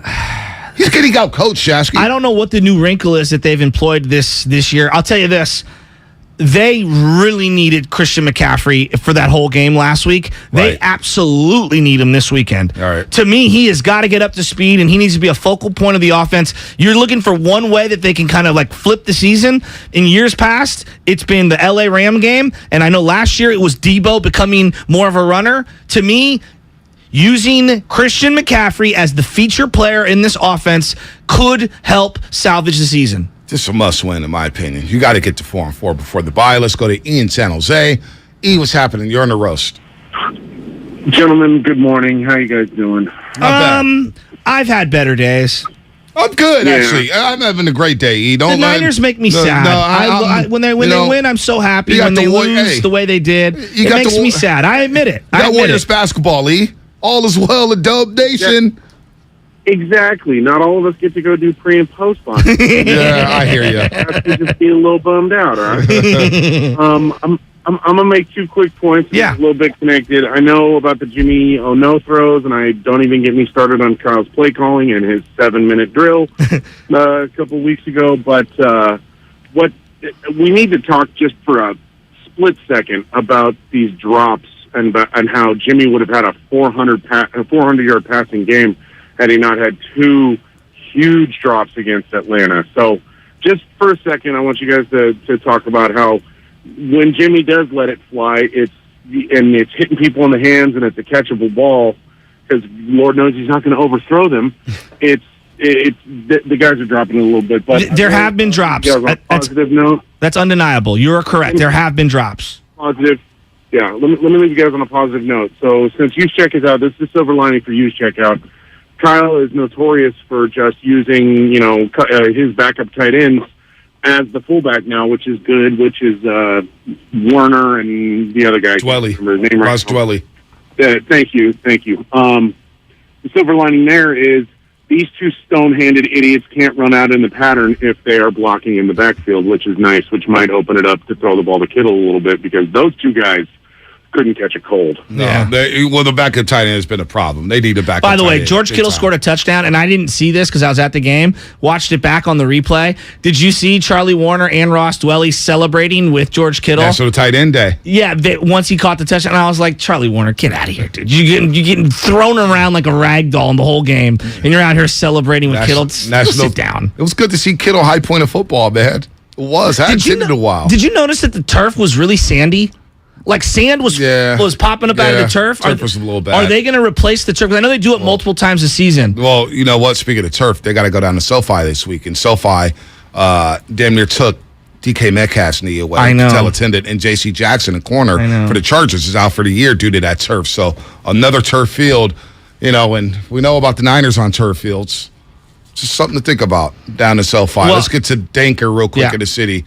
Danker, you're on the roast. What's happening? What's up, guys? Before I say this, I want to preface one thing. We have CMC because we have Shanahan.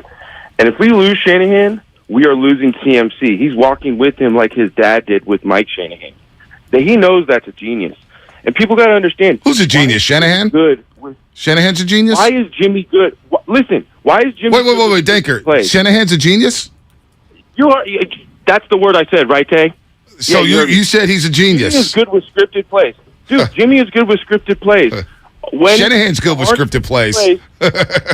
Exactly. Scripted plays are the ones you practice. What happens when Jimmy has to run something off script? He can't. Okay? What happens when Shanahan has to call plays outside of the script? Can we reserve the G word, genius, for one man in Bay Area history? And that's Bill Walsh. Bill Walsh. Okay, well, that's all. Let's just remember why CMC came here. That's the point of that. Okay? Why did he come here? Because the Niners traded for him. Well, he also had a no trade. Did you not hear what he said? Yeah, he could have chosen. Yeah, he could have, but he knows about the Bay Area. Yeah. He wants to be back. Explain why Shanahan is brilliant and his play calling, how he maximizes players. No, he went through it all. Point being, Jimmy cannot play off script. Jimmy can only look at his number one option. That is why the offense is hitting a wall. So why is Jimmy still here? Weapons. Because Jed York had to change the political narrative because of the Kaepernick Harbaugh situation. Because Harbs took the Niners. I love you, Daker. I love you, I don't even know where that was going. Let's blame Jed York. Everybody get to blame, man. What's one thing? And I've said this a long time. We're not using the G word. No, he's not a genius. Yeah, and he's not a guru. There's one genius, and his name was Bill Walsh. Dude. All right? There's only one. Shanahan's not a genius, and he's not a guru. Lay off. You can't be a guru when you've had one top 10 offense in the league. Did Guru call him genius? Is that why you did the drop or no? No. I would just say he's not a guru. I'm sorry. Guru. I got confused. He's not an offensive guru. When I heard the guru drop and then I heard you say guru, I didn't know where we were going. He's not an offensive guru, and he's not a genius. All right? Just stop. How are they going to win in L.A. if Debo is limited? I mean, I'm serious. I don't know, man. They'll find a way. I mean, I'm serious. They'll find a way. I think they'll find a way. The Rams' offensive line is in shambles. However, they're coming off a bye week, And McVay can scheme it out too. So here we go from the 408. They just put grass on the field this week. He watched them. They put sand down to fill the seams. Okay, that makes sense. Because it just felt very sandy. Not that it was anything wrong with the turf. I just saw a lot of sand kicking up every time people were running. This is good Levi's. This is good roast knowledge. Xfinity mobile text line 408. Danker is asking to go to Alcatraz. Sheesh. Is that Alcatraz worthy? We should bring that back. Is that Alcatraz worthy? Was that called Alcatraz worthy, Shasky? No. I mean, the two of you can go fight off air. Yeah, I'm not going to do that. I'm not doing that. I'm not fighting with anybody. Pot sports. Them days are done. Antonio in Oakland. What's happening? You're on the roast. I ran into Antonio on Sunday. Yeah, Antonio's I was the man. in a hurry. I wasn't happy, Antonio. Yeah, man, our freaking defense playing horrible, man. Just giving up all these points. We give 9.4 yards per play. Yeah, that's horrible, man. And then our playmakers, we lead the NFL in drop passes, man. That's garbage too. So, Shasky, good seeing you, man. I know you were peed off, and I was too, man, when I said what's up to you. So I know. And no hard feelings there, man. You know what, Antonio? We're here. We're here for a second. You hang out at the Bud Light patio like I do. There's not enough bathrooms up there. I am starting a movement. We need to have a bigger bathroom. There are 7 porta potties for 5,000 people up top. It's ridiculous, is it not? It takes 25 minutes to use the restroom. My grandfather's 87 years old, and he had to wait in line for 20-something minutes to use one of the 7 urinals. It's ridiculous in the Bud Light zone, is it not? Yeah, man, they be out there waiting in line like they're selling brand new Jordans in there, man. That's how long the lines are. You know, I love it, man. Fix that. And then this Niner team needs some leadership. You know, I wish we can bring back Richard Sherman. He could play the Andre Iguodala role that he does for the Warriors. You know, getting everybody's grill, especially with the way DBs played this past Sunday. Like Sherman would have been perfect for that. But I think this is the perfect time to get a win. We're facing our rivals that we kind of own, that we match up so well with. So what a better week to face them. So that's what I got to say. Love you, Antonio. I'm just looking at YouTube, and I'm looking at the text line, and you got people ready to fight over the 49ers, over Shanahan, Jimmy. It's wild to me. Like, I get emotional over football. Trust me, it's my first love. Love football. It should ruin my week. But you got people ready to throw blows over Jimmy and Shanahan. Like, it's almost to the point where I want them both gone. Like, you know what I'm saying? Just to clear. Like, I have friends so angry with the Niners. They're mad at the shadows at Levi's. They're not even mad at the stadium anymore. They're mad at the design of the stadium because of the shadows on the field and the way that the sun, hits the field.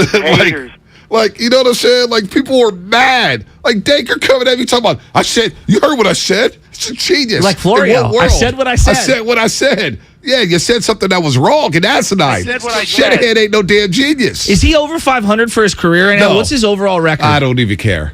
Right now. I'm looking at his offense. I'll just say this about Shanahan's overall record. I think only 6 49ers head coaches in history have coached at least 80 games. He is the only one with a losing record. What? Okay, let me go through the 6. So we've got Frankie Albert. I'll start from the top. So we got Buck Shaw. Who was the Stanford coach. Yeah, and then Santa Clara University. Got the stadium, Buck Shaw Stadium. So this is 80 games coached. Yeah. Then you go down to Dick Nolan. Dick Nolan, Mike Nolan's dad. Finished Lost to the Cowboys. 54-53 with 5 ties. Wow. Then, of course, you got Walsh and Seifert. Mm-hmm. No need to go further there. Steve Mariucci, 57-39. And then Kyle Shanahan had 81 games coached coming into the season. He's up to 88 now. And he's at, quick math, 42 and 46, I believe. Wow. And so 6th most games, and he's got the worst record. That's pretty. And we still don't know who. By the end of next season, if he's still here, I believe he'll be 3rd on the all-time games coach list in 49ers history. That's kind of insane. That's kind of insane. Hey, we got about 4 minutes to the flex. We're going to get through everybody here. Maybe by year 12, we'll know who the quarterback is. Ted in Potrero Hill. Ted, what's happening? You're on the roast. What's up, gentlemen? Good morning. Just real quick, I just want to say this. They are afraid to move away from Shanahan because of the last 20 years of the York family making decisions with the coaches, not being able to kind of go out there and get somebody, but being more comfortable with somebody that is actually semi-successful with Shanahan. Case being, if you had Tom Sula, he was done. Chip Kelly, they made a waiver on him, he was done quick. Harbaugh, we all know the history of that. They had to move off of that. So I'm just saying that they're just afraid that they don't want to go down that Tom Sula type hole again, and they're just afraid that they'd rather sleep with the devil they know than the devil that they don't. I do believe not just whatever, I don't know what the ownership's thinking, but I think a lot of fans feel that way. Yep. I think a lot of fans think that we're instantly going to hire the next boob. Yeah, that's what they think. And my thing is like, raise your standards a little. Right, exactly. Like, really? Like, you could hire a boob, or you could hire someone who's great. I just think about Philadelphia, right? And we just watched Andy Reid, and he went to, was it 5 straight NFC Championship games? Or 4? It was 4. Could have been 5. Whatever. I know he lost 3 straight. He was clearly successful, and then it had run its course, and he had been there over a decade. Yep. And then they did the Chip Kelly thing. Then they went to Doug Peterson, and they moved off of Chip Kelly quickly, but they went with Doug Peterson. He won a championship. And they moved off him 2 years later. Right? Despite multiple playoff appearances. You know why? Are they one of the hallowed organizations? Not really. Like Philly, but the way they operate is we have higher standards. Yeah. We have higher standards. Yep. And look, I laughed at the Sirianni hire. I laughed at it. I never even knew who the heck he was. And you know what? I look stupid laughing at him 2 years later because he's got them rolling. And right now they look like the number 1 seed in the game. So I just...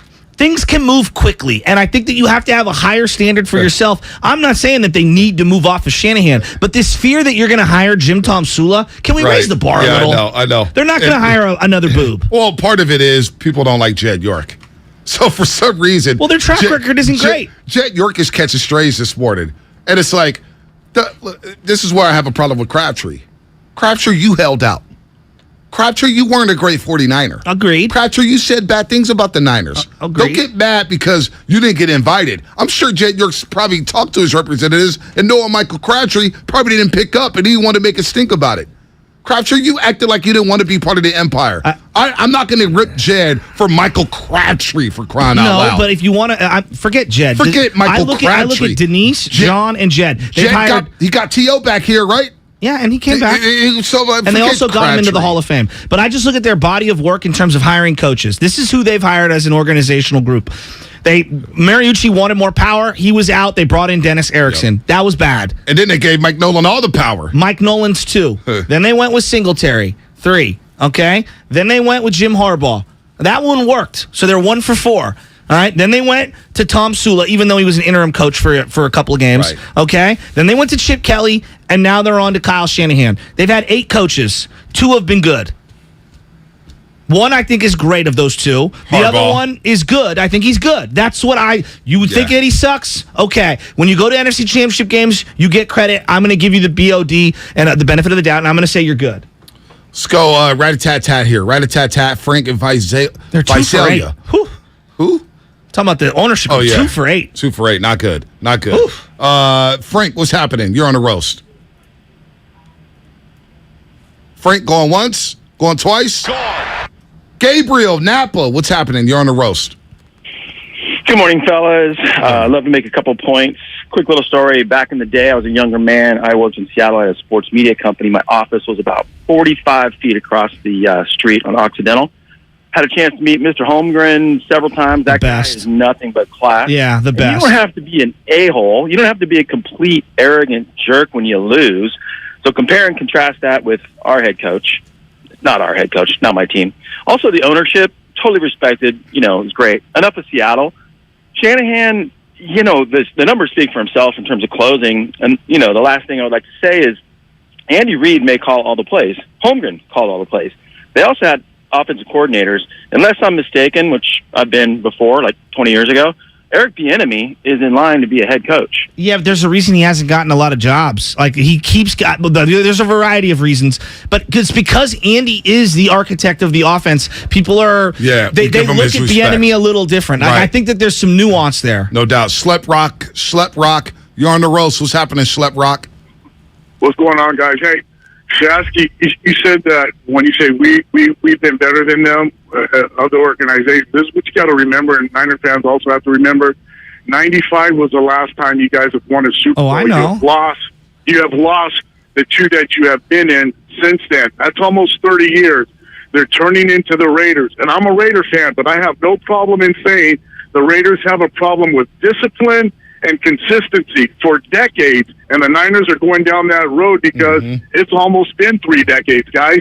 The team is not as good as what their fan base thinks they are. That's reality. That's cut and dry. Shanahan, he's got to go. And I'm not a Niner guy. He's like a piece of cheese on a grill. He melts. Can we? That's a good one. Oh, that's a good It's one. a good burn. But hey, look, if you're going to compare and contrast the Raiders, we've won more playoff games. He wasn't. He was just saying you guys are turning into the Raiders slowly with the lack of consistency. That's fair.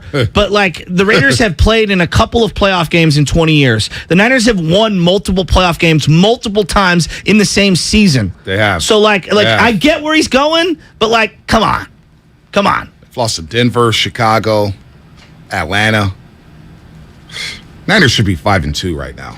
The fact that they're 3-4 is just—it's borderline embarrassing. I will say this: the part about the Dallas Cowboys living off the past that a lot of people point to, I understand people from the outside saying that that's what Niner fans feel about them. But at the same time, they have had two really beautiful runs here in the last couple of years. They have, and you can't dismiss those runs. No, you can't. You can't. Johnny in South City. Johnny, what's happening? You're on the roast. Hey, what's up, man? First time caller, y'all. Shout out to my Frisco guys. Right on, Johnny. Appreciate you. Man. For sure, right on, man. I just want to say, man, Kyle ain't doing that bad of a job, bro. Like, he puts them in position to win, and Garoppolo just ain't making the throws that need to be made. And he's throwing duck interceptions, and it's just, that's the way I feel. Yeah. I'm kind of with you. I mean, Shanahan's not. Look, I'm hard on Shanahan because he was labeled a genius, and I was like, wait a minute. I watched Bill Walsh coach this football team. There's only one. Let's stop. Let's stop. There's only one. Let's stop. Shanahan definitely has to be better about himself. He has to be better in the way he calls games. There's no doubt. I'm not saying fire him. This team doesn't make the playoffs, though. We may be having a different conversation. All right, let's flex. Flex now. Flex moment. I do think that Shanahan needs to take a hard look in the mirror and evolve. There's no doubt. It's been 6 years, Shasky. How long do I have to wait for Shanahan to evolve? That's my problem.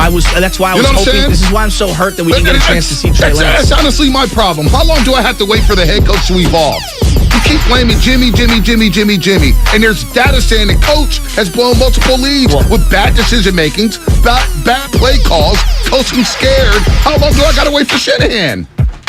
And they're the most injured team in the league since 2017. Since he started here. So when are we I have no rebuttal for that. Like we keep blaming the quarterback. You should have moved off the quarterback 3 years ago. And when I look at this franchise, they had chances to go get quarterbacks, elite quarterbacks. How is Geno Smith playing at a higher level with that team than what the 49ers have? Seattle said, hey, Geno, go out there and do it. The Flex of the Show, presented by Xfinity Flex, the 4K streaming TV box with voice remote and Peacock Premium, free with Xfinity Internet. All right, that was a Flex moment. Don't forget about the 415ers podcast. Evan Giddings, Mark Grandy bring you along as they analyze what went right and what went wrong during the loss to the Kansas City Chiefs. Follow the 415ers on the Odyssey app or wherever you get your podcasts. And shout out to YouTube, shout out to Twitch. Shout out to the Xfinity mobile text line. Don't forget to download the Odyssey app, 95.7 The Game, and thousands of other stations. And you can catch every single Warrior game live on the app, including tonight when the Warriors play the Phoenix Suns. No, shout out to you guys because you got me laughing at 6:30 this morning. The entire tone of the conversation with Eddie Johnson. Oh, I thought it was when we sent you to go be the recruiter for Aaron Judge. Oh no, I didn't. I missed that. Did I get hired? Oh yeah. I started that. I started that a month ago. We need to see you. We're going to need somebody who can hit. So, no, the Eddie Johnson thing, and this is where, and I already sort of felt this because my good buddy, like we went to San Mateo High School together. He's literally like one of my best friends in life. Is one of the voices of the Suns, and his name is John Bloom. He's going to join us at 11. Whatever, yeah, close enough. Barry Bloom. No, but he was. I talked to him on the phone yesterday. A lot of Sundays with Barry. He was talking about getting ribbed by Eddie J. Like that's just who Eddie J is, right? He's good. I don't know if you know this. Dibs had a beer with him one time. More than one, yeah. Whoop. NBA Finals back at Oracle. Where, I actually did know this story. I'm sitting up in the media seats, and I get in there, and I'm sitting next to Eddie Johnson, and we go to halftime. He comes back with a beer, and I'm like, "Look at Eddie Johnson. That's the flex moment of the finals right there." I did not follow suit. I didn't hit as many threes as he did. So Coach Chasky he'll punk him on the golf course. Yeah. He was like, "I'll punk you." Yeah. Eddie's great. I bet Eddie's been great. He's going to take you out of game. Well, here was my sort of bigger takeaway about it because you could hear it. I know Eddie's a trash talker. but I already know this because John's no different, even though he's a close friend. Man, the Suns are up in their feelings about the Golden State Warriors. And so I'm just going to pull the curtain back because for some reason everybody in the Suns organization thinks this is like taboo and we can't say it out loud. Game 7 against the Dallas Mavericks last year, that team got hit by COVID. Okay, they got hit, and for whatever reason, they're like, "It's just a big secret." Well, they came out with it 2 weeks later. They're trying to not, it's not an excuse, but we all It's not an excuse, but we're going to use it as an excuse with neon lettering. They say it all the time, essentially, and you'll hear it again if you listen to it at 11 today with John. You'll hear it. They think they only lost in Game 7 because of COVID. Now, we know there's 100 different versions of COVID, and for some of us, it was the sniffles, and for other people, it knocked you on your rear, and obviously it was much more serious than that through the years for many others. But it's interesting because a group of professional athletes, I mean, I don't know. Like Michael Jordan's got the flu game. And in this day and age, that would never happen. I mean, well, sure. Unless you're Justin Turner winning a World Series during the height of the pandemic. Right. It feels like Chris Paul's career is dotted with a but at the end of every playoff. I would love to hear Steph Curry use that as an excuse for why they lost to the Lakers in the playing game. Damian Lee missed the last month of the season with COVID. Remember that? Yep. When he had the COVID. And by the way, that's how bad that team was that year. Damian Lee was a very important part of that team. Am I wrong? It's a very important part of They needed him. He's a very important part of this team. Exactly. Like, how many of you noticed, like, Damian Lee and JTA left and went and got, like, sixth man roles? I know. And everyone's like, oh my gosh, what are you all doing out there? So anyway, Suns make all kind of excuses, man. It's crazy. They got blown out, and they were talking like after Game 5 when Luka walked off the court. No, they talk when they up. They talk when they win. Okay, you win 64 games. Has anybody asked that organization? Okay, y'all got COVID in Game 7. The hell are you doing in a Game 7? Exactly. Against a team that's inferior. The Dallas, what are you doing in a Game 7 over here? And they were chirping. Come on. They were chirping. You got no excuse. None. No, they're hurt. And he knows. None. He knows. He was talking to Eddie Johnson, that is, who calls Suns games. It's like, your window's closing up there at Golden State. It's like, well, the window's wide open. Right? It's slowly getting closed. But the Suns, it's cracked. You can't get any air. You can't get any fresh air with that window down there. Well, the Suns windows like those old windows in your house where you got to put the stick in it, otherwise the window will slam shut. You know the old window where you hold it up. Back in the day, there's weight. So I used to have these. There's weighted too. Same here. In the wood. Yeah. I call that the guillotine window because that could literally take a head off. And that's what Phoenix's window is. It's open, 64 and 18, and then wham! Hey, it's like, this good is Lord. triggering. Back to my childhood. It's a little triggering. All of our childhood. Some of us are renters and still dealing with it. So just everybody step off, okay? Well, you put the highlighter in there if you want it open just to crack, or you put like the yardstick if you possibly can. You go with an angle. You go straight up and down. When I lived in the city, shout out Anza Vista, right there, Masonic and Geary. Oh, yeah, buddy. We're across the street from Wallenberg. Yeah, Wallenberg High School. Yeah, exactly, right there. There used to be a Mervin's there as well. Mervin's. I used to be a Mervin's. Fits there. Don't stand for shorts there. No doubt. You had to go shopping. No doubt. But we had those windows there where you had to prop it up with the stick. Hey, honey, where's the stick for the window? Oh, man. Anyway, that's the Phoenix window. Okay. Am I sick? Yes, you are. That's an open-ended yes. Yeah, I'm getting sick with this air conditioner, by the way. I'm freezing over here. This whole place is falling apart. Bring it over here. I don't even know. You don't even want to hear. I'm watching that game last night. And I'm so down and out. I was getting moral victories from Mac Jones getting replaced in that game. Not that I'm rooting against Mac Jones. It's that I'm just glad we didn't pick him. I didn't want to pick him in the first place. But then the other guy that you could have picked had, I thought, his best game as a professional. I like Justin Fields. I mean, he moves really well. Yes, I've always just thought like it looked that. like thank you. The Bears are not using him right. Phenomenal outcome. That's a Mark and Tony Bruno classic. When I move, you move. Just like that, right? Exactly. Absolutely. But anyway, he looked really good, and last night was example number 80 of you don't see that coming in the NFL. Like the Bears have not looked like that all year. No, the Patriots have not looked like that all year. Like on my tote board, the Bears busting 30 and blowing the Patriots out was way down the list. Holy I felt for you because we talked off the air yesterday. It's like, Dibs, I think I'm liking this Bears team total under 14 and a hook. I bet the under. Just for the Bears. 14 and a hook. The Bears. 14 and a hook. It was cooked by the second quarter. I'm like, well, at least they didn't take me on a ride. I can go do something else now. Before the second diaper change, that thing was already. I was going to text you because we're usually 4 or 5 diapers per Monday night game, you know. Nice. But She's eating well. Yeah, eating it. Eating good in the neighborhood. Eating in, eating out. I was enjoying the Manning cast. Me too. I usually don't watch the Manning cast, but I had to catch a little Obama. Yeah, how was Obama? Because I missed it. It's Lonio does a great. Lonio does a very good but terrible Obama. Malia and It's all about 5-word increments and dramatic pauses for his Obama. He was great. He was really good. He's on for 3 segments, right? And then Bill Burr, and then they had Vince Bill Vaughn, Burr. I believe. Yeah. Yeah, Bill I didn't Burr's catch it. I didn't stick around for Bill Vince Burr's Vaughn. a little bit. Because he's a Agreed, Patriot fan. Yeah, I because know, he's a but Patriot he's fan. all over the. His Philadelphia rant was great. Bill Burr's cool. I like Bill Burr. But I enjoyed the Manning cast. Yeah. I don't normally go Manning cast, but you know, I was. You didn't want to do no Buck and Aikman? Depends. I normally go Buck and Aikman, but you know, I was kind of picking and popping. I was, you know, jiggling and shushing and changing and feeding, and we were doing the whole thing. So I had the fellas on. Flip over to the Zozo challenge on PGA. Didn't get on the Golf Zozo, Channel yeah. just to see the replay. I'm just teasing. No, normally I would. Anybody want Mac Jones as Trey Lance's backup next year? Or how do you guys want this to play out now?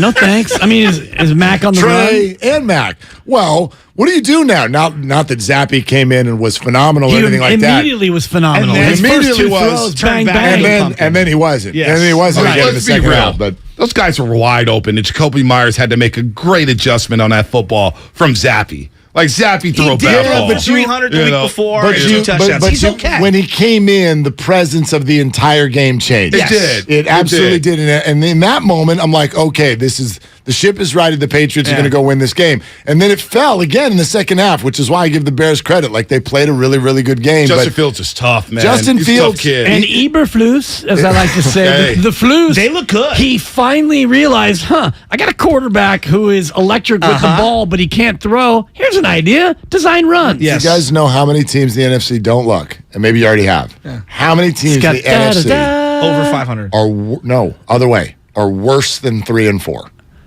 How many teams? Washington Commanders.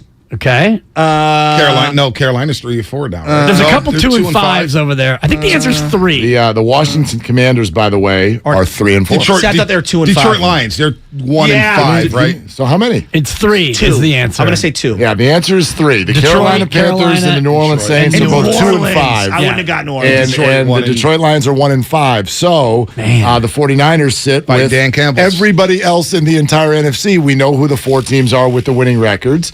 Or the 5 teams, I should say. 3 in the Seattle, East. Yep, 3, and then Minnesota and Seattle. Right, but everybody else is basically 3 and 4. And the Niners lose tiebreakers to Atlanta. Yep, And Chicago. The weak-ass Bears. But they got Carolina. They got the tiebreaker against Carolina. Can we call them the weak-ass Bears when they beat you? I can't. And I can't now. No, that's kind of Mark's point about the whole NFC, though, is there's a couple really good teams. I mean, really good for now. There's a couple teams that aren't great, and then teams 3 through 13. It's going to be fun playing the tiebreaker game when everyone is 7 and 8 with 2 games to go. I don't want to put this out there, but because Seattle I think on line 1. in our minds, and Bonte, you've been on this a lot. In our minds, get to the bye 4 and 4. Right. And I think that's absolutely but still 3 and true. 5, they're still alive. It's not as dead as it actually was last year, and that's a fact. Like, again, it's not. Look, if they're 3 and 5, and we know there's massive problems with the team. An egg on your face after your big guarantee. Damn right, boy. Steiny right now is licking his chops. You know how much I love eggs, though, so it's okay.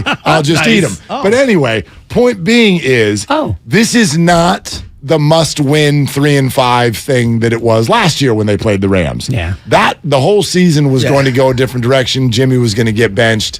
All that stuff was going to happen if they had lost to the Rams mid-year last year. This is not that. It's a want to have it. You might want to call it a got to have it. But this conference is not going anywhere. They're not going, and they're not running away. Which is why, real quick, Shanahan and the Niners don't get to the playoffs. That's a problem. You better get to the playoffs. It's kind of a joke. I agree with you. I don't know. But they're so hurt. Like that's my forget I know, the records. Joe, but I'm stopping. Everyone's hurt. Like who's getting healthier? But I want you to look at it from the bottom up. Like, okay, fine, everybody's hurt, and so therefore you're struggling. We're going to give the Eagles a playoff spot. Yes, I think by now you probably have to just let's believe in the Giants. I mean, just last week we're talking about give them a get to the Eagles. Right, we'll give them a playoff spot. And even if we give the Dallas Cowboys a playoff spot, now the North and South, those right, you're going to get division winners out of that, right? You figure Minnesota or Green Bay, one of those two teams. Well, okay, so let's say Minnesota, who is up right now. Let's let them have it. That leaves one wild card. It leaves one wild card and your division, which you're only a game behind. Yes. Yeah. So that means you would need to be beat by one of the three teams in your division, and either an Atlanta, does Green Bay get their act together?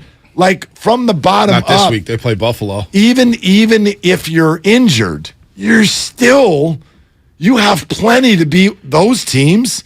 Do you? Plenty? Yes. If you can't, you have Arizona twice, and you've got Seattle still. So if you can't sweep Arizona, so if you lose to the Rams, you're 2-1 in the division. At that point, you'll need to be 4-2 in the division. 9-8 overall. That'll be enough to get you in there. I don't think the Niners are sweeping Arizona. Yeah. Hell, I wouldn't be surprised if they got swept by Arizona. I mean, who knows? Let's say you lose to the Rams and you're 3-5, and you split with Arizona, that gets you to 4-6. If you fall to Seattle, it's over. If you beat Seattle, you're 5-6. So can you, in the remaining 6 games, go 4-2? And they've got some winnable games in those remaining 6. Fourth easiest schedule remaining in the NFL. It's just so hard for me to say that when I look at the schedule early on. But I know. It's nowhere near. I know, but that's why I don't love playing win-loss before the season. Right. Because win-loss before the season, you went, oh, hell, they got to play Tampa. But like right now, and now you're like, cool, they get to play Tampa. Honestly, if we look at the schedule, what's a gimme for the 49ers? That's right. Oh, I don't think there's no gimmies for any anyone. Even the Washington game, they just beat Green Bay, and I'm sitting here going, boy. Heineke looks better than Carson Wentz. You get Tampa Bay, I thought this was going to be a matchup of the two This year's NFL is like putting at Augusta. Hello, friends of the Masters. There are no gimmies. Even a little 3-footer. Okay. You got to mark it, and you got to sweat over it. There's no gimmies for anyone. Here's how to answer that question. So, yes, there's no gimmies, ...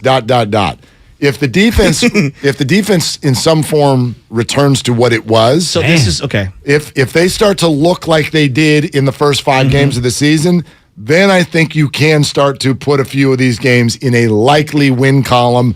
But they're too far away to even know who the hell's playing when we get there. But if that defense looks like it did the first 5 weeks, New Orleans is not coming to Levi's and getting a win. Washington is not coming to Levi's and getting if the defense is playing. I mean, I watched one of the best Niner defenses of all time, have a couple of injuries late in the year and lose to an Atlanta Falcon team that was tanking. You know what I mean? And it almost cost them playoff position in 2019. I know. Look at last night. Let's look at that stuff coming. Let's look at this team right now. Like, if Dre Greenlaw's out, who knows if Alshair's coming out? Like they have Flanagan Foles. They've got problems. If they don't get Eric Armstead back, they can't stop the run. I look at their secondary. Mosley's not coming back.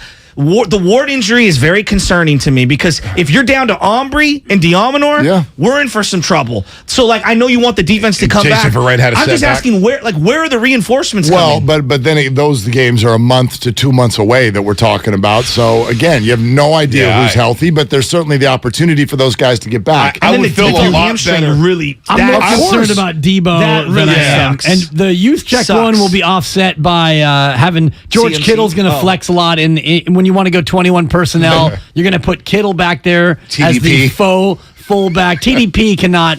It'll be interesting. One step at fullback against Atlanta. He got a whole series this week. What Shanahan does without Juszczyk will be interesting because he loves him some Juszczyk. He loves that 21 personnel. I just don't feel good if they fall at 3-5 this year. No, I just don't feel good about it. Nobody should feel good at 3-5. I don't feel good about this team at all. But it's a better 3-5 than last year's 3-5. I think based on the schedule and the NFC, the state of the NFC. Seattle's getting better. They make the playoffs at 7-10 or 8-9. Oh gosh. And this guy's head's going to explode. Well, they can host a game at 8-9. Look at it right now. Charging me $250 for that.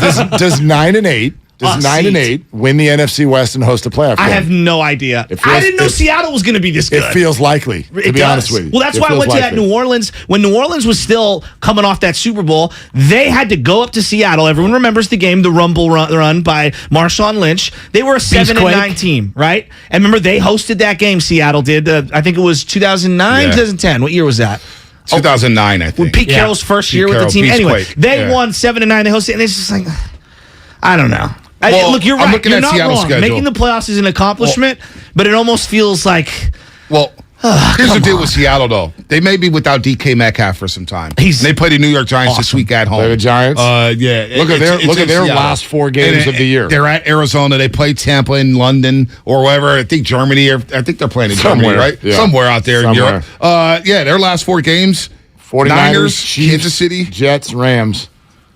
Tough. Jets. Tough. And the fact that the Giants and Seahawks is the game of the week. I know. What the hell is going on in this NFL? Where are what we? in God's green earth? But I mean, the Niners, I don't know, man. I started Daniel Jones in fantasy this week. Man, I got 20. Move. Not a bad move. He ran for 100 yards. I started Matt Ryan and Tannehill in 2 separate leagues, and they got me 6 points. You're starting Danny Dimes, and it's the right thing to do. That was your last chance. That's the last chance. That was your last chance to Josh start Matt Allen's Ryan. back too. So yeah. And, I mean, the Niners got more than a fighting chance. You've got an injured Ram O-line against a Niner team that, imagine that. Niners have more new injuries. Who could have seen that coming? Okay, so let me ask it to you guys this way, because it's a pretty Pavlovian deal when it comes to the NFL, which is after a loss, the pessimism rolls for 7 days, and after a win, oh my gosh, we're going to win the Super Bowl. Like, that's how it feels. So we're after not just a loss, but we're after 2 losses. But with all that stuff that we just said, your optimism, just say playoffs. Give me a percentage. Where's your optimism? I'm still 50-50. And this is something we'll throw out to the callers. Super Bowl? Just no. Or just to get to the 49ers make the playoffs. Where does your optimism percentage stand right now? And we'd love to hear that from callers here coming up today. I think there's a better chance. Yeah. There's a better chance Aaron Judge comes to the Giants than there is that the Niners go to the playoffs. Ooh, that's a fun question. You like that? I don't agree, but I like it. Yeah. I think both of them stand well. I think they're both unlikely. Do you really? I do. Are you less than 50-50 on the Niners to make the playoffs? They're just so banged up. I would still pick them to win the division. Okay. Wow. You're more optimistic than I. The division is more a game out than everyone. I know. But they're a game out. I know, it's not. I'm not saying anything that's like crazy over here. I understand that. I'm just looking at their team, and it's like the attrition has already set in. You're not getting Emmanuel back. It doesn't feel like Ward's groin injury is going to be healthy this year. Bosa didn't look like explosive Bosa in the game that I saw. They miss Armstead dramatically. I think Kinlaw's done for the year. I'm really down on the Niners. I'm maybe down I'm on them. What's the percentage, Monte? Butcher Boy I'm had like it 50-50. It goes 45. I'm Dominic Flanagan 45. fouls. 45% chance of winning the division? No, making the playoffs. Making the playoffs, 45%. Just make the offs. I give them a 60% chance to make the playoffs. 60%. Yeah, that's about where I am. I would say even 65% because the division, I still don't believe in Seattle. And it's great. Baldy had a great breakdown with you guys talking about 13 personnel, the 1 running back, the 3 tight ends. With Denver, with Seattle. Yeah, and I think that that matchup against the Niners doesn't favor Seattle. So I think the Niners can beat Seattle, thereby it's in Seattle, holding the tiebreak. Well, Seattle's not the same dominant 12th man that it once was. They get up for the Niners, though. They sure do. But I think that matchup now favors the Niners, especially where that game is in the schedule. The Niners likely, well, you can't say they're going to be healthy. They'll be healthy by then. No, we're sleeping on Arizona with Hopkins back. They got a little juice last week on Thursday night. It's not. Is it Arizona versus the Niners or Arizona in totality versus the rest of the league? Because I don't like them versus the rest of the league, but against the Niners, I think that they match up really well. They play Minnesota this week in Minnesota. Like, I like them better against the Niners than almost any other team. Do you guys know off the top of your head the actual data right now on what the 49ers' chances are to make the playoffs? Isn't it diluted because there's the 7th playoff team? What's your source over there, Mark? What's your source? Are we doing 538, Football Outsiders? Let's see. I'm on the internet. Let's see, internet. Yeah, the World Wide Web. This is put out by the New York Times. Oh, okay. Oh, I know. I love the New York Times. Yeah, the New York Times. They probably have them at about 58% to make the bought offs. the Athletic. Boy. They ran that thing in the ground. They are 49%. 49% right now, which they is don't just have a strong poetic, opinion? isn't it? The 49ers. Yeah. However, 1 win against the Rams. It's like the band. 1 win against the Rams. And it goes to 63. 65. Yeah. Now, that's based off of history of the NFL? Who the hell knows what it's We got to get Colin Coward off my screen, man. He distracts me with just some of the most idiotic Why? What does it say? It says, Stay columnist disciplined. suggests Niners trade Lance and keep Jimmy. Should they consider Silver? trading Who Trey suggested Lance? that? What columnist suggested that? I don't know. Columnist suggests Keeping Jimmy Garoppolo on this 49ers team? trade Lance and Bonte, keep he knows Jimmy the Garoppolo. algorithm. Just whisper into a microphone, Yeah. Jimmy or 49ers or gosh. Trey, and you will get You'll clicks. imagine that. That's the Yeah, algorithm. get this guy out of here. Get this guy out of here. No, I don't think. I Back to my will- comfort zone. No, Yeah, there you go. nobody. Yeah, thank you. Yeah, there we go. The It's Zozo. funny. Do you know? I would say, what are we? 4 weeks in a row where we've come in here after 49er games and people have at least said Jimmy was not problem one. And there are a few games where you're like, we like the way he played, but I don't think he's done anything to make people like. If there's a meter that runs each week, People are already ingrained. right? But They're if already there's a in meter route. that runs each week in terms of your openness or desire or whatever word you want to use to Jimmy being the quarterback beyond this year, it's pretty low. Oh, my God. Don't you think? I think there's a lot of people want him Don't to you come think? back who are Jimmy Garoppolo. There are a lot of Jimmy Really? Garoppolo Jimmy fans. stands? Yeah, there Jimmy are. Sands? I haven't met Absolutely. anybody. I got my buddy Chris literally texting me all show. the opposite, yeah. Jimmy needs to get re-signed, and they win with him. And like, there's a lot Really? of people that do that comparative shopping. Well, so here's the I guess the unfair thing in this moment is that we're coming off of a video where we compare him to Patrick Mahomes, and he's obviously so clearly not that. But that I have also settled with. That shouldn't be our bar. Like we all agreed that Kyle Shanahan finally got to the point where he was like, look. I believe at least. Remember the Buffalo game where Josh Allen like never threw an incompletion, and Kyle was like, "We can't. We got to go get one of these guys." Which you can't just go get one of these guys. But they went and got Trey Lance, who has a skill set, who sort of feels like some of these great quarterbacks, and we're nowhere near knowing what Trey Lance is going to be.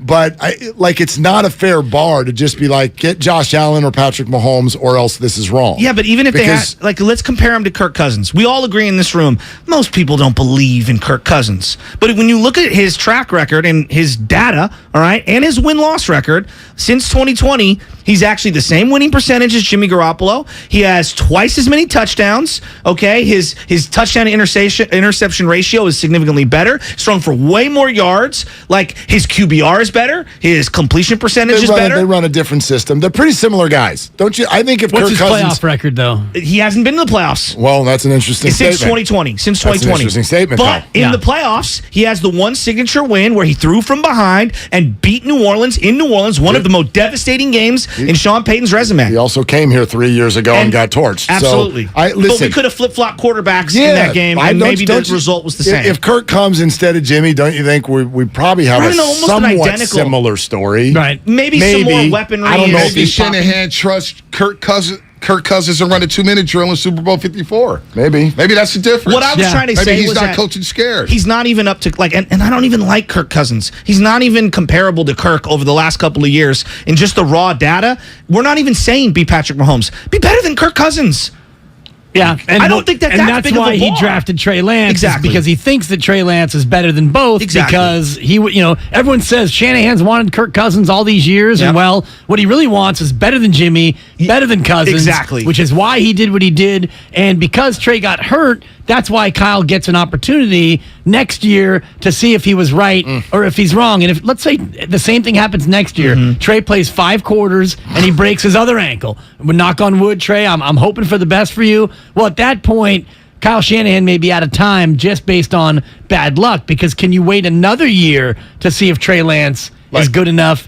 And if the team struggles again and Trey Lance gets hurt again, we're going to have a different conversation next year. Think about the coach, right? Frank Wright is probably going to lose his job this season. Because of the quarterback. Because of the quarterback. He's had 7 different quarterbacks. When he had Andrew Luck, they were rolling. They were going to the playoffs. Luck retires. They go swing and miss on Carson Wentz. They go swing and miss on Matt Ryan.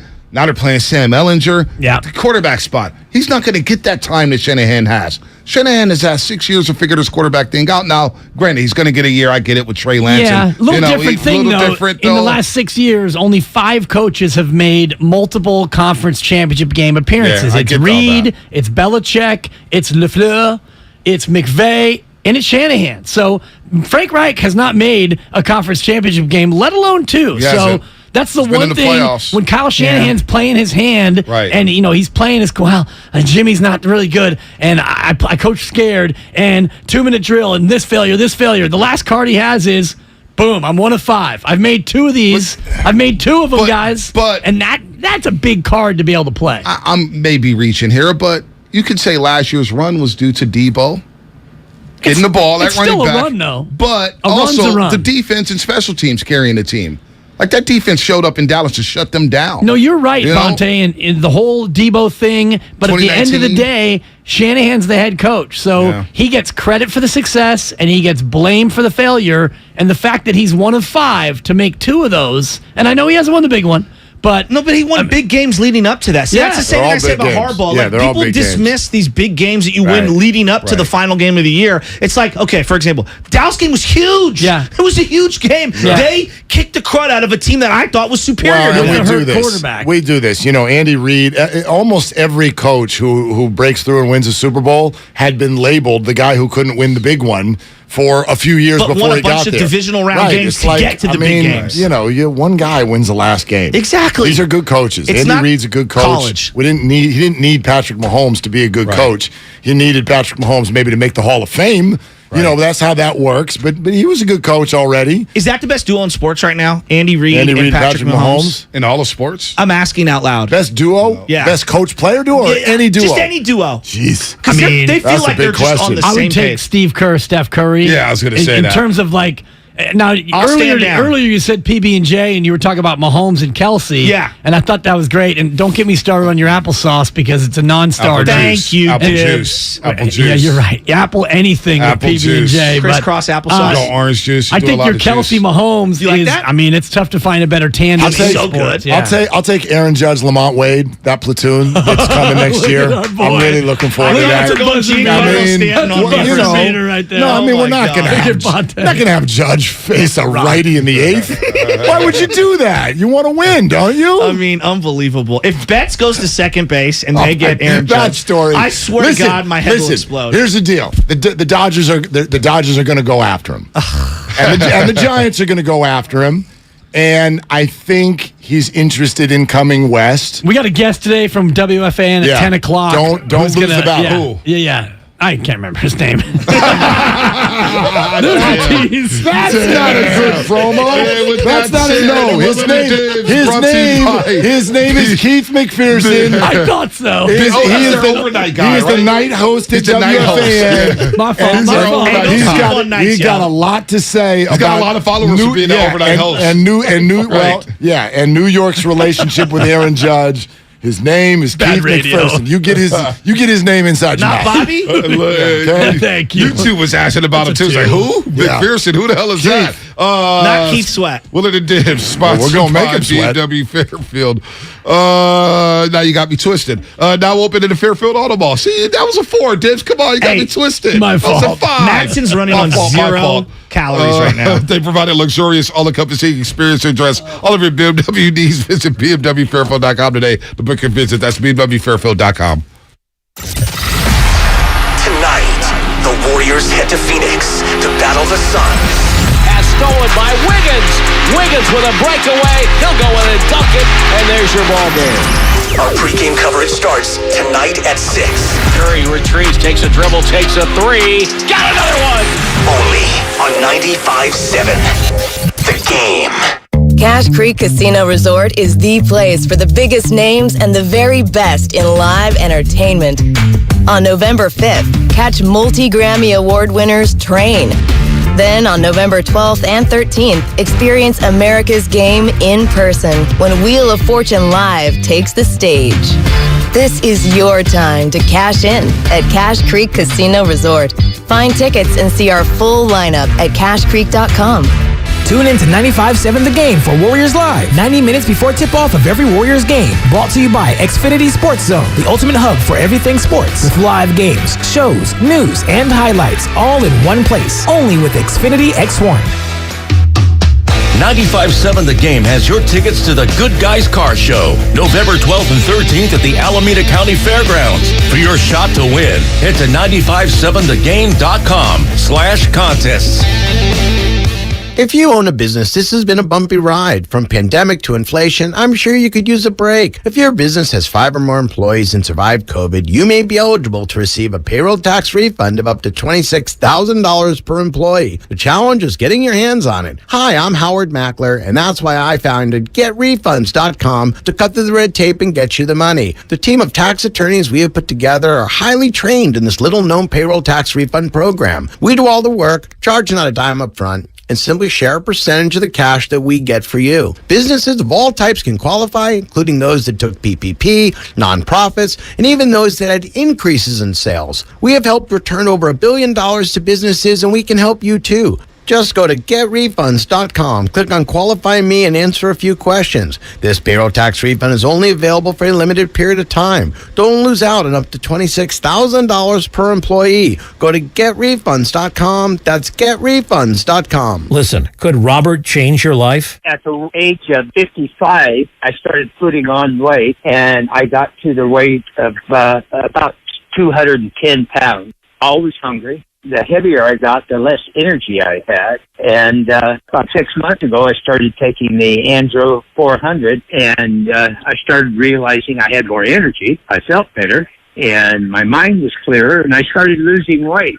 I went from my max weight was 215, and now I'm down to 176. My waist size has dropped from a 38 to a 32, and I've lost these big love handles I had on my side, and I just look a lot slimmer. Since 2004, Andro 400 has helped men lose belly fat, gain energy, and to look and feel their best. Go to Andro400.com for more true testimonials, before and after photos, and special discounts. Only available on Andro400.com. Andro400.com. Do you have neuropathy? Are you experiencing numbness, tingling, and pain that just won't stop? Are you taking dangerous drugs that have serious side effects and never fix the pain? If so, please listen to this message. Neuropathy is a serious, progressive condition that only gets worse if not treated properly. Call SF Bay Wellness at 844-94-NERVE to get back to doing the things you want to do. There is no drug, exercise, or surgery that can heal nerves. Don't wait until your condition gets worse and stops you from living your life fully. SF Bay Wellness has a time-tested, proven track record of helping hundreds of patients to improve and reverse their neuropathy. If you're ready to regain your independence, contact SF Bay Wellness at 844-94-NERVE. Call now for your $99 neuropathy special and receive a personal treatment plan that is tailored to your needs. Call 844-94-NERVE. That's 844-94-NERVE and start to enjoy life again. You could save big when you bundle your home and auto with Progressive, but when we just come out and say it, it feels like it falls a bit flat.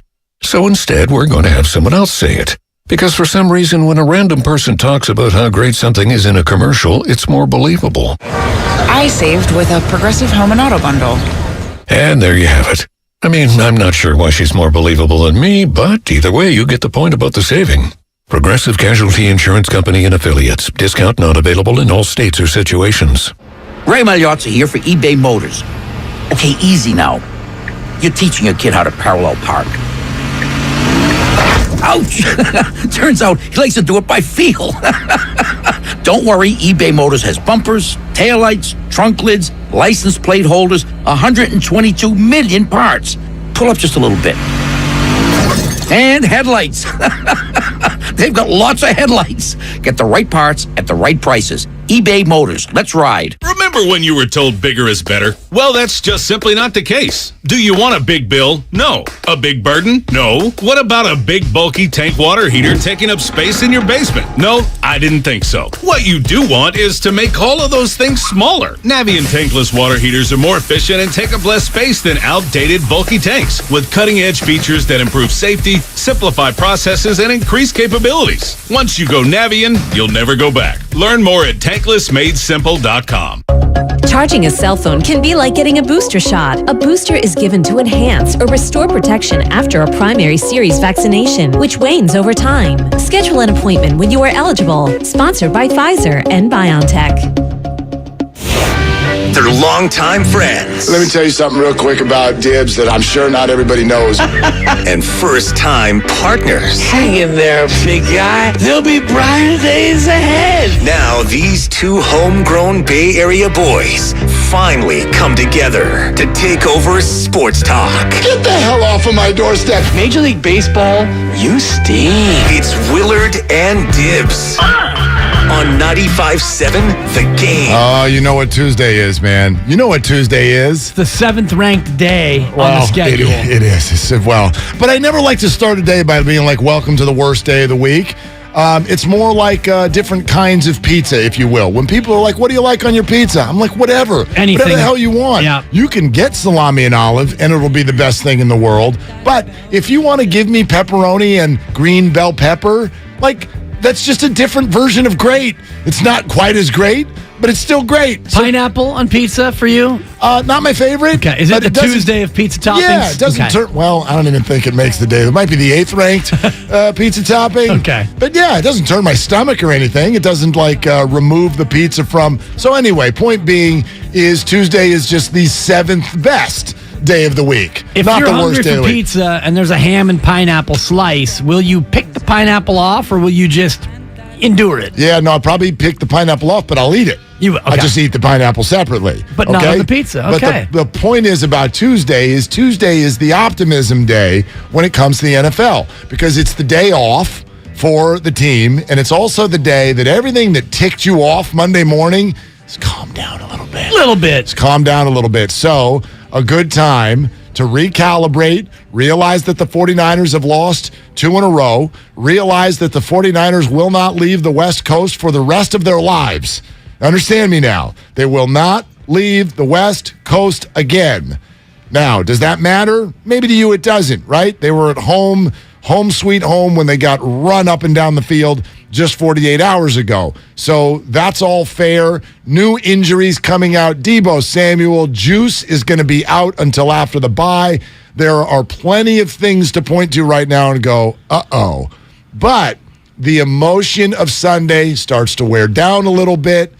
And so can you see the forest through the trees? 888-957-9570. That is the number. Good morning, Twitch and YouTube. We see you. We thank you. Get on over there. Get into the chat. We'll be talking to you during the breaks. And the Xfinity mobile text line, same as our number, 888-957-9570. Now that you've had a day to let it sit, where does your optimism or pessimism, if you'd like to use that word, where does it sit with regard to the 49ers making the playoffs? And I've already seen some people react, go, why the hell are you talking about the playoffs instead of the Super Bowl? If you're talking about the playoffs, that means it's already inherently a failure. Your goals have suddenly fallen down the list. No, I'm just trying to not go too far. Like, you have to make the playoffs in order to end up in the Super Bowl. And last year, the 49ers showed you don't need to be the 1 seed. You don't need to be the anything to maneuver a little bit in the playoffs. So I've been focused on the playoffs the whole time, especially in this NFC. You just got to make it. My optimism remains about 75%. Would be my optimism percentage on the 49ers still ending up in the playoffs. I'm going to put it at 62.5. Oh, 62. Which is 5 out of 8, basically. A 5/8% chance that they're going to make the playoffs. Not quite 2/3, which would be 66.66, and not 60%, which, as you know, would be 3 out of 5. And I'm at 5 out of 8. So a better than 50% chance. And if you look at the landscape right now in the NFC, the 49ers are a half game out of the third and final wild card spot, which is currently being held by the team you play on Sunday. Right now, you have the Giants as the top wild card, followed by Dallas, and then the Rams at 3-3. Behind the 3-3 Rams, the Niners, Cardinals, Falcons, Bears, Packers, and Commanders, Mark, all in a flat-footed tiebreakers pending tie at 3-4. So if you look at those teams, Washington, Green Bay, Chicago, Atlanta, the Niners, the Cardinals, I would say the Niners are, even though they lost to Atlanta and they lost to Chicago, I would say they're the best of those 3 and 4 teams in terms of what I think of them. So you're a half game behind a Ram team. Even if you lose to the Rams, then you'd be a game and a half back of the Rams, and you probably would fall behind maybe Green Bay, maybe Washington. One of these other 3 and 4s is probably going to win, but you're not going to be so far out of it that you can't still climb back at 3 and 5. I mean, this is part of where I'm coming from. I believe they're going to win this weekend. I get that there's some injury stuff that we got to figure out. The Deebo Samuel stuff certainly, I think, caught everybody by surprise yesterday, and that ain't good, right? So we understand that, especially because of the role Deebo has specifically played in this rivalry. Last year, his best stuff was reserved for the Los Angeles Rams. However, the defense has also had their best games against the Rams. Yes, it's a wounded group. Is Ward, is he healthy? Mosley's gone now. These guys have played really big roles against the Rams. So I know it's a different group, but if they win this weekend, the 49ers are in great shape. They're in great shape going into the bye at 4-4. So that's part of where my optimism sits. However, I'm going to acknowledge those of you who want to look at the glass being half empty or all the way empty. If you had told me after 7 weeks of the season that the 49ers would have the same record as the Washington Commanders and the Chicago Bears, I'd have gone to sleep. I don't even understand it. I don't understand it. But I'm comfortable in a spot where there's just things about the NFL that I don't understand because it's part of what makes it great. Who in God's name saw that coming last night? What? You didn't. The Bears looked that good? You Check saw spread that coming? formation, Holmes? Well, no. Taking a dog is different than thinking they were going to bust 33 and win on the road. I didn't think that they would boat race New England. I thought they had a good chance to beat New England. Yeah, that's fine. One thing that I've learned about the NFL this year, I don't know a thing about the NFL this year, and most of us don't know a thing about the NFL, and I'm thinking about it in terms of this Sunday's game. Last Sunday, I thought Kansas City was going to beat the 49ers. I didn't think that they were going to hang 40-plus on that defense, and so I look at this Rams game, and going into yesterday, I thought, Niners have a good chance against this Ram team because the Rams have injuries, and now you find out that Juice is out and Debo's out. Armstead likely still out. Kinlaw may never play again for the Niners. Bosa is probably a little bit limited. Is he hampered? And yet, I look at this game and I still think the Niners have a good chance to win. Sure. Matchups are everything in the NFL. We always say, it's a week-to-week league. This year has been more of a week-to-week NFL than any year I could ever remember before. So between now and Sunday, my opinion might change 11 times on who's going to win this game. And to be honest with you, that's fair because we never take the calm rationale that we put toward the rest of the league and use it with our own team. We'll sit here and be able to accept. We can sit down on a couch and go, well, the Bears just look totally different tonight. Right. Boy, and the Patriots, they put out a stinker. But if your own team does that, you flood. You flood. Can't handle it. You're like, there's no way the Niners are going to beat the Rams this week. Have you seen them the last 2 weeks? They're terrible. Well, wait a minute. Why can't the 49ers, even if they are terrible, which nobody really believes, their roster's not terrible, are they injured? Are they underperforming? Sure. But nobody looks at the roster and goes, well, this is just a flat bad team that doesn't have talent. Nobody does that. So even if you just think the 49ers are not what they're cracked up to be, why can't they go in Sunday and do what the Bears just did? Why can't they just go look good? And you're like, I had no idea that was coming. Why would that have happened? I don't know. It is the weirdest year. Again, I keep pointing to this. Survivor pools around the country are over They're already. All over, yeah. They're over. People are on their second chance stuff. I love it. Because there have been so many surprises week to week. I don't know what they're going to look like this week, and maybe we should start to feel more comfortable about that because even the best teams in the league have had 1 or 2 weeks where you're like, the Chiefs lost to the Colts. Right. How? Well, let's play a quick game of great and terrible. All right. Who, Mark, in the NFL, which teams do you think are great teams? Well, I mean, early to use that word, but the Bills, I think, are they're great. I'll give it to you. I think they're great, and I think the Chiefs are probably the next. They're great in your power rankings, and the Eagles. Eagles have been great. Okay, Yeah. so we have 3 teams that you consider are great. Stop. Who's terrible, Mark? Who's terrible? Which teams would you look at are just that team is terrible? Because from my eye, there might be only 3 teams? Yeah, like they're all sort of capable. I think the Broncos right now are terrible. I was going to add them to my list. Yeah, I think the Broncos are terrible. Until last night, I probably would have added the Bears on the list. I don't think you can. They beat the Niners. I don't think you can. I think the Panthers. 3-4. I think the Panthers are terrible. I know they're coming off an 18-point win, but the Panthers are terrible. I wouldn't say the Panthers are terrible. I think the Panthers are not only terrible, I think the Panthers are tanking.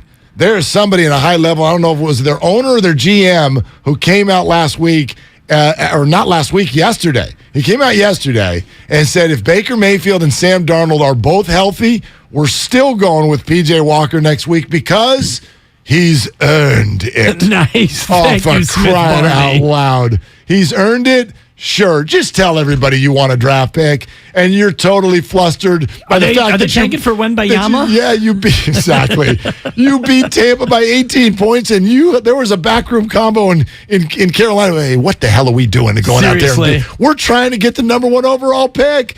So to my point, though, I would There's not disagree a that lot. they're terrible. I think Pittsburgh's closer to terrible. Houston's been terrible. Pittsburgh will give you a game. They just beat Tampa 2 weeks ago Right. and took Miami to the This last play kind of of the is game. my point, Mark, because we could play great and terrible, and I think you're right about great. There might be 3 teams that are great. Houston. There might be 2 teams that are terrible. Right. That leaves 27 teams that are stuck in the middle with you. And then, what if I asked it to you this way? How many teams in the NFL, at least on 1 week, have looked terrible? Just about 24, 25 of That's them. the correct answer. And how many teams, at least 1 week, have looked great? And you saw the Chicago Bears last night. They looked great last night. They look great. There were moments this week where this year, where Detroit impresses you. Definitely. Detroit took the Eagles to a 38-35 game on the opening week. They took Seattle deep. They took Seattle 48-45. They had the Vikings absolutely crushed. The Vikings got 2 touchdowns in the last 3 minutes and stole the game. And that's a 1-5 team. That's the worst record in the NFL right now. And I still can't hang on them that they can't give you a game. Right. Like the Bills are playing those Lions on Thanksgiving. Sign me up. I want to watch that. That actually sounds like a really fun game to watch. It's the 9:30 game. The best record in the NFL. Well, outside of the Eagles, but the best team in the NFL against the worst. And I'm like, that's a good game. That's an early over bet, by the way. I like that. That morning, that that. wake and take for Thanksgiving. Well, I'm just glad that it's not the Bears. It feels like 17 years in a row, the Lions have played the Bears on Thanksgiving and then the final score is 16-13. Yeah. Doesn't it feel like that? Every single year, it'll be different this the year. Lions get that traditional breakfast game, and then the Cowboys get the midday game, and then I don't know who the third game is, but to your point about the 49ers, that they could show up this week and play great. They could show up and play terribly. And then coming out of the bye, same thing. This Niner team is just like all the other teams in the league. It's a week-to-week proposition. Your third game on Thanksgiving is the New England Patriots visiting the Minnesota Vikings. It's a little bit of a snore, honestly. No, I don't think so. The Vikings have a lot of fantasy players, so people will watch because of that. Right. Of course, we're going to watch it. Right. I mean, what else? Like the hell last else year, are you gonna having do? Vegas on in the third game was pretty exciting. The third Thanksgiving night game. I thought Vegas played the Cowboys last year. Oh, they played the Thanksgiving. middle game. Didn't Okay. they play? Yeah, they played the middle game. My fault. Anyway, night game was somebody. Yeah. 2 teams played Thanksgiving's football. always a little bit of a blur for your boy. Yeah, the end, it's like, okay, belt buckle, couch, tryptophan, night. And you're like, who's playing here? But yeah, this year it'll be New England and Minnesota. So anyway, that circles us all back to where you sit with the 49ers. I think there are a couple of things that you can write down in ink. 3-4 is really disappointing. It's really disappointing, okay? And Jimmy Garoppolo, now being the quarterback again, has been, I think, what you'd expect him to be. That's the interesting thing for me about the constant discussion on a weekly basis about Jimmy, whether it's he shouldn't still be on the team, whether it's he should still be the starter, or anywhere in between. Jimmy Garoppolo has done nothing other than when he walked out of the back of the end zone that I think really grabs your attention and goes, what on earth was that? Good or bad? He has been classically Jimmy Garoppolo. Well, the pick this past Sunday was ghastly, and Baldy actually was more offended by the safety he took than he was by the red zone pick. But I agree, but those are Jimmy. Those have always been Jimmy also. He's always given you that emotion a couple times a game where you put your head in your hands and you're like, what are you doing? And then there are a couple other times a game where you're like, all right, that's right, solid. This is on time. You're hitting guys over the middle. He's never going to be spectacular, and he's never going to be the worst QB in the league. And it's fascinating to me. This is a completely different dynamic I would love to discuss. It's fascinating to me that we still are so galvanized by this conversation. Do you know who Jimmy Garoppolo looks like this year?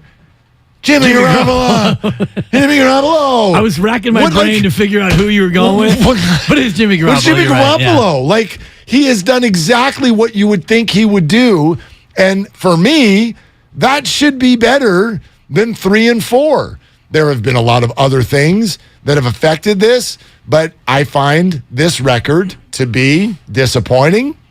I have found some things with regard to Kyle Shanahan that have been confusing and head-scratching with regard to how they're going about building this team and calling plays and talking about it after the game. The other thing that I find to be disappointing about this team that I don't think we've ever seen in a Kyle Shanahan era is stars after games sounding like they're questioning the process. We've never heard that before. Right. 2 weeks in a row, George Kittle, a little bit of Brandon Ayuk this week as well. That is disappointing. But after 7 weeks, has anything been a death blow?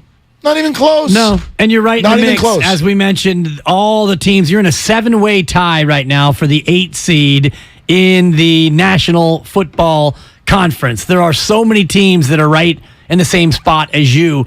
Based on the way they've played and the teams they've played, they should be 5-2 right now, but they're not. You gave one away against Chicago. You lost 11-10 to a Denver team that then Denver didn't look that good. And knowing what we know now about Denver, that loss is worse than the Chicago loss. I would say Chicago has looked better than Denver. And so right now you should be 5-2. Kansas City is going to beat you 8 or 9 times out of 10. In my opinion, they're just a better football team than you. Coming out of Kansas City, you should be 5-2, heading to the Rams. You shouldn't be worried about this being a gotta have it game or a need it game or an it would be nice game. But that's where we are. This is a matchup with the Rams that if you lose it, Mark, it's going to feel disappointing. You've beaten them 7 straight times in the regular year. I'm looking back at the history. Even back in 2020, Nick Mullins went in and beat the Rams 23-20. Unbelievable. So this matchup has favored the Niners so dramatically that this feels like a game that you should get. You didn't even bring up the Atlanta Falcons game, and I know that we were able to reason with that one a little bit better because the defense was so compromised in that football game. But what's fascinating, and if you want to give me one thing that I'm not over this right now, sitting at 3-4, and I'm not over this. You just listed off those games and said they should be 5-2. Just win one of them. Right, and you're 4-3. If you had just won one of those games, if you had just not walked out of the back of the end zone in Denver, or if you had just gotten 1 third down stop on Russell Wilson, who looked good this year for a total of 1 drive, and it was when you were ahead by whatever that was, 5 points or whatever it was there at the end of the game. What was the score? 10-5 or something like that? Whatever it was. And then Denver goes and gets a touchdown and wins 11-10. If you had just stopped that 1 drive, do you understand what catbird seat you'd be sitting in right now in this NFC with an opportunity to go 5-3 into the bye this weekend? If you wouldn't have lost Equiminius St. Brown and Dante Pettis in the slop in Chicago. And the reason why I dismissed the Atlanta game, because, and this is taken from Low Neal yesterday with Steiny and Guru, Atlanta got off the bus and they kicked your ass. They shoved it down your throat. They won the game. I don't like to talk like that, Mark. Wow. But these are Lowe's words. And they came out and they just straight dominated you. It was the second game of a road trip. It was post Greenbrier. That was one of those games where, okay, you just lost. That team came out and they whooped you. But Denver and Chicago, you're right, Mark, win one of those games, but you gave both away, and now you sit 3-4, and you got a Ram matchup that it's not a must. It's not even a gotta have it. This, to me, is it would be nice. Really want to have it. Yeah. Really want to have it. Because you want to head into the bye with a good kind of feeling. It's so close to being gotta have it. It's almost gotta have it. If you lose it, you come out of the bye with a gotta have it. Yeah, well, that's true. And that would be the Chargers. Yes. From San Diego. Don't get it wrong. All right? I agree with you. Can we move them back, please? 888-957-9570. Your call's welcome throughout the morning. Look, the Warriors play the Suns tonight. We got all kinds of stuff on that as well.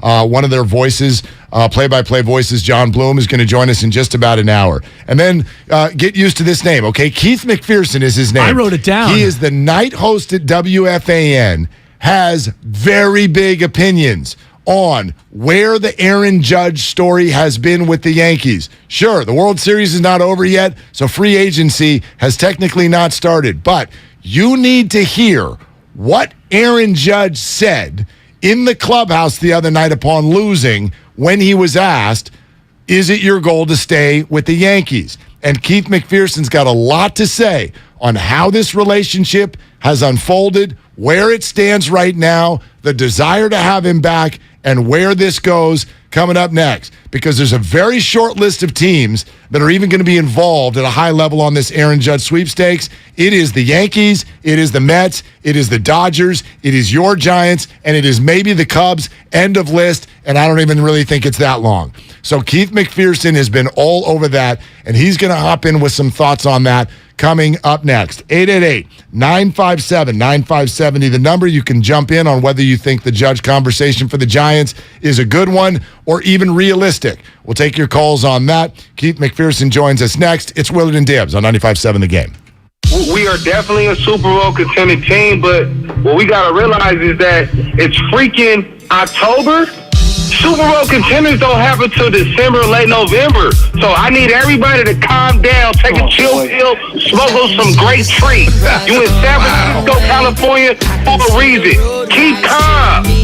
I swear to God, like, we were 3-5 last year. What are you tripping on? Keep calm. This is the Bay Area's sports station. 95.7 The Game. Everything, our farm, our stand, our pop-up shop, it really all started when we discovered the benefits of local, raw honey for our family. And then we decided to turn it into a business. We were looking for something to help us get up and running. So we got the Chase Business Complete Banking Account. It's more than a bank account. It comes with Quick Accept, which lets us take card payments anytime, anywhere in the U.S. using the Chase mobile app. Plus, we get same-day deposits at no extra cost. For us, it's more than honey. It's about sharing a little sweetness with the world. Get the Chase Business Complete Banking Account with the essentials you need to help get your business going. Learn more at chase.com/business-complete-banking. Chase for business. Make more of what's yours. Quick Accept is not available in U.S. territories. Enrollment required. Usage subject to approval. Same-day deposits available for payments before 8 p.m. Eastern Time, Sunday to Friday. Fees and rates apply for checking and processing. Limitations and restrictions apply. Participants compensated. Merchant services provided by Payment Tech LLC and WePay Inc. Subsidiaries of J.P. Morgan Chase Bank and a member FDIC. There's a reason Comcast Business powers more businesses than any other provider. Actually, there's a few. Comcast Business offers the fastest, reliable network, the peace of mind that comes with Security Edge, helping to protect all your connected devices, and the most reliable 5G mobile network. Want me to keep going? I can. Whether your small business is starting or growing, you need Comcast Business. Technology solutions that put you ahead and give you serious savings. Comcast Business, powering possibilities. Get started with fast speeds and advanced security for just $49.99 a month for 12 months with no annual contract. Plus, ask how to get up to a $750 prepaid card with a qualifying bundle. Offer ends 12/5/2022. Restrictions apply. New Comcast Business 50 megabits per second internet and Security Edge customers only. EcoBill and autopay required. Equipment, taxes, and fees extra and subject to change. Most reliable based on Root Metrics US report. Results vary, not an endorsement. Have you considered walking through another door? I don't mean to pursue another opportunity, but upgrading a door in your home. Now, if you are in fact looking for another opportunity, Golden State Window and Door can provide you with plenty.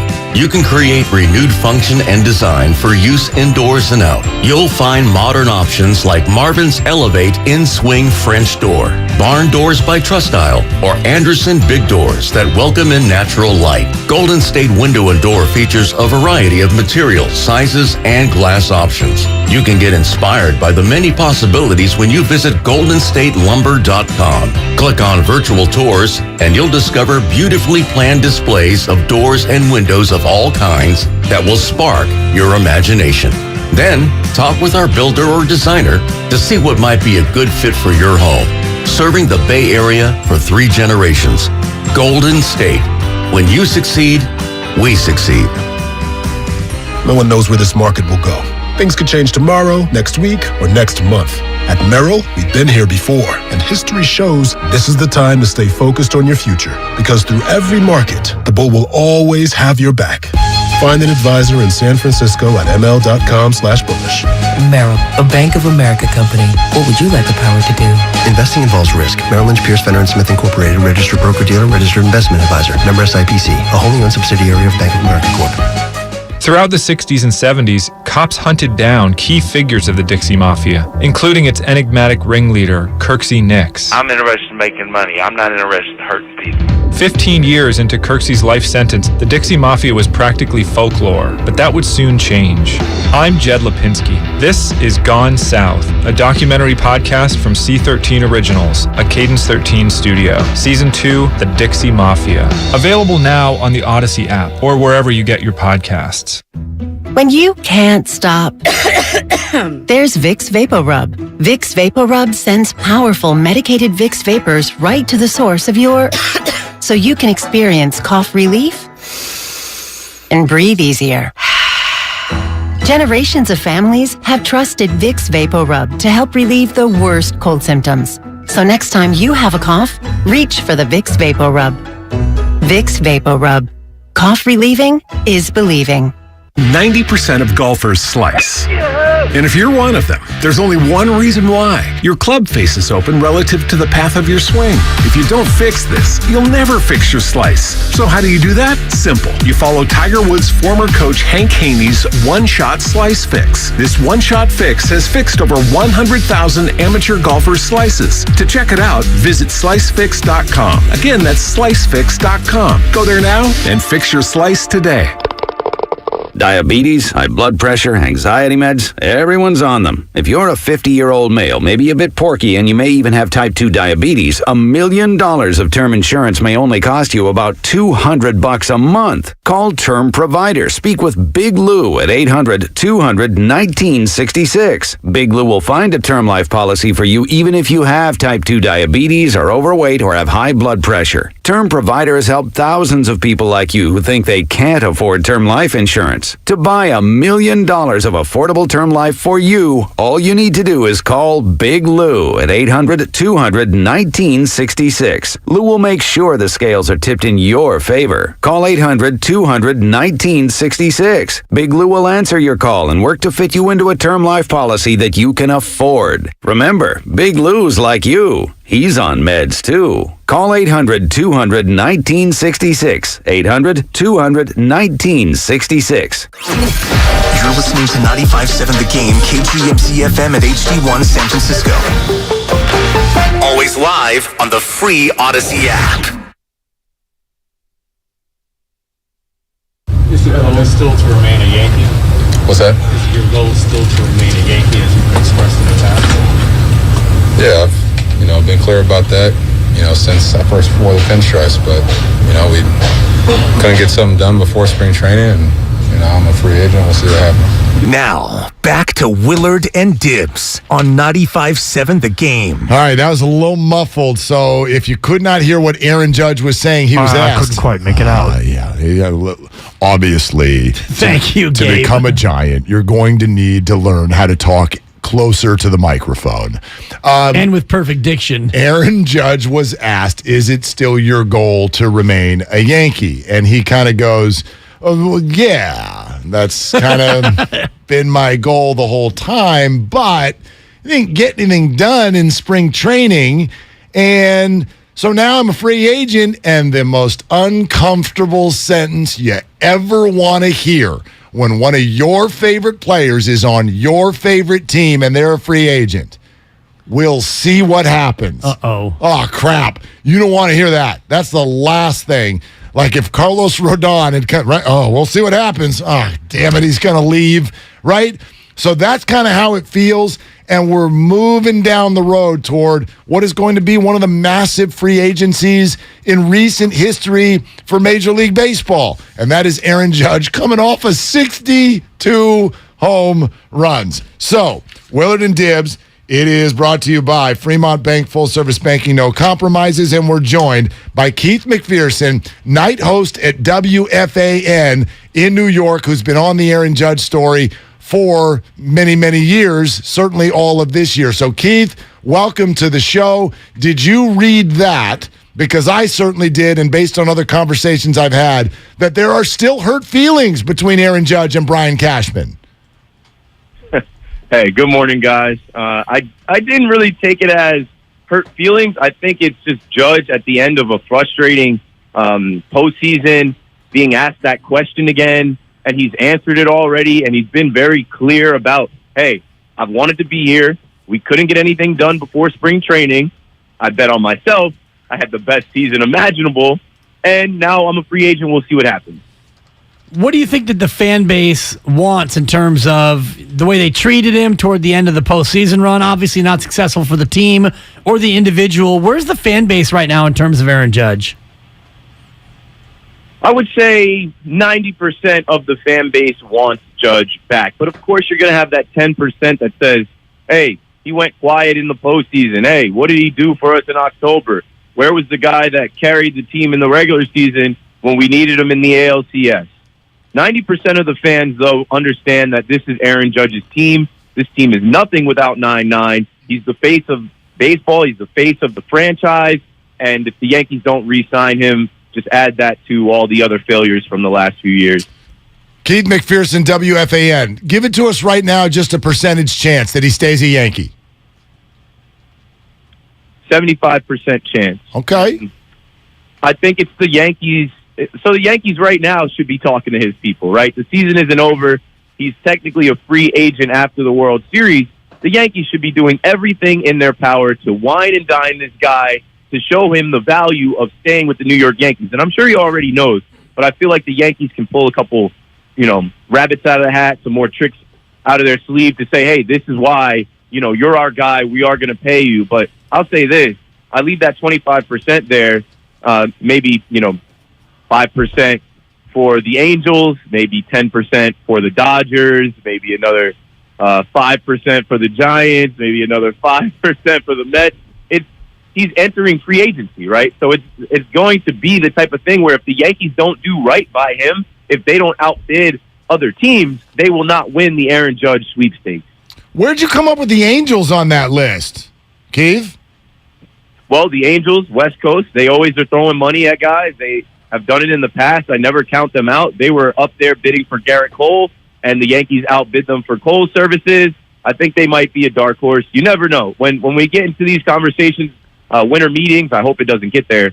I just look at the teams with money that have a history of doing it. The Dodgers, they have a history of doing it. The Angels, they have a history of doing it. The Mets now don't have a history of doing it, but they have a recent history of doing it. And, of course, we know the San Francisco Giants have been preparing for this for the last couple of years. I think they've been thinking of it for some time. And the team that he admired and watched as a young boy would be the Giants, too. Knowing Aaron Judge as well as you do, obviously money is the number one prevailing factor in all of these free agency bids. But what's second? Is it the feeling he has for the New York fans? And is that feeling mixed after the treatment he got in the postseason?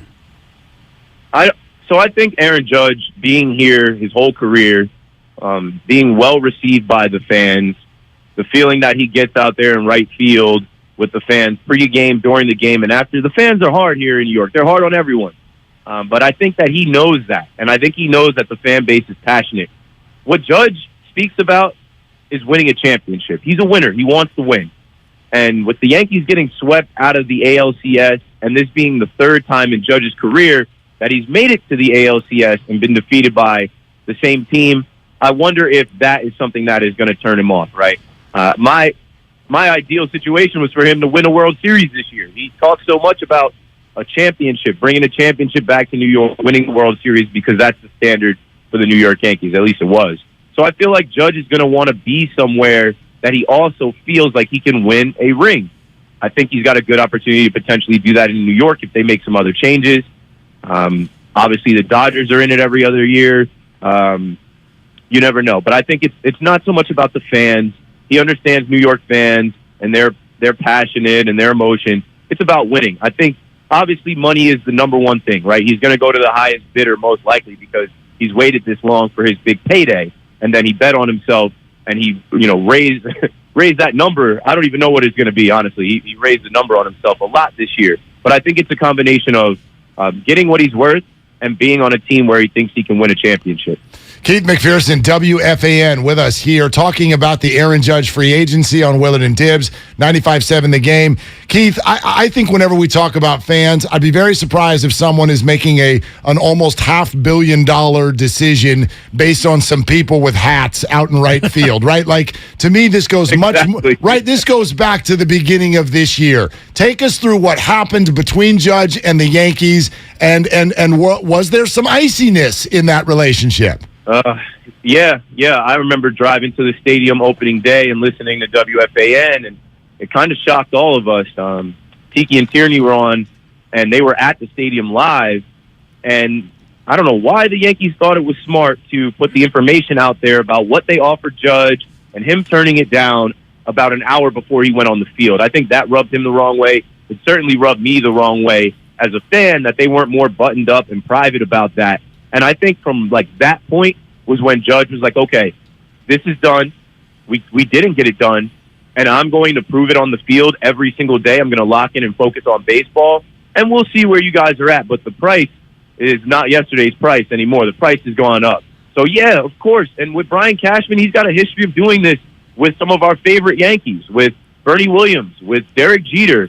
I wouldn't even say Robinson Cano because he wasn't a favorite, and you saw what happened to him after he left New York. But the Yankees kind of have in their head a price that they think is the right price, and then they think that being a New York Yankee adds some, extra value to that. So they're not always ready to move from that price. And I think Judge understands he is the guy. He is the best player on the team. He is the face of the franchise. They didn't do right by him with that first offer, but it's negotiations, right? They just threw that number out there knowing that they would potentially have to come up. Now they're going to have to come up a lot, and if they don't, I don't think Judge and his camp will have the patience to play around with the Yankees. We'll see what happens real soon. 7 years, 213.5, and he said no, and I think we all would scoff at such a lowball offer. But Keith, where do you think that number is now? Are we at 7 years and $300 million? Where do you think it sits? I think he wants to sign a deal. He's 30 going on 31. I think he wants to sign a deal for 8 years, maybe even 9 years. I don't think 7 years is where he's at. And, you got to get creative with how you structure this contract. People are saying he's getting $40 million a year. I can understand that. But for 8-9 years, that's a lot of money.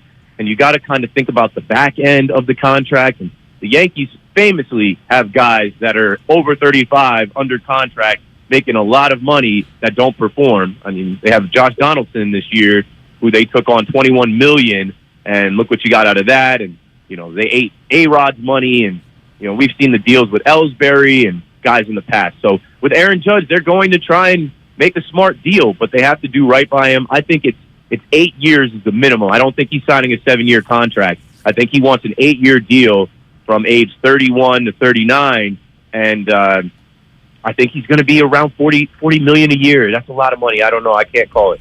All right, Keith. Well, when he signs with the Giants, we'll have you back on again so you can tell us more about what we should expect. You got to worry about your division. The Dodgers are the ones everyone's talking about today and last night, right? The Dodgers are going to move Mookie Betts to second. Yeah. Oh, right. We saw the Freddie Freeman saga last year and how that played out. Freddie clearly wanted to sign and stay in Atlanta after winning a World Series. It's going to be a little different for Judge. He didn't win the World Series. I think he wants to stay, but if they mess around with the wordage or the price or whatever, that'll be the Giants' chance to swoop in. So you guys play it close. I think if the Yankees mess it up and it moves on to the Dodgers or the Giants just have to outbid the Dodgers, and maybe, you'll have Aaron Judge opening day in Yankee Stadium wearing that orange and black. Oh, gosh, please keep speaking it into existence. That would be fantastic. But, yeah, no, somebody wrote an article about the Dodgers yesterday, which means Aaron's agents are doing a real good job. Good news for the Giants. If they sign Aaron, they don't have to move anybody anywhere because they don't have any good players. So it's all good.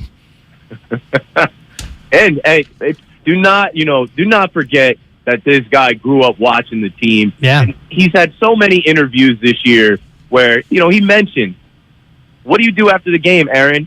He says after Yankees games, he goes home and watches the Giants games. He watches West Coast baseball. That's a guy that still has that little boy attachment to the team and to the game, and he sees it through that lens. So if there's anywhere that he wants to be outside of New York, it's San Francisco, and this is going to be an interesting pursuit of Aaron Judge here. Keith, great to have you, man. Great stuff. Thank you. Thank you, guys. No problem. Talk to you again soon. Thanks, Absolutely, Keith. yeah. That's Keith March McPherson, 30th, Giants at Yankees. I mean, how perfect would that be? Dude. And what kind of a reception would he get if he showed up in a Giants uniform for the opener in New York? That's a great question. That's a great question. Does that count?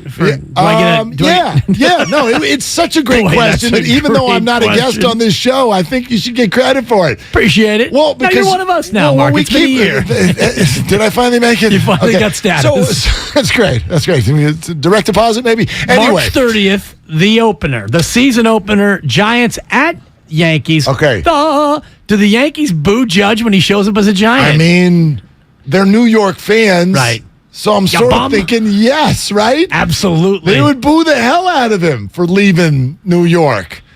I've been sitting here thinking about it through the lens of us, right? Like, oh my gosh, that would be dramatic and crazy. And what if he hits a ball out of the park there on the first day? Like, what a sound. But yeah, what would Aaron Judge's reception be 6 months after hitting 62 home runs for the team if he's in a visiting uniform?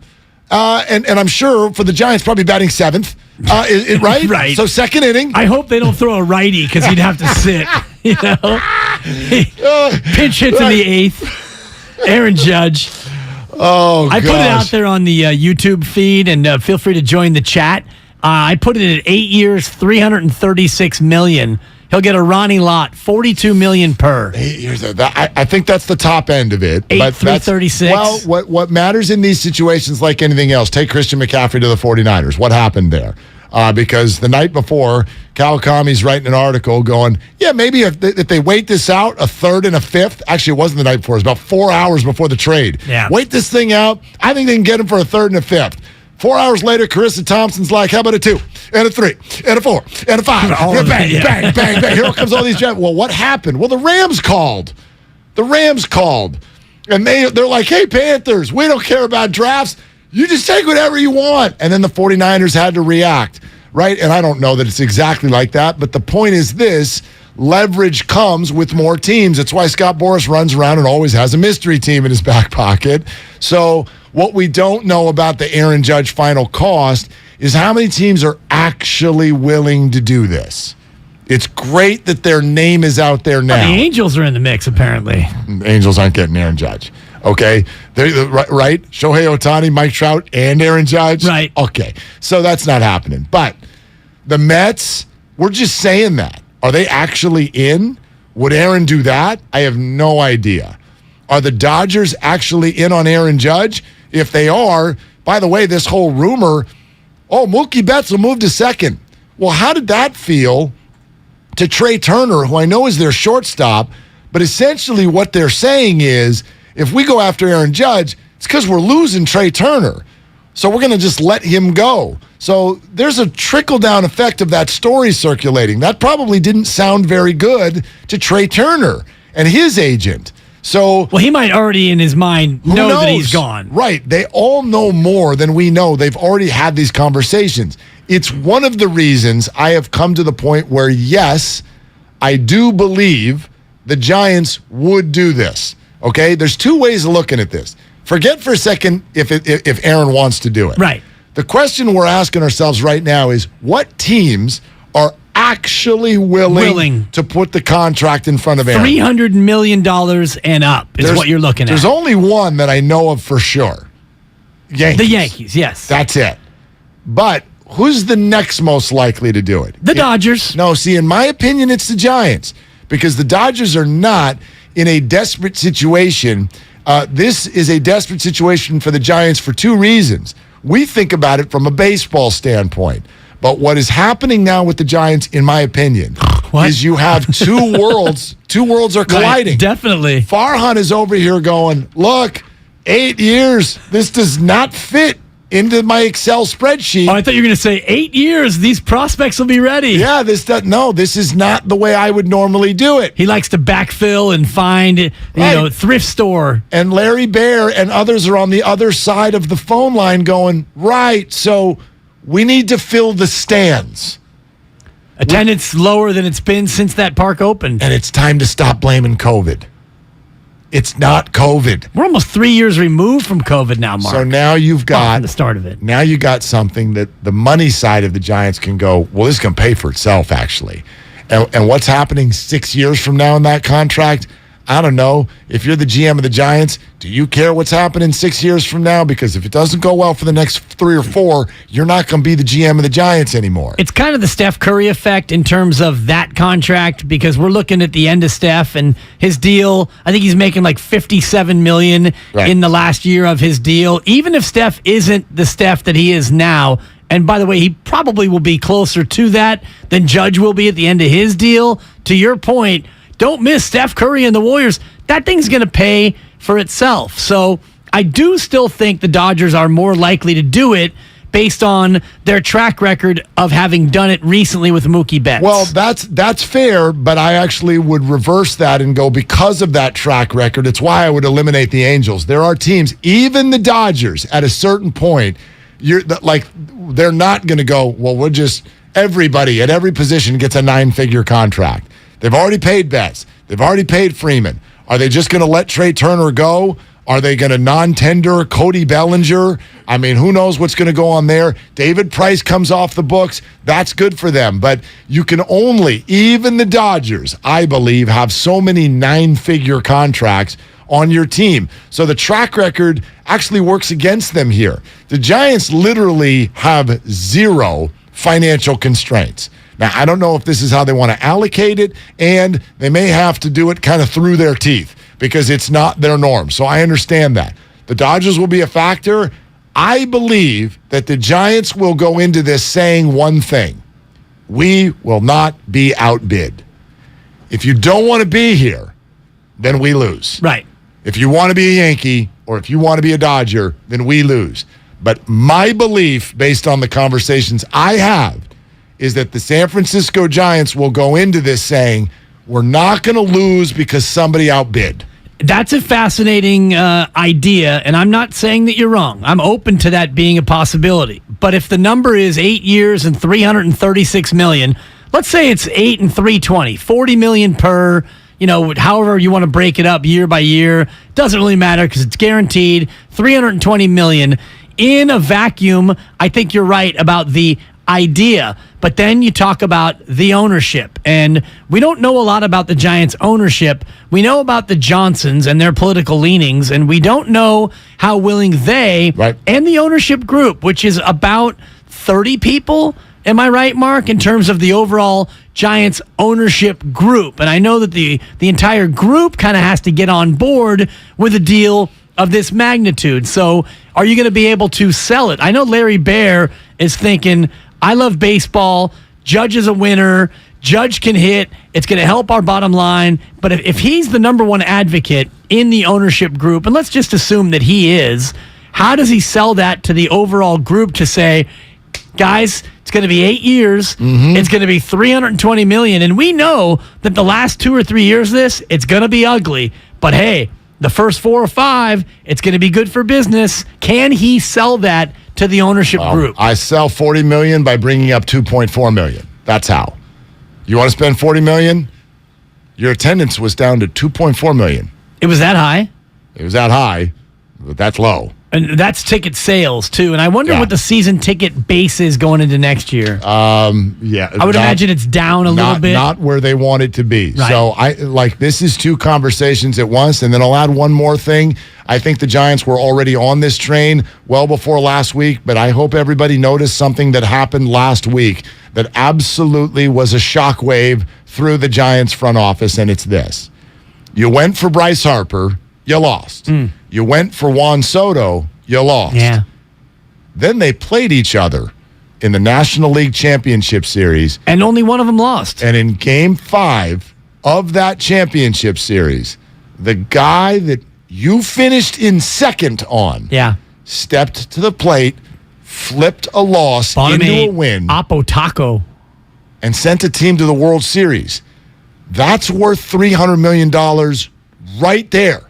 That at bat is worth $300 million to a baseball team.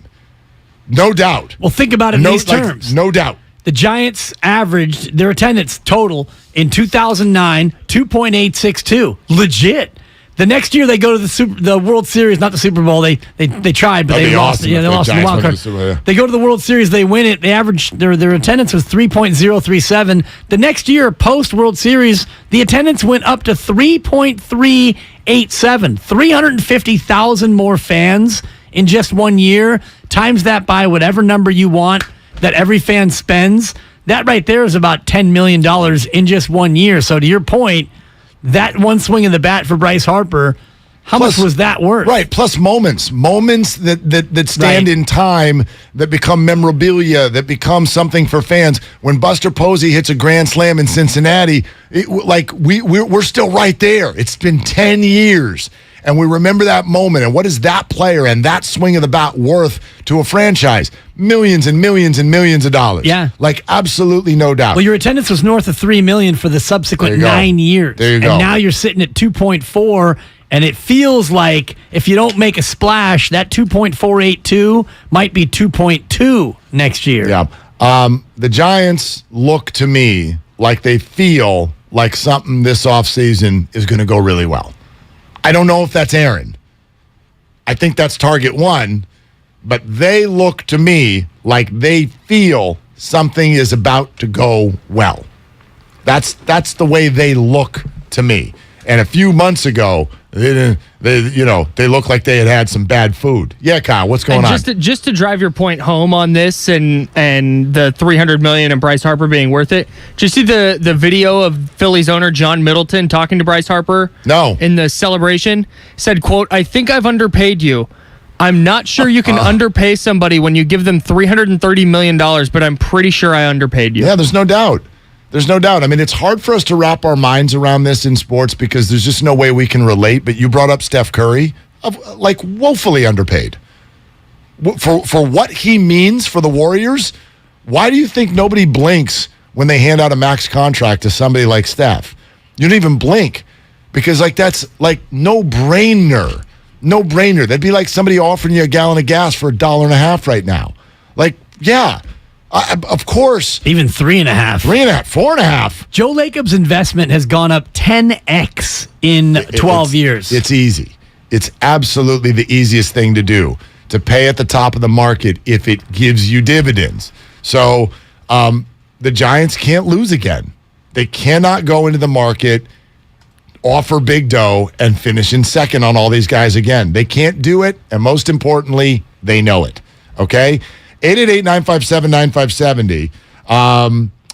Coming up next, I got something in the NFL that's quarterback related. It might make you look at Jimmy Garoppolo differently, even though it's got nothing to do with Jimmy Garoppolo. That's a tease. Right? It's a great tease. Working hard over here. All right? On 95.7 The Game.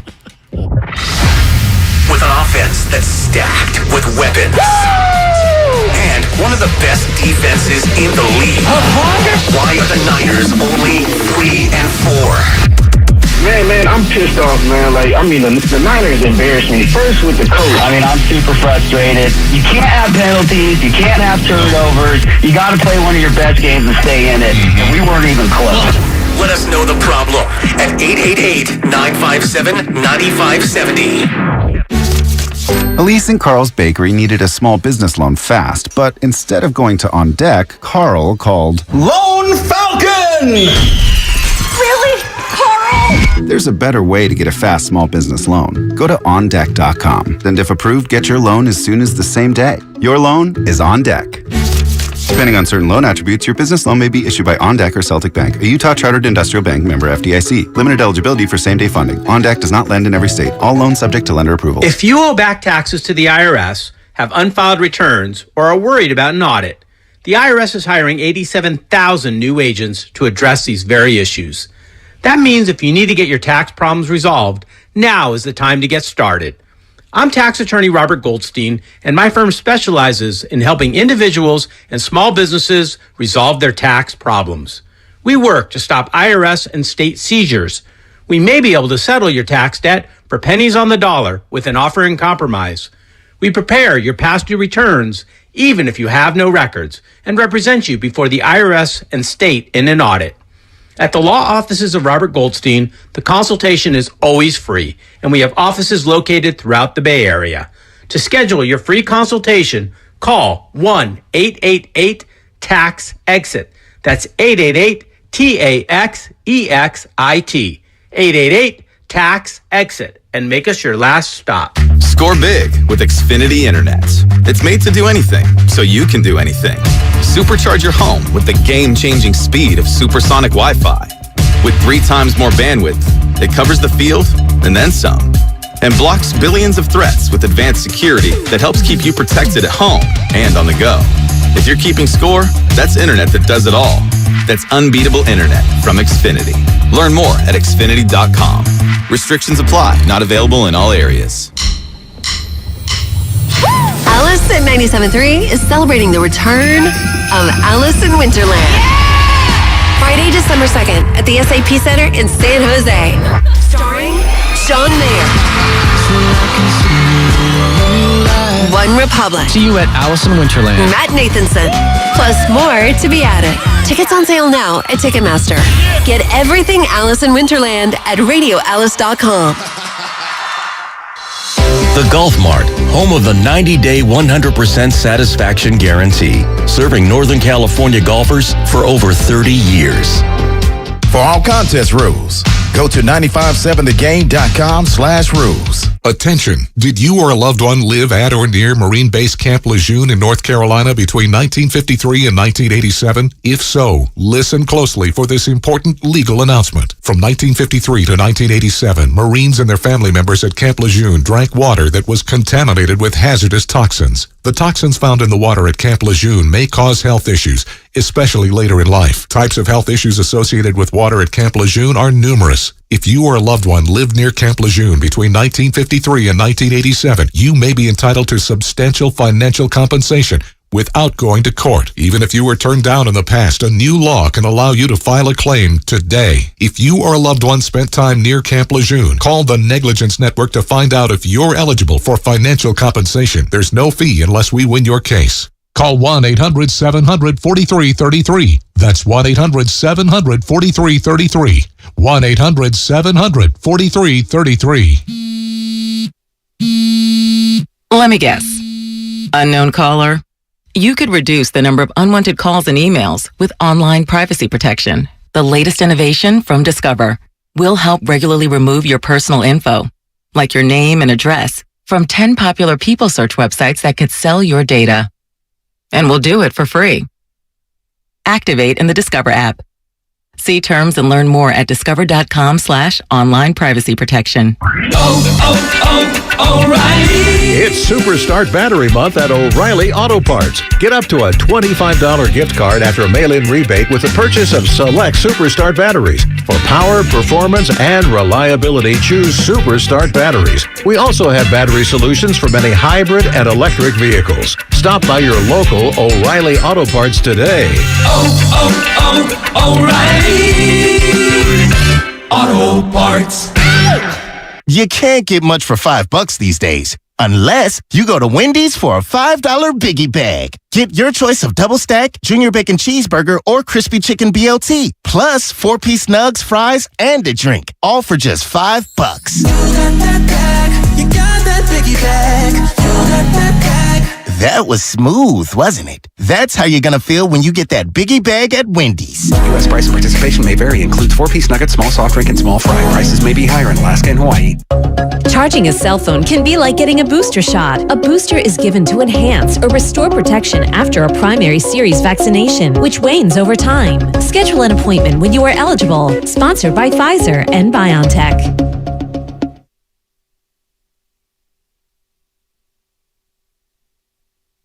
Now, back to Willard and Dibs on 95.7 The Game. Yeah, we're sitting here talking about the sort of net effect if a baseball team wins, the merchandising, the ticket sales, the attendance. I mean, we just sat here in about 3 minutes and we went, yeah, I could totally wrap my head around $40 million a year for Aaron Judge. Right. I can see that paying for itself like that. If you win, which, by the way, I'm sure is on what I think is probably a short list, but a short list of, I don't know if you want to call them concerns, questions that Aaron Judge would have before he goes and joins another team. Sure. Specifically the Giants. You don't have to call the Dodgers and be like, will you put a winner around me? Exactly. I think we're good here. But if you're going to join the Giants, yeah, he's going to ask that question. Like, I need to know what the rest of your plan is, not just me, because he's not going to go out there and do anything by himself. Right. And let's just say the money is equal in all offers, Dodgers, Yankees, Giants, and whatever other team you think might be in the mix, the Mets. Then the second line item, is it ability to win? Is it organizational comfortability? Is it city location? What is number 2 on Aaron Judge's wish list in terms of, what he wants out of his free agent deal? We'll continue to follow that as the World Series gets started. It is 888-957-9570 if you want to weigh in. That is also our Xfinity mobile text line. And we continue to say hello to Twitch and YouTube and chat there. And oh, by the way, we talk so much about the YouTube chat and all the fun that we have there. We want to continue to invite everybody to get over to the live stream and subscribe. Okay, it's very, very quick and easy to do. You just open YouTube up wherever you are, search 95.7 The Game. It'll pop right up. It'll say live stream. You click on it, you're in. You're watching, you're chatting with other listeners. Dibs and I are on there chatting. Other employees here at Odyssey are jumping in there and chatting with you. So, whole lot of fun, kind of a different aspect of the show. So we invite you to come in there, subscribe, and hang out on the live stream on YouTube. Just go to youtube.com, search 95.7 The Game. What about this? So one of the reasons Justin Fields popped off the screen so much last night was not just that maybe it was the best I've ever seen him play. This year in the NFL, and we've talked about points being down, we've talked about margin of victory being down, and even some head-scratching individual players headed by Russell Wilson. Justin Fields popped off the screen yesterday because there have been very, very few games this year in the NFL where you watch a quarterback and go, dude, nice job. He's the guy. That looked really good. Right. Let me ask it to you this way, and then you can factor Jimmy Garoppolo into this in any way you want, and even Trey Lance. I got Jimmy in the middle, no matter what this is. Well, that's where Jimmy lives. Yeah, exactly. Jimmy's address is the middle. If you got something to send to Jimmy, just write Jimmy Garoppolo, the middle. The middle. Right? I don't know what the zip is. Doesn't matter. Postman will find it. Put a stamp on it. He'll get it. There is no zip on his throws. Wow. 3. Thank you. I didn't be a 4. Anyway, It's actually an int code. Nice job. All right. So, who's playing well at quarterback this year? Josh Allen's playing well at quarterback. Okay. Give me the list. How far does the list go? Oh, boy. Okay, I'll just run through I'm not going to go team by team, but just to the eye test as I go from the AFC to the NFC, Josh Allen's playing well. Josh Allen looks good. I'm going to say Lamar Jackson's playing well in his own unique way. He doesn't play the way that most other quarterbacks play, but he's playing well. He hasn't, by no stretch would you say that he's been bad. Joe Burrow's playing well. Joe Burrow is playing well now. Now, hold on a sec, because Joe Burrow the last 2 weeks, and we are such prisoners Fantasy of the moment. football. Here we go. I'm back in it. Joe Burrow's the best thing since sliced spread, and he has been very good of late. Let's not forget the 4 picks, like on opening week. Like he's had some stinkers. He's had some stinkers, but he's a very, very good player. And like right now, let's see. Joe Burrow, 15 touchdowns against 5 picks. That's he had the one bad game. Yeah, he did. And by the way, he is the 5th. If I were just to go by rating, he is the 5th rated quarterback in the NFL right Behind the two guys I've already mentioned, I'm sure, Josh Allen and Patrick Mahomes. Patrick Mahomes and Josh Allen are the 2 top-rated passers in the NFL, and the rating is almost identical. Yeah. Mahomes is just a nose hair ahead of Josh. Darn near 110, right? And Yeah, I'm not 109.5 and 109.1. So I'm just running through, and I would like to say Justin Herbert, but I don't think that I would say that he's playing great. He's been okay. Yeah. He's been inconsistent. So to your point, Jalen Hurts has been great this year. I mean, Daniel Jones, he's been great, but he hasn't been overwhelming. So I'm not going to include Daniel Jones. He's not been great. 6-1. They've been very efficient. They're winning. He's making plays, by the way. He's a really interesting player this year due to the fact that they did not pick up the rookie contract option. Right. And he is now a free agent, and he is doing everything he needs to do to be in an Aaron Judge spot next year. Not going to make $40 million a year. Actually, maybe he will. He's a quarterback. Point being is Daniel's winning. And so he was forced to bet on himself, but it's working out pretty good. I think, and if I say Kirk Cousins, it's probably a reach. They're winning. Yeah. He's been good, but he's not playing great. Not great. Aaron Rodgers, no. Tom Brady, no. I would go to Geno Smith in an upset and put him and Daniel Jones in the same bucket and say they deserve some consideration. But to your point, how many quarterbacks are playing great? The answer is about 5 or 6 out of 32. Uh-huh. So I don't want to be a prisoner to the rating stat. No. But I think you can take some things out of it and sort of then go, okay, like you said, I don't know, is Kirk Cousins playing great? He's 5-1.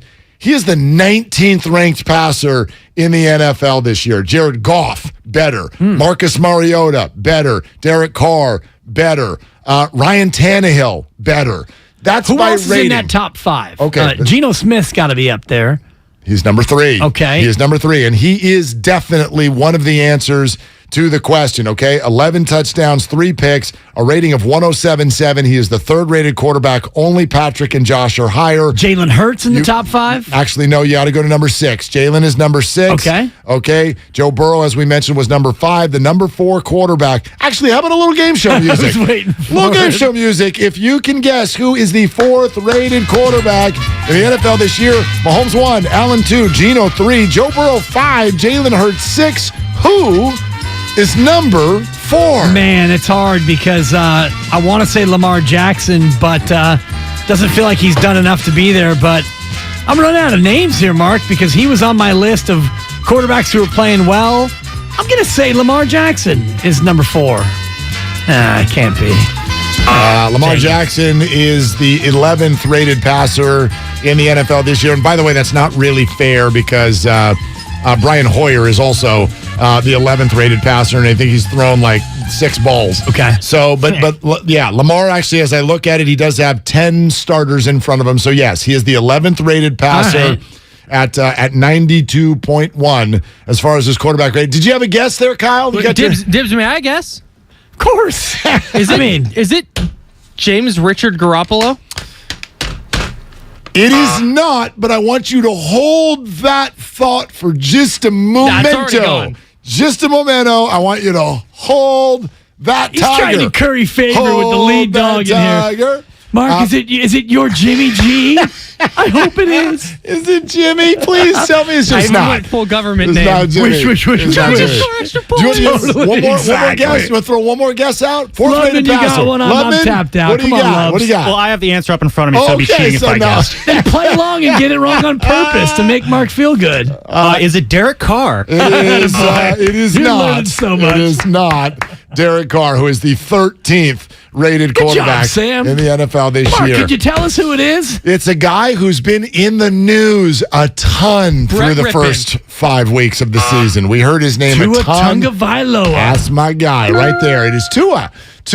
Oh, Mike McDaniel victory lap. Oh, looky here. My quarterback's rated higher than you thought. But guess who Shook else off that back injury. Guess who else's quarterback is rated higher than all of you think? Jimmy. Number 7. 7th rated quarterback in the NFL this year. James Garoppolo. Quarterback rating is garbage. Well, okay. The funny thing is we have a quarterback rating conversation that goes on for 7 minutes. And not until I give you Jimmy's rating do you throw out that the stat is garbage. I've always thought it's Garbo. It's something. It's not everything. Anything PFF, whatever rating, yes. Exactly. It leaves context out. And I mentioned this coming off the Kansas City game because his QB rating for that one was 99. For the dud, and it doesn't factor in the self-inflicted safety or the red zone pick. But it wasn't a total dud. It had a couple of huge dud moments. The pick, ridiculous. The safety, what are you doing? But how many drops? 9:45. How many drops? George Kittle, Brandon Ayuk. Wild that you guys were the ones in the locker room going, well, we're not getting our stars the ball. The ball was in your hands. Yeah. And you dropped it on key plays. So my problem with QB rating is it doesn't factor in the titanic nature of certain plays. Like Jimmy G absorbing a sack has no impact on his QB rating. His red zone interception, which was taking points off the board, that just goes down as an interception, whereas Jimmy G in 2 plays cost you 5 points at least. Right. But I actually think if we step back and we really went, okay, why are they 3 and 4? Most people's first answer would not be Jimmy. Most people's first answer would not be Jimmy. Yeah. First of all, he didn't even play right in one of the losses. We definitely, I thought, could hang the Denver game around Jimmy's shoulders. Yeah. Since then, he's really not been my number one answer on the board. He's mostly been good. He's definitely had some bad. He's never been the one where I'm like, your fault. I'm not GP too there. Yeah, well, the JG too. But anyway, if I had said to you when he took over, by the way, come week 8, Jimmy Garoppolo will be rated ahead of Aaron Rodgers, Tom Brady, Lamar Jackson, Justin Herbert, Derek Carr, Kirk Cousins, and Matthew Stafford, and Kyler Murray, you'd be like, I'll take that. So, again, this really wasn't to fall into a Jimmy good or Jimmy bad conversation. Captain save a Jimmy G. It's really not. The conversation I wanted to have is, the hell's going on at quarterback this year? Yeah. Around the league. And by the way, I'm scrolling through this list. I can't even get to Russell Wilson. Russell Wilson is not... Okay, he is the 25th rated passer in the NFL. He is behind Davis Mills. Wow, dude. He is behind Carson Wentz. He is behind Matt Ryan, who just got fired. So, listen, and by the way, you want to know now, if we can circle toward this week's game, you want to know why I think the 49ers are going to beat the Rams? There's only 2 reasons. And they're really related. One is Jimmy and the other one's G. No, it's got nothing to do. It has everything to do with the Rams when the Rams have the ball. Right. They have no offensive line, and Matt Stafford is lower rated than Matt Ryan. This is the wrong side of the mats. And they are related because they have no offensive line is one of the reasons Matt Stafford is so low rated. And the defensive line, even if partially compromised, should absolutely crush that battle. I believe in that. That's why I'm picking the 49ers this week. But it is fascinating how many guys, when you look around the league, and we asked this of TJ Houshmandzadeh when he was on last week, and his stance was defensive coordinators have gotten really smart in sort of playing too deep, not letting you go deep over everybody's head. You got to take what the defense gives you, and very few quarterbacks are able to navigate that and are willing to just sit back. Like, okay, I'm going to be mature here. I'm not going to rely on my howitzer. I'm going to take and it's one of the reasons that Jimmy ends up as the 7th rated QB. Exactly. Because even though we hate that in some ways, he's willing to do that. Like Dink to the dunk to the 7th rated quarterback in the league. Aaron Rodgers was like, hell no, I'm fitting that thing inside that box 30 yards down the field, and he's throwing more pick sixes than he's ever thrown in his career. Right. Too many chances he takes, but that's the nature of their offense. And the 49er offense, maybe it's because of Jimmy Garoppolo. I've said that Kyle Shanahan likes this type of offense, but you drafted Trey Lance with the idea that maybe you could open it up with a guy who actually does have a howitzer, but Trey Lance is out, so now you've reverted back to Dink and Dunk City, which is what this offense basically is with Jimmy Garoppolo. And the way Jimmy G plays, the way Kyle Shanahan calls plays, it's very quarterback rating friendly because it's a lot of safe throws. It's a lot of get it in their hands. And Let them make plays. If you look at other QB metrics like QBR, which is what ESPN he's way down. loves, he's 24th in QBR, which is adjusted valuing on all play types on a 0 to 100 scale, adjusted for strength of opposing defenses faced. So, by the way, fascinating when you pull that list up. Yeah, still ahead of Aaron Rodgers. Aaron Rodgers is 26th, right? When you go to QBR, and Tom Brady goes up to number 14. And what's also interesting is that most of the top 5 is the same. Lamar Jackson goes up to number 5 in QBR, but it still is Mahomes and Allen. It's Tua and Geno Smith. So those ratings are aligned in terms of where that goes. For the most part, Burrow and Jalen Hurts go way down. Jalen Hurts goes down to number 9 in QBR. Joe Burrow's number 12 when it goes to QBR. But somewhere in this conversation is also winning, and the Bengals have got the ship righted. They're winning. Jalen Hurts obviously hasn't even lost a game yet. Tua Tagovailoa, a couple of his team's losses are not pinned on him because he wasn't in there. Geno Smith's 4-3. Josh Allen and Patrick Mahomes, we all believe, are atop the two best teams in the NFL. By the way, Trey Lance, 38th. In quarterback rating. Okay. Right behind Trace McSorley. Where's Justin Fields on that list? Is he behind question. Trey Lance yet? No, but he is 31st in the league, and that is including last night. That's including last night's game.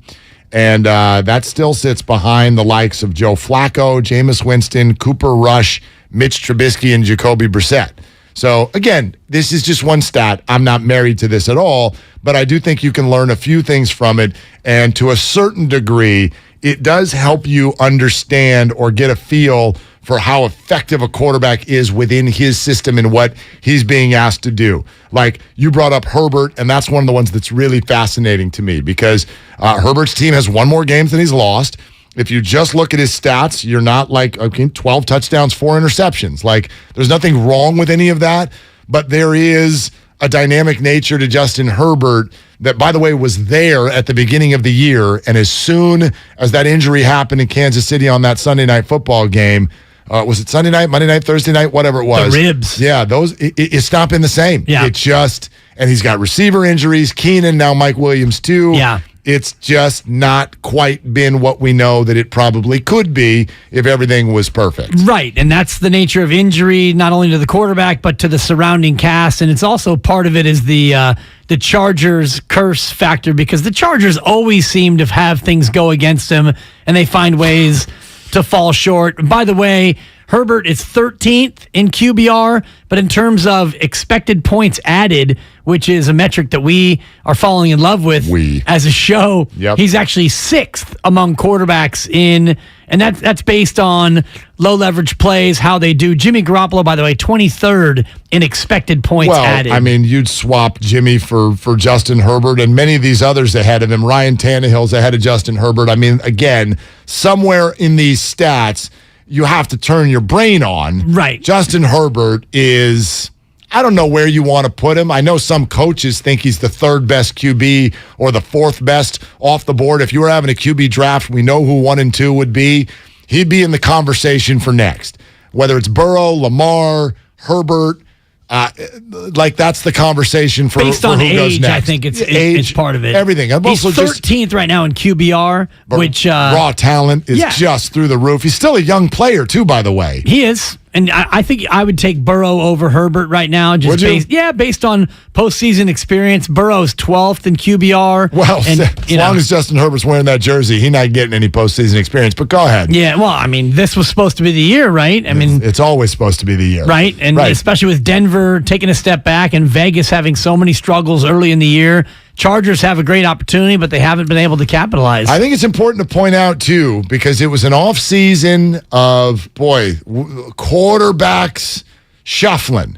And a lot of teams, remember when we left the year and we're like, man, the Jimmy market's probably going to be hot because everybody needs a quarterback. There were so many teams. Pittsburgh, Washington, Indianapolis, is it Houston, New Orleans? We had all these teams, right? And then even the 49ers, to a degree, were a part of the conversation because they were on the other end and they were transitioning to a young guy.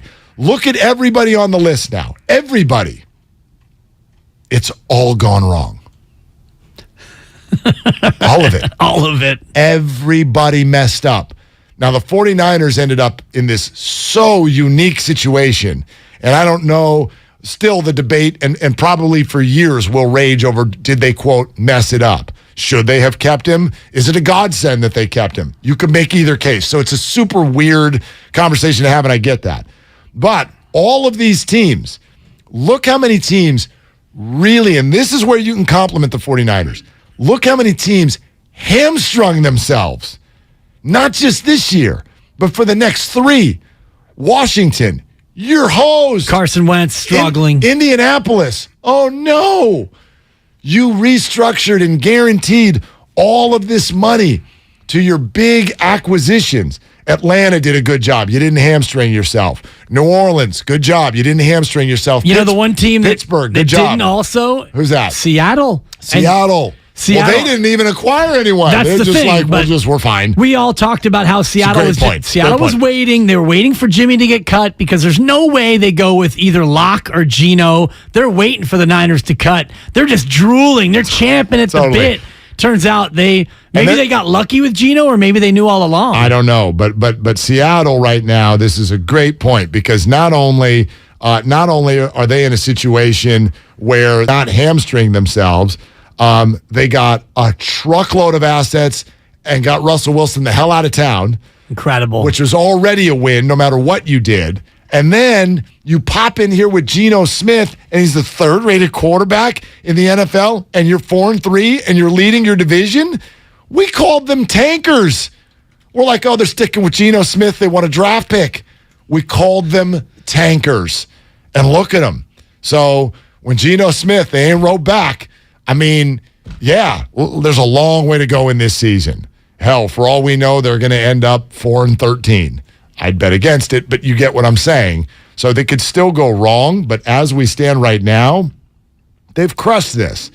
They've crushed this because they didn't hamstring themselves and they're getting production. And they're the only ones, I think, who can say that. Yeah, and they're doing well. And think about Geno Smith's career trajectory. Remember back in 2015 when he got punched by his teammate, Ike Enemkpali, and he was a laughingstock and all that? I cannot imagine a conversation about a teammate punching a teammate. That would be absurd. It would be 2 weeks on the station. By the way, that Buffalo Bills player suspended 4 games for punching his teammate in the face. I want to throw that out there. Thank you. Just while we're talking Geno Smith. Yeah, okay. And 4 games in the NFL is akin to a 20-game suspension in the association. Well, 4 games in the NFL is just what you do. Steroids, you punch 4 someone, games. you deflate a football, you do something at a party that we don't like. It's going to be 4 games. That's going to be 4 for you, buddy. Drop and give me 4. Totally. Yeah, that's what we do. And then DeAndre Hopkins can give you a hype video about how somehow he's been disenfranchised and he'd like to come back on a Thursday night because he injected PEDs into his system. That's 4 games. And our entire reaction is, my fantasy team just got better. Oh, yeah. Been waiting for D-Hop. Draft and stash. It's so funny to me. Of all the weird things in sports, can I buy that for $1 as being the weirdest one? The difference in how we treat a steroid user in football versus a steroid user in baseball. It's the weirdest thing. In baseball, it's pretty weird. People want you in jail if you're a baseball player. Fernando Tatis, I don't even know if we can talk to this person anymore. Right. I can know wear his jersey. You do it in football, we're like, I think I could steal him in the 8th round. Well, and if you don't do it in football, we're almost disappointed. It's like you're not working hard enough to get better, right? Totally. All right. It's all sponsored by BioNTech and Pfizer. I'm excited to dive in on this. The Warriors play the Suns tonight. Something about the Warriors beyond the obvious. Not just they're good and they won a ring. The Suns get so shook when it comes to the Warriors. Eddie Johnson spoke to it for sure. You could feel it when he's talking to Bonte and Joe this morning. One of the voices of the Suns, John Bloom, is going to join us next on Willard and Dibs. The faithful are frustrated. Really annoys me. My wounds, man, because that was a brutal game yesterday, man. And all these penalties, man, it's pathetic. It's all on the head coach. Coaches coach the players up, man, and he's not coaching anybody up. And I'm beginning to think the team is starting to quit on it, man. If that happens, he loses the locker room, it's a wrap. This is the Bay Area's sports station. Oh, bite me. 95.7 The Game. Charging a cell phone can be like getting a booster shot. A booster is given to enhance or restore protection after a primary series vaccination, which wanes over time. Schedule an appointment when you are eligible. Sponsored by Pfizer and BioNTech. Texting privacy policy and terms and conditions posted at textplan.us. Texting enrolls for recurring automated text marketing messages. Message and data rates may apply. Reply stop, opt out. Go to getrbawindows.com for full offer details. Homeowners, do you know when it's time to replace your windows? Feeling too hot or cold? It's time to replace. Can't see through fog between the glass? Time to replace. Spending too much on expensive energy that literally goes out the window? It's definitely time to replace. If you've been putting off replacing windows in your home because it's too expensive, here's great news. You can now get a free in-home window consultation and free price quote from Renewal by Andersen, the company with the most 5-star reviews among leading full-service window replacement companies. And this month only, you can buy one and get one 50% off when you purchase 4 units. Just text WINDOW to 323232 right now for your free consultation on top-quality affordable windows or even patio doors for $0 down, 0 payments, and 0 interest for an entire year. That's right, you don't pay a dime for an entire year. Plus, buy one and get one 50% off. But hurry, this offer won't last long. Text WINDOW to 323232 right now. Don't go into winter with drafty windows. Text the word WINDOW to 323232. Don't wait. Text WINDOW to 323232. Hey, it's Kenny Mayne. I'm the host of Hey Mayne, the Kenny Mayne Talks to Famous People podcast. Season 1's out there in the universe. You can go back in time, find anybody you want, as long as I interviewed them. Season 2 is coming up Thursday, October 13th. We got Keith Olbermann and Dan Patrick together again. Sue Bird is involved. Rex Chapman, Dan Lebitard, Katie Nolan, Allison Becker. Sorry for all the others I interviewed who I left out. Oh yeah, Soledad O'Brien, she was good. Get it on the Odyssey app or wherever you get your podcasts. Imagine a world with endless possibilities. I'm talking endless saving and endless hot showers. Yeah, you heard me right. Endless hot showers. With Navien, that dream is now a reality. Navien tankless water heaters deliver a continuous flow of hot water for as long as you need it. No waiting for a tank to reheat more water, wasting time and energy. The compact design saves you space and money in comparison to traditional tank water heaters. It's time to make the switch and make your hot water dreams come true. Visit tanklessmadesimple.com. Are you ready? At Lowe's, every pro is an MVP to us. That's why MVP's rewards members can earn bonus points on select products from brands like DeWalt, Purdy paint applicators, and GRK screws. Then redeem your bonus points for exciting rewards like tools, grills, Lowe's gift cards, and more. Join Lowe's MVP's Pro Rewards today to start earning. Bonus points calculated before taxes and fees after applicable discounts, if any. Subject to program terms. While supplies last. Visit Lowe's.com/MVP's bonus points for details. Now through 10/28.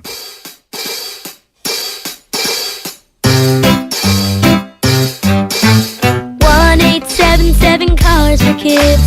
KARS Cars for Kids. 1877 Cars for Kids. Donate your car today. 1877 Cars for Kids. KARS Cars for Kids. 1877 Cars for Kids. Donate your car today. Donate your car today at carsforkids.org. Your car, running or not, can be picked up as soon as the next day. No title, no problem. Call 877-CARS-FOR-KIDS or go online at carsforkids.org to donate today. 1877 Cars for Kids. KARS Cars for Kids. 1877 Cars for Kids. Donate your car today. Now accepting donations of land, homes, buildings, or any kind of real estate. There's a reason Comcast Business powers more businesses than any other provider. Actually, there's a few. Comcast Business offers the fastest, reliable network, the peace of mind that comes with Security Edge, helping to protect all your connected devices, and the most reliable 5G mobile network. Want me to keep going? I can. Whether your small business is starting or growing, you need Comcast Business. Technology solutions that put you ahead and give you serious savings. Comcast Business, powering possibilities. Get started with fast speeds and advanced security for just $49.99 a month for 12 months with no annual contract. Plus, ask how to get up to a $750 prepaid card with a qualifying bundle. Offer ends 12/5/2022. Restrictions apply. New Comcast Business 50 megabits per second internet and Security Edge customers only. EcoBill and autopay required. Equipment, taxes, and fees extra and subject to change. Most reliable based on RootMetrics US report. Results vary, not an endorsement. Do you have 3 ex-wives and your current trophy wife wants a life insurance policy 3 times the size of the policies you had to purchase for your previous mistakes? If so, you need to call Big Lou at Term Provider, 800-200-1966. Big Lou is intimately familiar with your problems, and if you're 50 or 60 years old and in reasonably good health, a $1 million policy should only cost about $100 to $200 per month. Big Lou may have a solution for your previous policies as well. You may even save enough money to lighten the load on your new $1 million policy. Remember, call Big Lou. He's like you, except he's only on number 2. Call Term Provider at 800-200-1966. That's 800-200-1966 for $1 million in term life insurance that you can live with. Call Big Lou at 800-200-1966. 800-200-1966. You're listening to 95.7 The Game, KGMC FM and HD1 San Francisco. Always live on the free Odyssey app.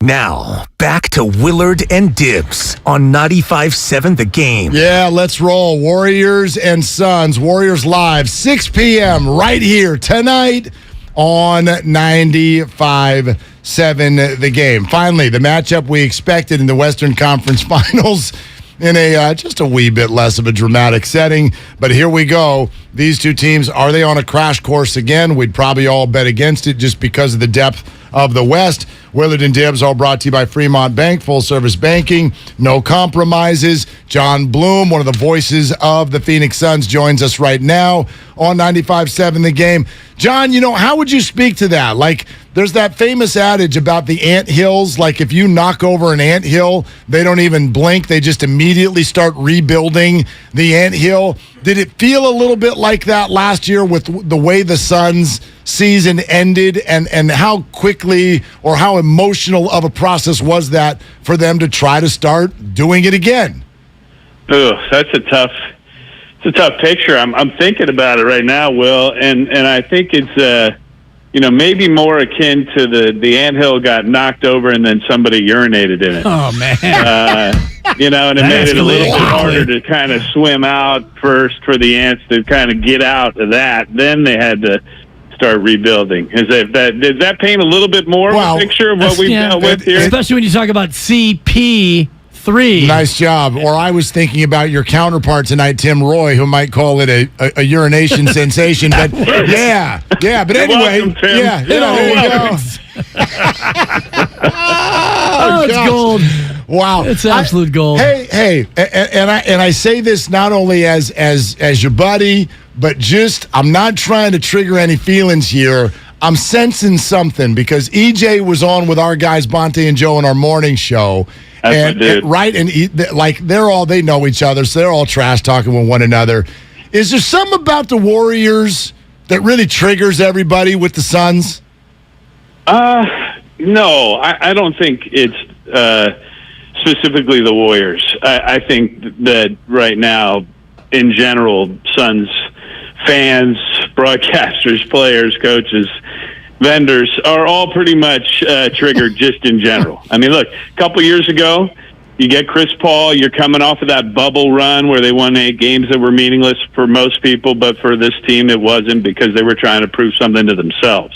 And they did. And they didn't make the playoffs, even though they won all 8 games in the bubble. People might remember that.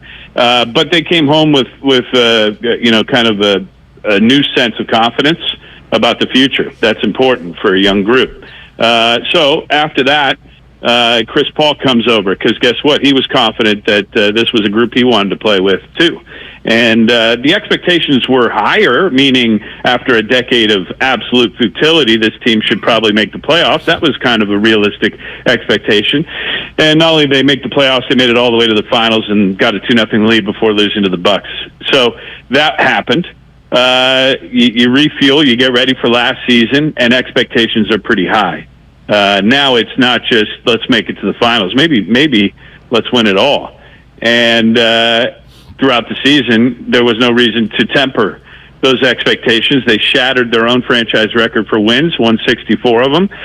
Nobody was within 8 games of them in the regular season, as you guys may recall, but there was still a lot of confidence, I know, in the Bay that the Warriors were the better team. I just wish we could have seen it in a series with both teams full strength. I really was a disappointment, almost on par with the fact that the Suns went out when they did, the way they did against the Dallas Mavericks, was the fact that not only did they fall short of their goal, winning a title, but we didn't get to see that Western Conference Finals that I was just salivating about all season. So do the Phoenix Suns change their approach this year? Because last year you mentioned it's so dominant after the finals run that fell short. You go 64-18, yet the team, for whatever reason, wasn't up to the challenge in the postseason. Do they change the way they go about the regular season this year, trying to be fresher and better come April?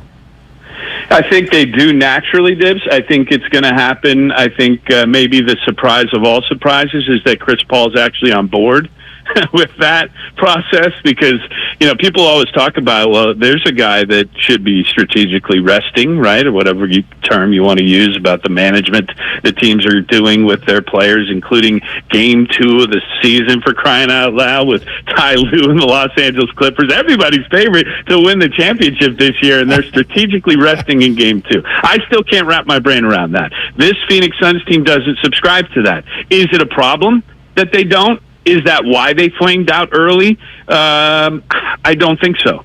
I think basketball players get better playing basketball, just as I think broadcasters get better broadcasting. I think it happens in every way of life. When you get reps, that makes you sharper. I don't understand the concept of sitting out unless there is an injury that is specifically necessitating you to not spend as much time playing whatever sport or doing whatever endeavor you're doing. It just isn't something that I have had an easy time digesting, and I don't think the science is really there to show that that's the proper route. So now that the Suns know this, that maybe they should change things, I think they will, but I think maybe the change isn't necessarily Chris Paul skipping games as much as it is Chris Paul not spending the entire game bringing the ball up the entire length of the floor and allowing other members of the team to handle some of those duties, and maybe initiating the offense a little bit more, and maybe hiding him a little bit on the defensive side a little bit more as well.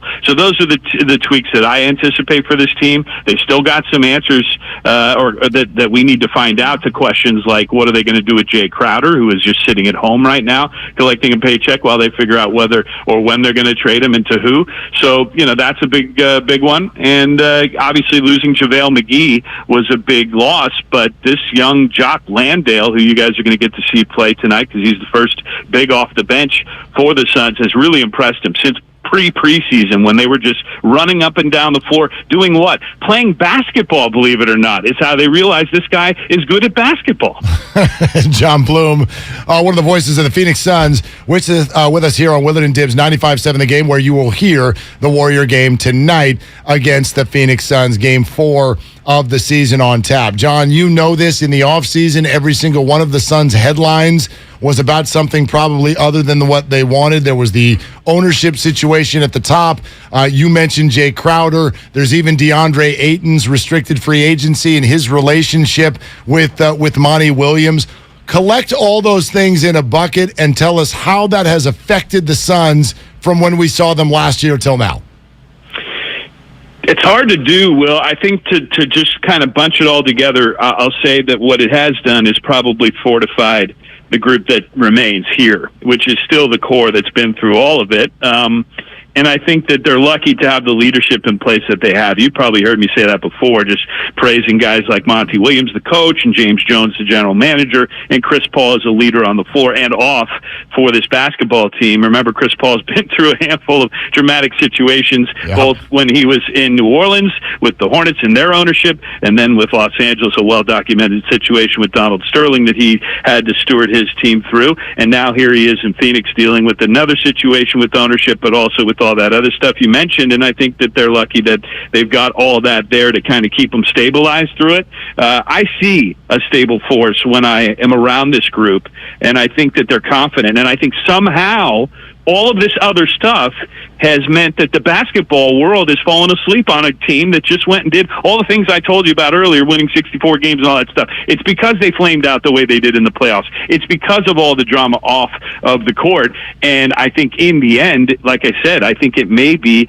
has made this group even stronger, and I guess time will tell. When you look at the Warriors and the start to their season, defensively, mostly absent or asleep, do you think that this is going to be a trend in the NBA where high-scoring, up-tempo basketball is going to carry the day as opposed to teams that used to favor defense? In the regular season, maybe, but I think when it boils down to it, in the end, the best defensive teams usually advance.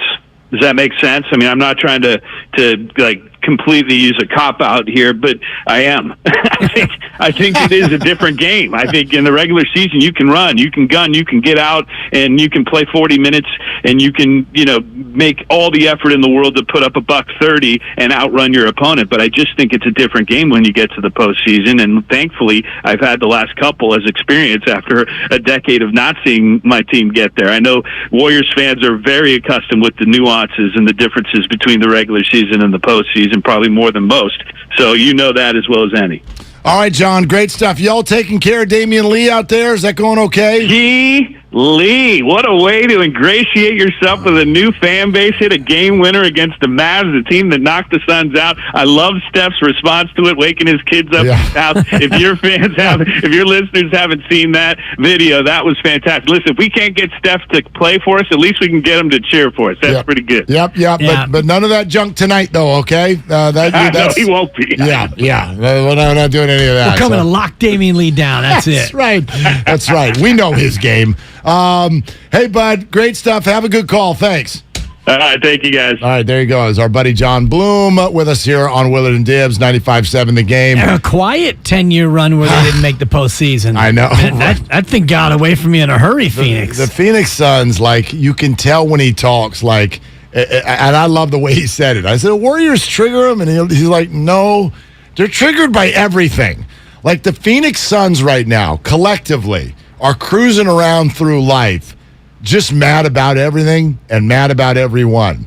And I do think at a certain point, there might be something where they're coming up a little bit short in terms of looking at themselves. And we always ask that of people. It's always the hardest thing to do. We wanted Draymond to do that.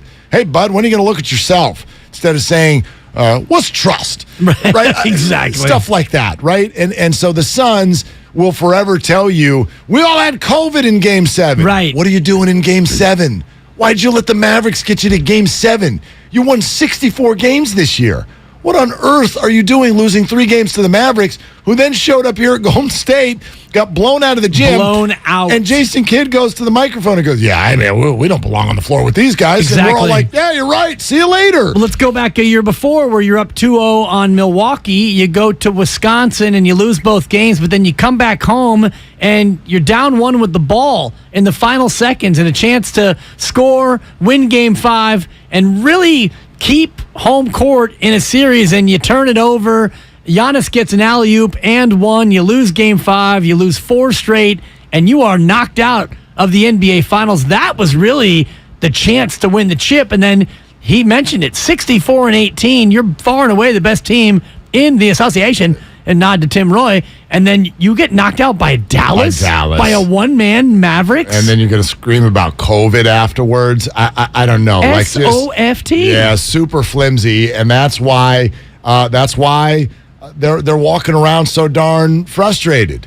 And there's 2 things here, and one of them is about the Warriors and tonight. Let's put that over here on the side for 3 or 4 minutes because I think Warrior fans, there are some concerns. I'll put that aside here for just a second. Bet the over. The other thing is, no joke, the bottom line for star players, and we could easily make the case that the Suns star is Devin Booker. It's not Chris Paul, but Chris Paul is the most recognizable Sun.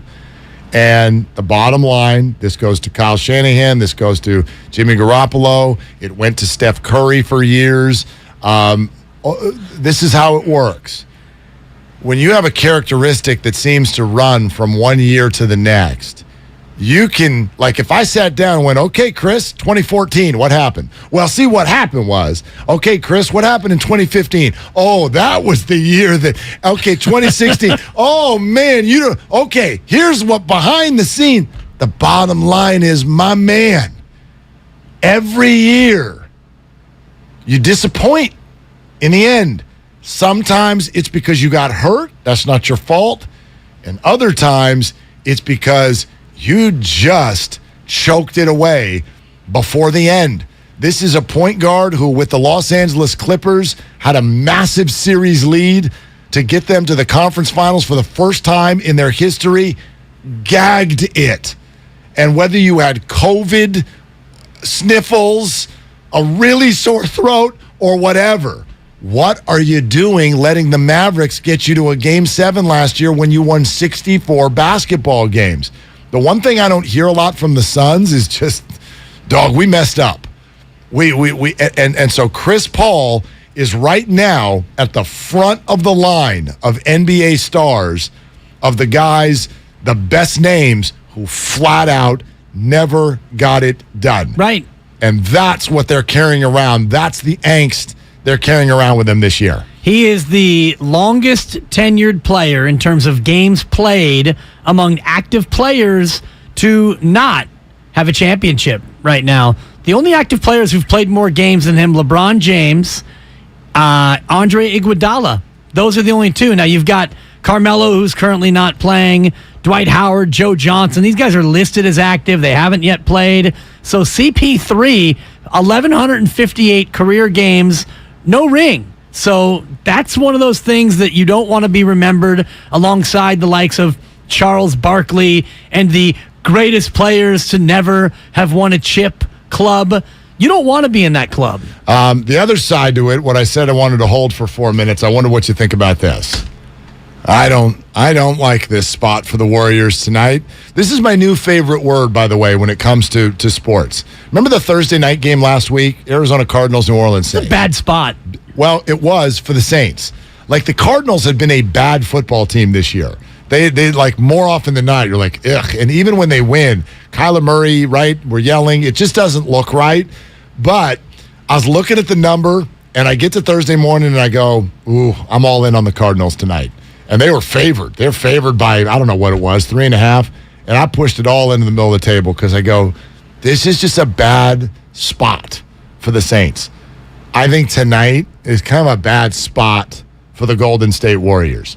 The Phoenix Suns, because of this angst, because they never got to this series, their emotions in that arena are going to be turned up until all the way to the top.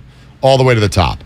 So they're going to be playing with that. And then the Warriors, who I just think emotionally that's not where they are. The Warriors are not turned all the way up yet. The Warriors are in this sort of exploration mode. They're like, look, it's game 4. Let's check the rotation. We got a truckload of good players. We haven't really figured out who works with who yet. Our defensive intensity, we'll probably save that for January. And so we're good enough. And we're smart enough, and gosh darn it, people like us. I was just going to say that. You're so good. We're good enough. My mind over there. We're good enough to go win most of our games because we're just uber talented. But does it feel to you like the Warriors are running around with some sort of killer instinct right now? Look at what happened against the Sacramento Kings the other night. Look at how many points they're giving up, right? The Denver Nuggets. $128 and $125 in the last two. Feel like the Warriors are going to have to score north of 120 to win this game, and they can absolutely do that. But, that's all I'm saying. If I look at this game as an outsider, I'm betting Phoenix going to go out and really want this one, maybe a little bit more than the Warriors do. I know what you're saying. I don't necessarily agree, and I'll tell you why, Mark. Spread's 1.5, by the way, in case you're a Phoenix bettor. The over-under 226 and a hook. So I do love the over, and what you're saying about the defense is real. I don't see this, though, as a trap game because, for one, it's on TNT. And this Warrior team does not want to go out in a nationally televised marquee game and be embarrassed. So I do think they show up. And I think that this Warrior team is more apt to have a flat game against a team that's not very good. And you saw that against Sacramento where they toyed with Sacramento. They were dominating Sacramento, and then they kind of shut it off. The second team came in and didn't play great. They held on to win, but it wasn't that impressive. I think this game is one they get up for, and then the Miami game back at home is one they get up for. I look at the upcoming road trip and see Charlotte and Detroit in a back-to-back situation and Orlando and New Orleans in a back-to-back situations. Those are games like that New Orleans game, the fifth game of a 5-game road trip, the second half of a second back-to-back. That one feels to me like more of a trap. I want to be. I get that. Yeah, I don't think we usually use the word trap when you're going up against one of the best other teams. Yeah, trap is usually like the week before that. Like I remember telling you, I think the Falcons game for the 49ers is kind of a trap game. You're right there. Right, because the Chiefs are coming. Turns out they got trapped twice. But point being, I don't want it to sound like I'm saying the Warriors aren't going to show up or not try. I just don't think in the arc of what they're doing, they're there yet, where they're like, we got to sell out for tonight's game. Right. They're exploring different matchups. They're still not, as Steve Kerr said, we got to rely on our depth. I'm not pushing guys 35 minutes yet. We're not going to do that early in the season. And I think the Suns are going to come out with their 6 shooters, man. They're on fire. They want to impress. Same reasons. They're on TNT, and they've been walking around for an offseason with everybody looking at them going, second year in a row. You jokes. And they're going to go. Joke rhymes with choke, yes, by the way. Yes, it does. And so tonight, you got big, fat choke artist. You got the champs. You got Charles, Kenny, right, and Ernie. And this is going to be their chance to be like, no, last year was not a mistake. And even though they could go win by 20 tonight, and it won't say that at all, I think they're carrying that with them on their shoulders.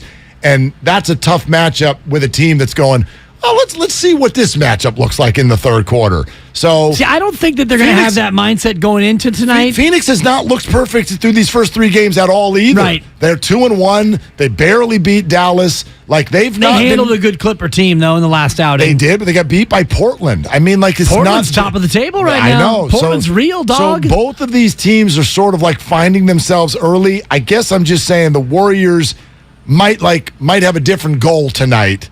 They're gathering information while the Suns are trying to like shake a monkey off their back or something like that. I don't think that this will be a gathering information night. I think that tonight Steve Kerr and company will be more focused on still trying to assert dominance in the Western Conference, but Phoenix will be buoyed by the emotions of regular season ring night, which, I think they're getting their regular season record rings tonight. Nice. Which I'm not. How long does that ceremony go? It's a pretty quick one. Okay. I'm not sure. John Bloom, I don't know if he confirmed it, but it's 64 diamonds and 18 rubies for their 64 and 18 mark. They start to raise a banner, but it gets halfway, and then they finish. And the rope breaks. That's so great. The banner tears its ACL on the way up. Mark Cuban bursts out of the side and cuts it with the scissors. Out of a cake. Totally. That'd be amazing. Who wants a free T-shirt? All right.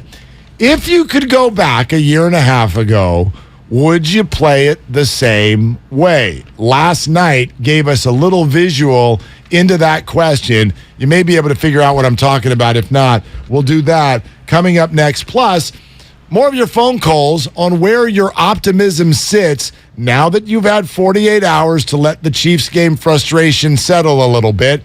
888-957-9570. Give us an optimism or pessimism percentage on the 49ers still getting to the playoffs. So we'll do that coming up next. Steiny and Guru loom as well. This is Willard and Dibs on 95.7 The Game. Tonight, the Warriors head to Phoenix to battle the Suns. Pass stolen by Wiggins. Wiggins with a breakaway. He'll go in and dunk it, and there's your ball game. Our pregame coverage starts tonight at 6. Curry retreats, takes a dribble, takes a 3. Got another one! Only on 95.7 The Game. Alice at 97.3 is celebrating the return of Alice in Winterland. Friday, December 2nd at the SAP Center in San Jose. Starring John Mayer. One Republic. See you at Alice in Winterland. Matt Nathanson. Plus more to be added. Tickets on sale now at Ticketmaster. Get everything Alice in Winterland at radioalice.com. Everything, our farm, our stand, our pop-up shop, it really all started when we discovered the benefits of local, raw honey for our family. And then we decided to turn it into a business. We were looking for something to help us get up and running.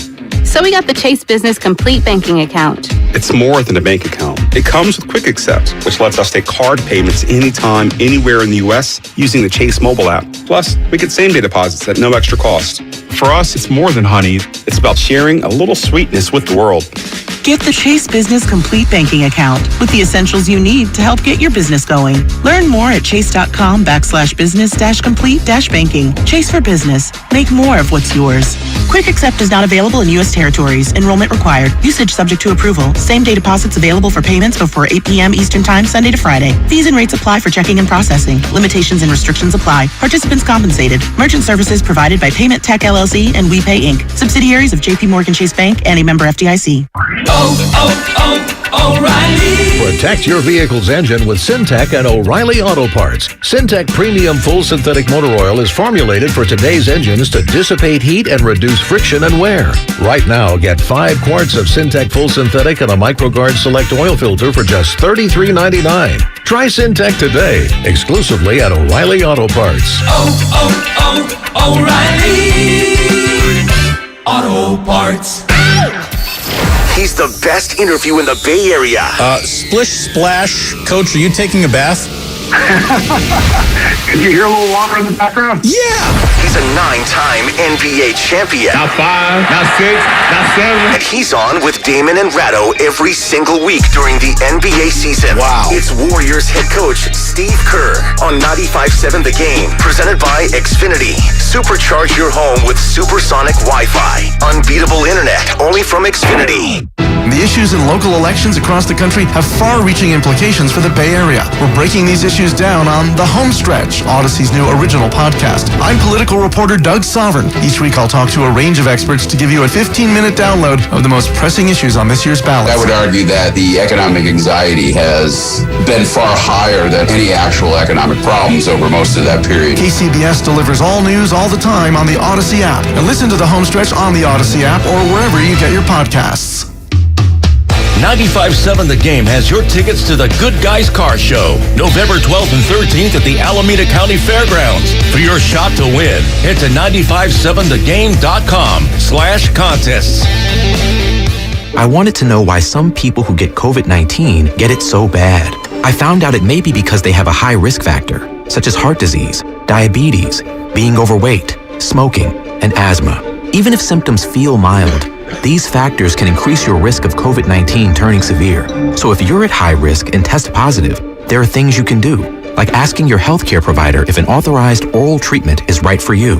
Learn about an option at treatcovid19.com. This message is sponsored by Pfizer. Texting privacy policy and terms and conditions posted at textplan.us. Texting enrolls for recurring automated text marketing messages. Message and data rates may apply. Reply stop, opt out. Go to getrba.windows.com for full offer details. Homeowners, do you know when it's time to replace your windows? Feeling too hot or cold? It's time to replace. Can't see through fog between the glass? Time to replace. Spending too much on expensive energy that literally goes out the window? It's definitely time to replace. If you've been putting off replacing windows in your home because it's too expensive, here's great news. You can now get a free in-home window consultation and free price quote from Renewal by Andersen, the company with the most 5-star reviews among leading full-service window replacement companies. And this month only, you can buy one and get one 50% off when you purchase 4 units. Just text WINDOW to 323232 right now for your free consultation on top quality affordable windows or even patio doors for $0 down, 0 payments, and 0 interest for an entire year. That's right, you don't pay a dime for an entire year. Plus buy one and get one 50% off. But hurry, this offer won't last long. Text WINDOW to 323232 right now. Don't go into winter with drafty windows. Text the word WINDOW to 323232. Don't wait. Text WINDOW to 323232. Prescription products require an online consultation with a healthcare provider who will determine if a prescription is appropriate. Restrictions apply. See website for full details and important safety information. Subscription required. Refund available for 60 days after purchase. Hey guys, did you know there's a generic form of Viagra that works just the same but is 90% cheaper? And you can get it online? Just go to 4hims.com/joy. You'll get a free medical consultation, discreet shipping if prescribed, a 100% online process, and trusted generic alternatives to the biggest brands at 90% off. That's right. Get generic for Viagra, the same active ingredient as brand name Viagra, but 90% cheaper. It's the same medication you get from your doctor, but with zero copay, no expensive appointments, and no awkward face-to-face conversations. Results are guaranteed or your money back. To start your free online visit, you need to go to this exclusive address, forhims.com/joy. That's forhims.com/joy for your free online visit. forhims.com/joy.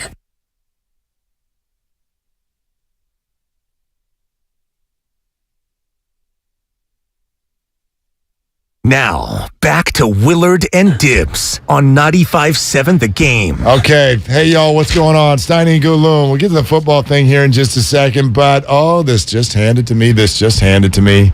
I was sitting right here. I didn't see anybody hand you anything. Well, it wasn't really handed to me. It's on the World Wide Web. Sorry, theater of the mind. My fault. It's on the internet. Mark, what just got handed to you? This just came across my eyeballs. Exactly. BetOnline.ag odds on Aaron Judge's next team. His next destination? Now, that's right. The next destination sensation. Cha-ching. And this team, these odds do not include simply staying with the Yankees. Okay. So the bet is Aaron Judge's next team if it's not the Yankees. Now, remember what I've said all summer long. If I had to bet, I think he stays with the Yankees. Yankees. But if he wants out, then I actually favor the Giants. Let's see if betonline.ag agrees with that sentiment, because I also know, and this is fair, there are plenty of you, and Dibs, you might be one of these people who is very much like, Farhan is not writing that check. None of the Johnsons are ponying up the cash. I've gone from not a shot in HELL to I don't find it to be very likely. I'm trying to exude openness to the idea that it could happen. I get it.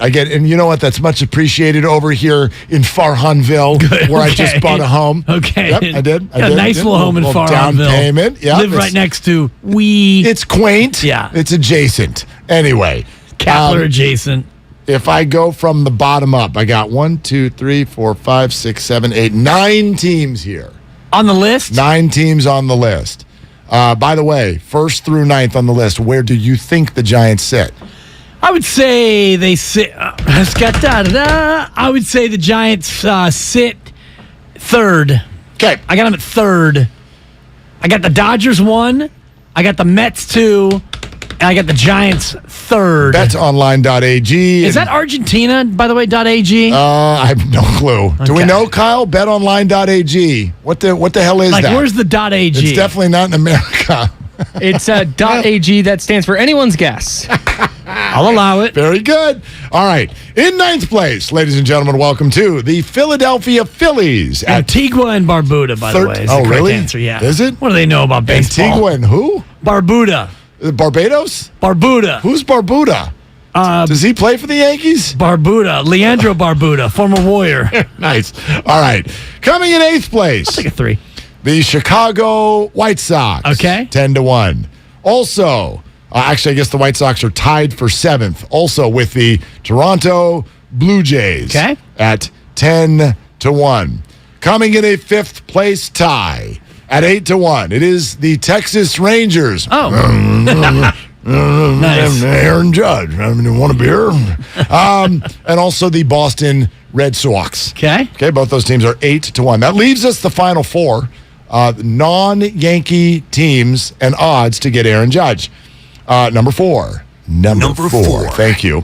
The Houston Astros at 6-1. Dusty Baker, a little busy right now, Dusty. Now it comes to our top 3 where you have stated it would go Dodgers, Mets, Giants. Yeah.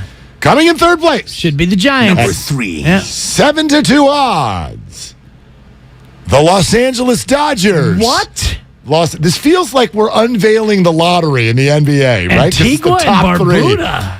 The Los Angeles Dodgers coming in 3rd at 7-2. And now, number 2. Number 2. Coming in at 5-2 odds. The New York Metropolitans. What the absolute judge? Wow, dude. Totally. Number one. Number one. Number one. The Pittsburgh Pirates. No.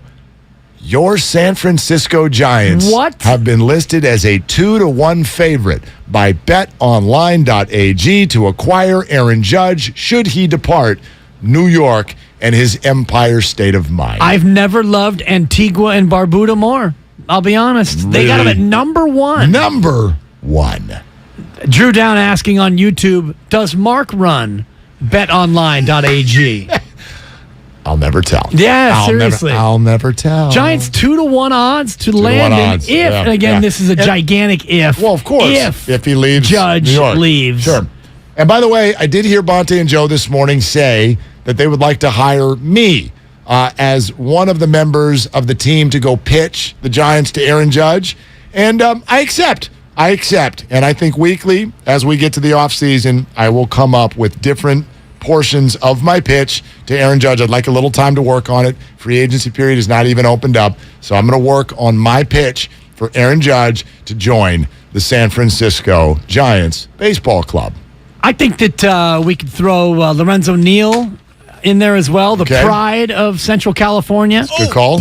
Central Valley. Right. So, he can speak to his Linden, California roots. Lowe being, of course, from Lemoore, right near Fresno. So maybe he can be a part of the contingent. Maybe Derek or David Carr, either of them. One of the various Cars. Yeah, absolutely. Austin Carr or ML Carr if they're available. Is Jessica Alba a Giants fan? I know she's a Warriors fan.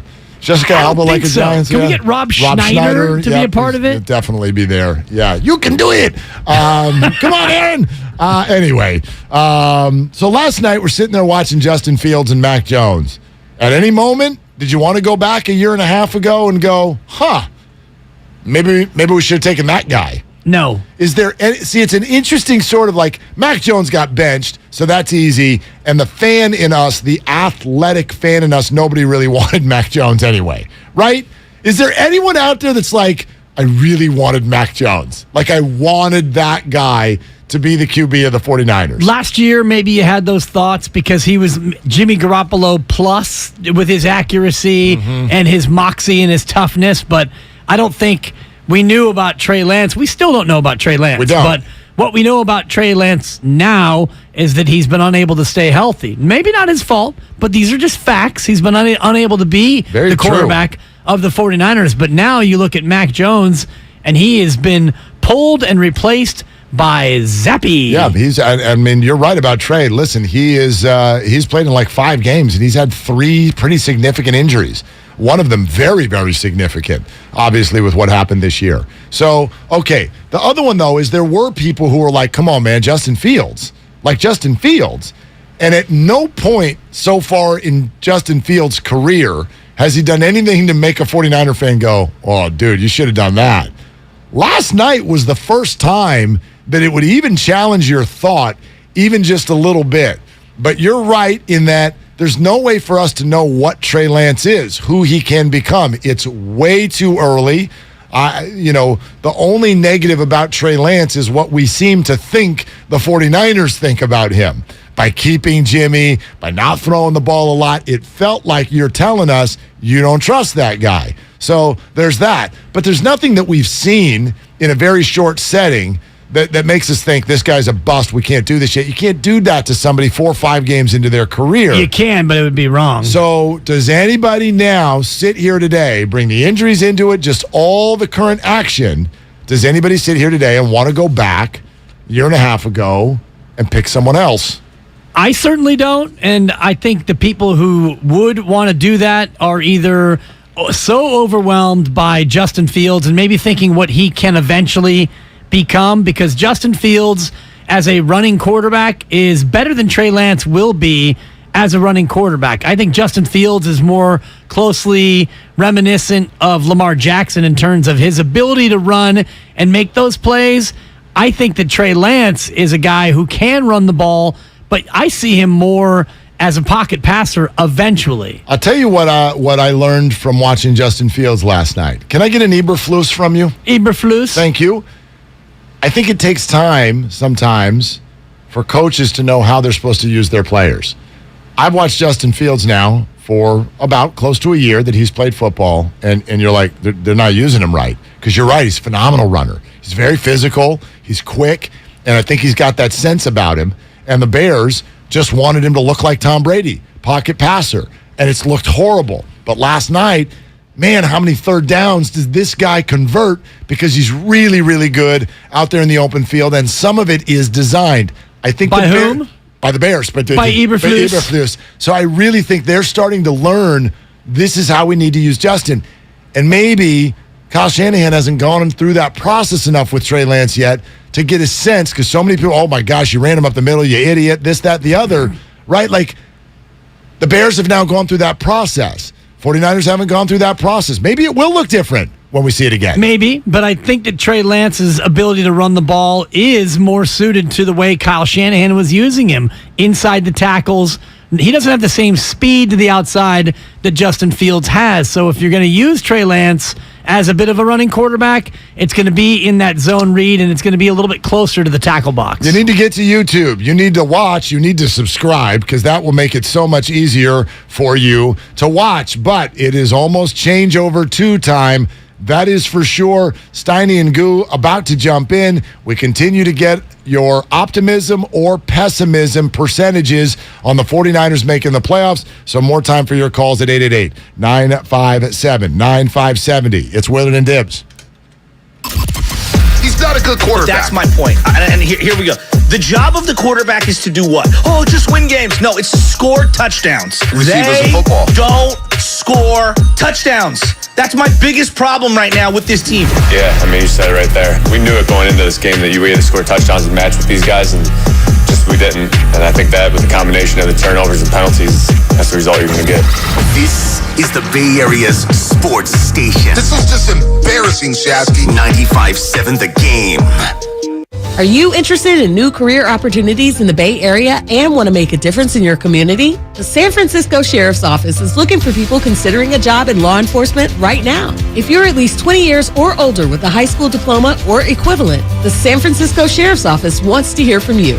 Enjoy full benefits, flexible schedules, and opportunities for growth and promotion. For employment announcements and more information, visit sfsheriff.com. That's sfsheriff.com to apply today.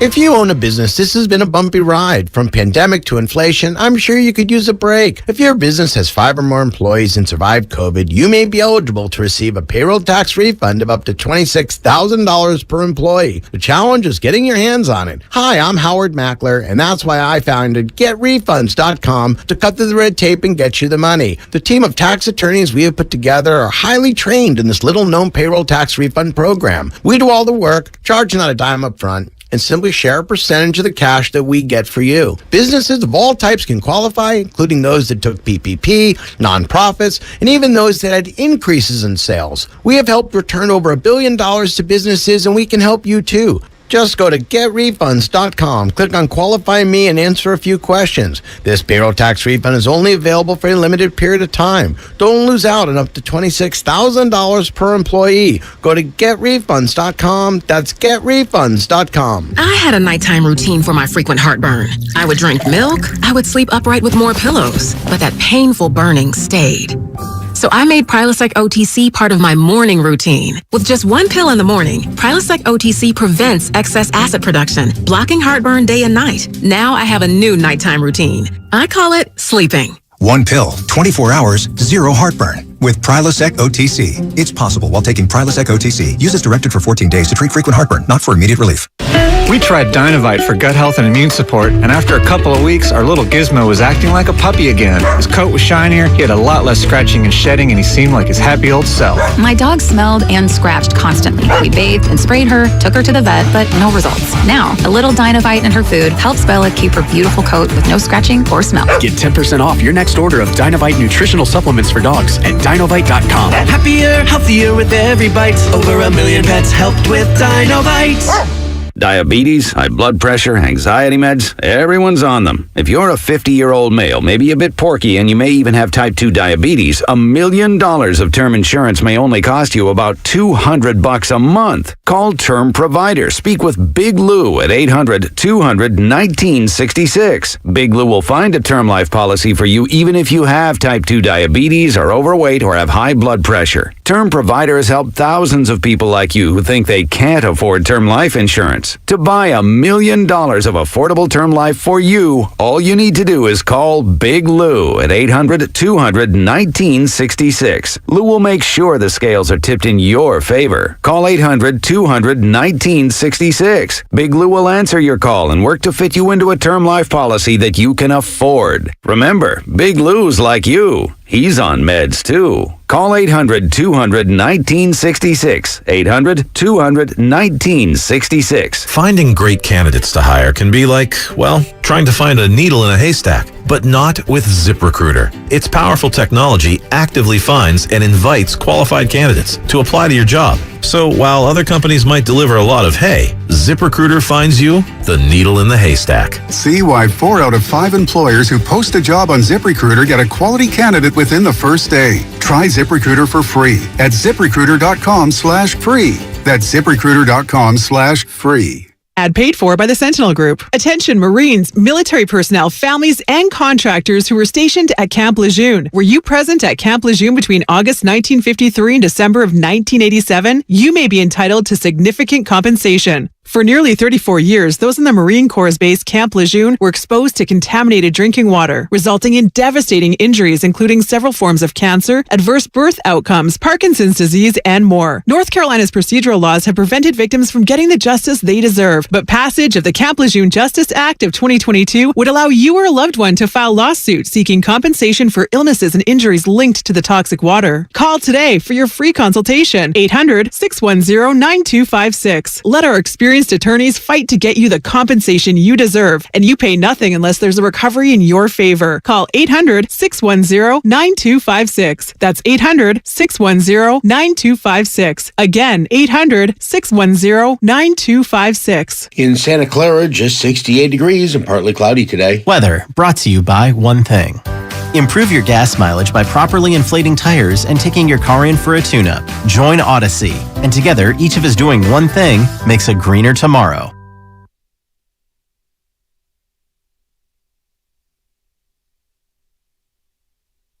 Now, back to Willard and Dibs on 95.7 The Game. I got FOMO. I kind of do too, Mark, but I'm just hoping that everybody's okay after that. Yeah, you guys all right out there? Everybody okay? Baker, you good? That's one of my favorites. I love that one. You got in my head with that one for a long time. Baker. Quaker. You good? Earth Shaker. Shout out. You good? So what do we got? You got info 5.0 east of San Jose? Is that what we're hearing? Preliminary 5.1. It'll likely be downgraded to the high 4s. It's 19 kilometers east of downtown San Jose. I've got it right in the Mount Hamilton area, which is southeast San Jose, the epicenter. Many people feeling it, though, and you got FOMO. Neither one of us.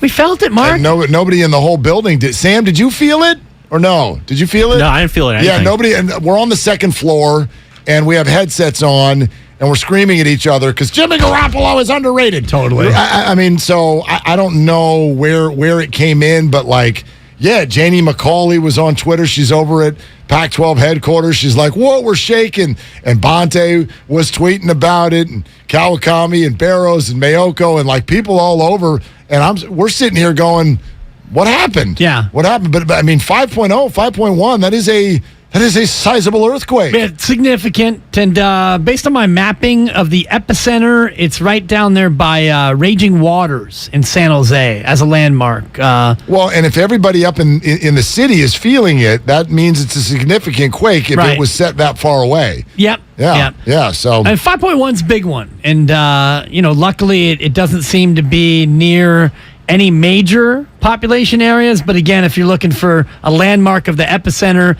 down there, 101 San Jose by Tully Road, a little east of there. 9 miles from Seven Trees. 9 miles from 7 trees. And 7 miles from 9 trees, according to no one. Oh, yeah, Mount Hamilton's down there. There's a landmark, Joseph Grant Park, which is out there. Again, it's in the little bit of the rural part of southeast San Jose. All right, so there it is. So, yeah, hope everybody is cool out there with regard to the quake. And you know, again, if you're like us and you didn't feel it at all, we can help you with your FOMO. It's the weirdest thing ever. Like, nobody wants an earthquake, but when you're the only one who doesn't feel it, I do. I feel left out. A little bit. Yeah. So, anyway, Steiny and Guru are going to hop in here real soon. Let's see. Let's go to the phones. The angry here. Did you feel it in your truck? I do. I feel left out a little bit. Yeah. So, anyway, hello. Are you there? Yeah. All right. He wanted to hear himself, I think, on the radio. So I heard myself back through my headsets, and that didn't sound very good. A friend of mine, Greg Lockenauer, on the YouTube feed says he felt it in Larkspur. So the quake, depending on where you are, and I don't know if we're necessarily on that fault line. It seems like that one might have gone up the East Bay and up and into Marin that way. Your fault. Totally. Yeah, anyway. That works. It's a 4.0. All right, so Warriors and Suns tonight, right here on 95.7 The Game, 6 o'clock is when we'll get all of the coverage started, so make sure you are with us for that. And then I look forward to sort of dipping the toe in the water here with Steiny and Goo in just a few minutes. Get over to YouTube again. We really love it on the changeovers when everybody's watching in on the fun. Subscribe on YouTube so you can get over there now before Steiny and Goo get in here. But kind of get their optimism ratings, if you will. So we really felt 48 hours after the game, some of the emotion of the loss starts to die down, and I just want to pass along a couple of facts. If you want to call me the most optimistic person in the history of mankind and creation, again, you can, but these are some facts. It is the 4th easiest schedule in the NFL that is remaining for the San Francisco 49ers. It is the 4th easiest schedule that remains. Also, 49ers will not leave the West Coast for the rest of their lives. I know that the time zone changes a little bit in Mexico, and that's not necessarily a small trip, but both teams go on it, whole thing, yada, yada. When the 49ers leave Levi's the rest of the way, it's SoFi, it's Seattle, it's Estadio Azteca. It is Mexico, and it is Vegas for New Year's. And who doesn't want to do that trip? I'm still working on that trip right now. Are you? Oh, gosh, yeah. I'm not missing that. You kidding me? That sounds fun, don't you think? It's a little much for me. Nah, you got a baby. I mean, put the baby aside, and believe me, I've tried to put the baby aside. Baby doesn't want to go aside, but a little bit of the amateur hour vibe for me. Well, but that's how you handle it. Yes, there will be that, but you can navigate that. You know what I mean? Especially a man of your resource. Just stay in the high limit room and everything will be fine. Yeah, because that's how I do it. Give me the $25 slots. Right. Let me pump money into a machine that I know is not going to pay me out. I would like to see that stadium. I would like to see that new stadium in Las Vegas, which looks like an airport hangar. But pretty good reviews, by the way. That's another thing. There's been a discussion about this. The Titans today, there's some pictures of they're building a brand new $2.1 billion stadium for the Tennessee Titans. And you start to look around the league. You see SoFi. You see what's happening with the Raiders in Las Vegas. I think we're getting pretty quick because this is, unfortunately, it's not that old, and therefore it's not going anywhere anytime soon. But 49er fans are starting to get a little stadium envy.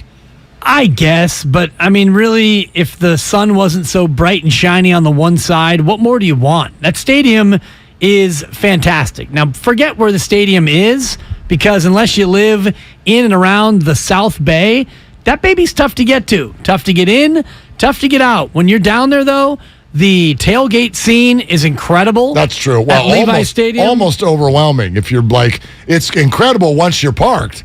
I mean, working your way through it, it's like, are there lanes here or just barbecues and I'm supposed to drive over them? Like, put aside the ingress and the egress. Yeah. The tailgate scene is outstanding. The stadium itself I think it's a beautiful stadium. It's got a lot of amenities, big wide concourses, places to go, places to eat. I think the stadium itself is great. I got no issue with that, but it's just the look of it, the vibe of it, the conversation we've all been through because of it is going to feel a little bit different than some of the brand new stuff. But that's a familiar story. With regard to the remaining schedule, with regard to the travel schedule, I've got the 49ers playoff chances still sitting in my mind at 75%. You went with what was it? 68.2? 62.5. 62.5. Which is a 5 and 8 chance, basically. Okay. All right. And that's, it's not quite 2 out of 3. It's certainly better than a 50-50. It's a little bit better than a 3 and 5 chance. I got him a 5 and 8 chance because you look at 8 teams that are all fighting for basically the 3 wild card spots, and I like their chances more than half of them. Well, I mean, the Giants and Cowboys right now, if we consider the Eagles the division winner, which is by no means solidified, but the Giants and Cowboys right now certainly have the inside track for the first 2 wild card games, and then after that, that's where it just becomes a total crapshoot, throw it up in the air, everybody's 3 and 4 kind of a situation. But let's get Steiny and Goose thoughts on that as we welcome them in. And Guru, and this is one of the main reasons we want everybody to come to YouTube for the changeovers. It is time for changeover 2, and every single time Guru walks in here, it is a statement. He's the kind of person that makes a statement without even using words. Look at him, the playmaker, 88. Michael Irvin. It's actually, he's embarrassing me, Dibs. If you can tell, I'm blushing. No, I'm a diehard. I wear it if they were 1-5 or what have you. But they're not. Yeah. I take some heat from the YouTube and the roasters, but yeah. That's okay. And the Twitchers. I mean, we're not doing anything right if you're not taking a little heat. You guys are talking about football. If you don't mind, I told my partner that I read something this morning sipping my orange juice that it touched me in the cardiac. Can I read it? Let's hit it. This is from the great Tim Flannery. Congrats to the Yankees who struck out 50 times in the 4 games. Tell me again how analytics work. It's all a hoax and fake, boring baseball. And I'm going to watch Friday, the World Series. Why in the hell are you starting on a Friday? I'll leave that there. But that was... Tim, keep going. So I saw that. He did keep going. Oh, so here's what's interesting, because I saw that. I saw that come out yesterday, and it got a lot of attention, right? Because you weren't the only one whose eyes got into that. So then a lot of people started to react and reply. I missed all that. So he tweeted again. This was like last night. He writes, "It's funny how you make a point and people assume and then use it for their Twitter show. Me banging on 50 strikeouts in 4 games by the Yankees by saying it's boring baseball is a hit with the analytic crowd.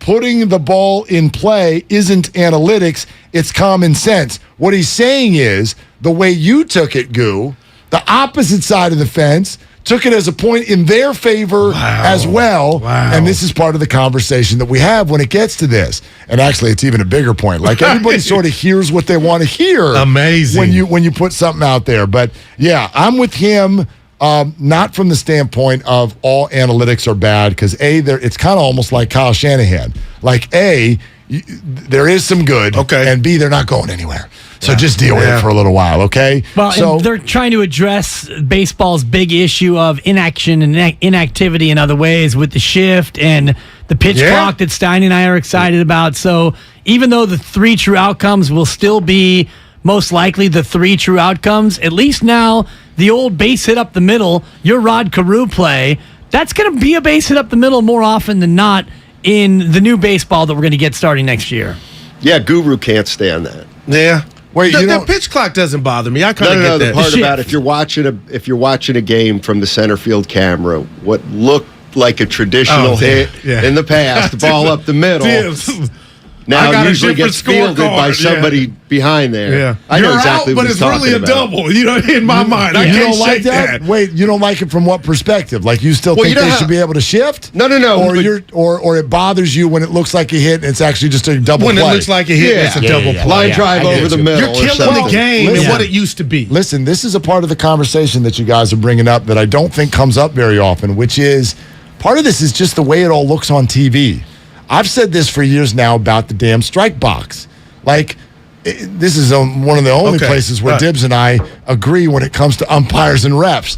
It's not fair to the umpires that for the first time in our lives, we can see it when it's 2 centimeters outside and it's 100 miles an hour and we're screaming, "You idiot, how could you not see it?" Well, because he can't see the box. And the box has sort of messed with the television audience. So I've thought you got to do both or neither, which is if you're going to have a box, then we need robo-umps. If you're going to keep human umps, get the box out of here, because all you're doing is making me angry every time the ump misses 2 centimeters outside. Well, you can't get rid of the box, which is, and much like in the NFL, if you ever watch an old game, and Steiny, I know you love to watch retro sports on the tube, when you watch a game now that doesn't have the first down line on a pro football game, it's like, I don't even know where we're going anymore. You're lost. The same thing, though, applies in football where, he got the first down. You're asking a human being who doesn't have the ability to see that line, you're asking him to spot a ball and make that judgment in real time. The technology now has surpassed the officials' ability to enforce the game. You're listening to 95.7 The Game, KGMZ FM and AC1 San Francisco, always live on the Odyssey app. No, I'm talking to 3 guys that have referees in their blood. His dad, and your family member, my cousin, and you do. Yeah, so you better be careful. Yeah, where I'm going is what you guys just talked about. Right now, the human element of it all. You can't tell me if you're an NBA ref, even an MLB ump, the fact that you called out at first base, they go review it. That ain't cool. It's like they deal with it, but is it? You got me thinking about the box. Like that would bother me. Dibs, like everybody, 50,000 know I got it wrong. You can't just shake that off. And I just lose depends. the human element of how do you respond to?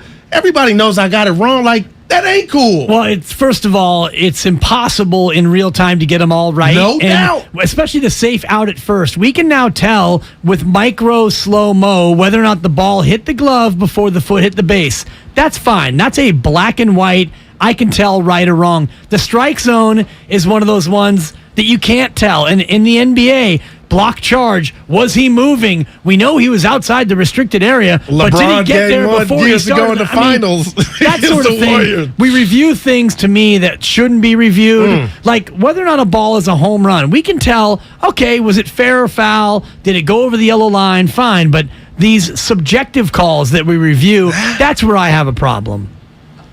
I never thought about the human element of it. You know what's interesting though, to your point, I think that there are different kinds of wrong calls. If you're watching a game and the guy gets called out at first and it goes to review and it turns out that a spike hit the base before the ball hit the glove and it gets overturned, there's not a thought in my head of like, that idiot ump, right? Okay. I don't now. If I saw in real time that dude was safe by a half step, and then you go into your Enrique Palazzo dance and call the guy out. Yeah. Do you know what I mean? Like then it gets a little embarrassing. Same thing with this umpire auditor Twitter feed where it's like, this umpire, I don't care if you miss a strike. I don't care if you miss 2. If you get a report card after the game where you only got 85% of the calls right, that's embarrassing. But, that's accountability at the workplace. No? It's very rare that they're below 90%. But what about the Pereiras in the NFL now, bringing in the before? You got me thinking, are you doing a disservice or a service by getting their takes and them getting it wrong in New York by having Steiny come in telling Troy and Joe that should have been a flag? I mean, to me, football's got the biggest room for an official impacting a game other than baseball. More so than baseball or basketball, I think. I know you can pepper the strike zone and have an ump call balls and strikes, but mostly you're talking about an inch or 2 here or there. In football, man, you get like a 3rd and 11, guy fades away, bad, terrible interference call, first, like that. Yeah. Those change games. No, man. Like, those really change a lot of games. You cannot see a touchdown anymore in the NFL without thinking, any flags? Any flags? Flags? That's how we watch the game. Yeah. Every play. Well, especially it's the same thing in the English Premier League that I love, the sport that I love. Every goal now, you got to wait for the VAR, and you get the ref to go and then he draws the box. What's the VAR? It's a video assistant referee. Wow. So every time there's a goal, we got to check to see if it was offside, and then the ref sometimes he'll draw the screen, and now he's got to run over, and then we don't know if we can celebrate yet, and that's what I hate about video review. The NBA, though, by the way, you can impact a game. It's more of a subtle way where a couple of quickies, on a star player. Well, Tim Donaghy's over here on the phone. Exactly. Yeah, you can affect the game all right. Yeah, I Did saw you see that. did you see the doc, Steiny, the Donaghy doc? I'm trying to get him to watch it. Why It's you say really- it like it's that? really good. No chance. You say it like that as if like you spit on it. He's did. reviled by Tim Donaghy. Why? I think he's a fraud. Well, yeah, that's the point. That's actually the point of the dog. Yeah, I don't want to. I mean, I kind of, he's a guy from back east. He comes from he's a Pennsylvania guy. Yeah, he comes from a big. This isn't I like got no interest. It's not like Tim Donaghy behind the music. It's not telling. It's not him. It's not him just being like. So here's why I didn't mean to. Like he talks a lot in it, but it's not. He doesn't come out of it looking good. If that's what you're worried about. Right. No. And David, when Shasky said, I called Shasky after he told you got David Stern, great David Stern. And you said, do you really feel that way about him? Like, I just don't painted Stern not in the greatest light, but for Shasky to have that take, I said, I got to go watch it. I mean, nobody. That was one of those docs where you came out and went, you all need a shower. If you were in this doc, go take a shower and don't hurry. You're all dirty. All of you.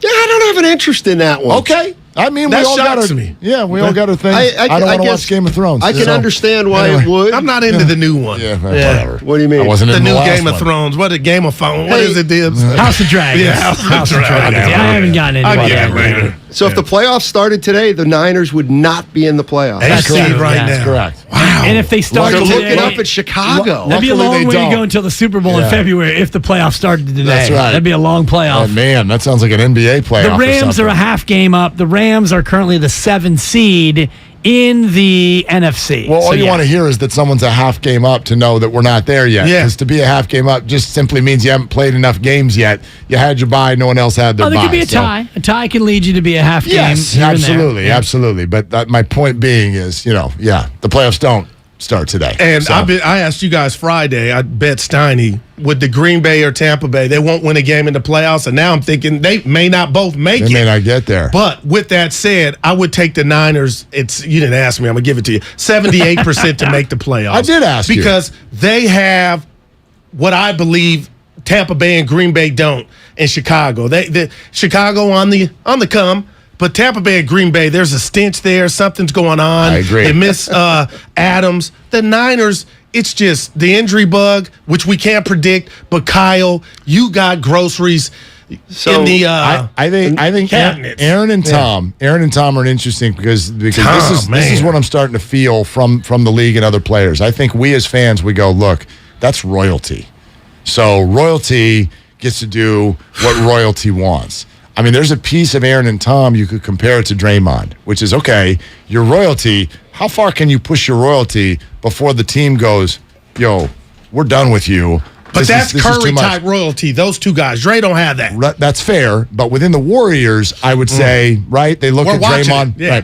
Right. So I think that Aaron and Tom have pushed the line of royalty gets to do blank probably until about the end. And they're up against the wall and maybe over the line. Tom, not only I'm going to go on vacation with my family instead of camp, I'm going to go to Robert Kraft's wedding in the middle of a week and miss walkthrough. Aaron, but I think it is to some of them, maybe not all of them. Aaron over here with ayahuasca ripping every one of his receivers when, by the way, you've made your career, if you're Aaron and Tom, by making receivers. Yeah. Since when do you need big-name receivers to be good? Now suddenly that you're not good, it's the receiver's fault? I think that both of them have pushed it. You're starting to see a little backlash, and you're starting to see it in the standings. Yeah, I think that's absolutely possible. But and Guru hit it. What's the Packers record? 3-4. What's the Buccaneers record? 3-4, sir. When in doubt, Steiny, just assume a team is 3-4. Right. But it's like, and this is what I don't get. You guys are talking about those two teams like the 49ers are significantly, like the 49ers are 3-4. Right. Niners have a ton of awards. And I would give the benefit of the doubt to Rodgers, Brady / Garoppolo. I would. Well, I mean, it's an overall team thing. Yeah, I know, but what I'm saying is, I don't think we need to eliminate one of those. They could all go to the playoffs. Right. Actually, I would probably bet on that. Right on now, all three. I don't think all three of those teams will go to the playoffs. Tampa probably still going to win that division. They scored 3 against Carolina. Yeah. I mean, that offense is a mess right now. It's bigger than that, Well, though. and you saw Mike Evans drop an absolute walk-in That was one play on the touchdown. opening drive. I get it was. But I mean, if he catches the ball, What- there's a touchdown. That game might be different. What odds do you give me? Because I'll go for it. For all three All three. teams. Well, I'm not going to What give odds? you great odds. You're Well- probably 50-50, even money. Really?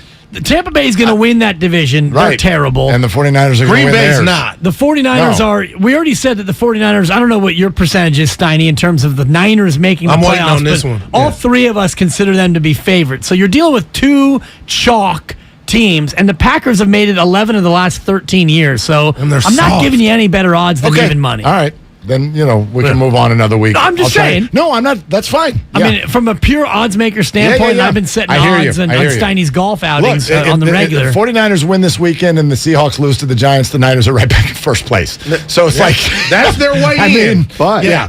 But if Here they we lose- go. If I heard they you lose, Monte, the Yep. 3 and 5. now they're 3 could and be 5. down 2 to the Rams.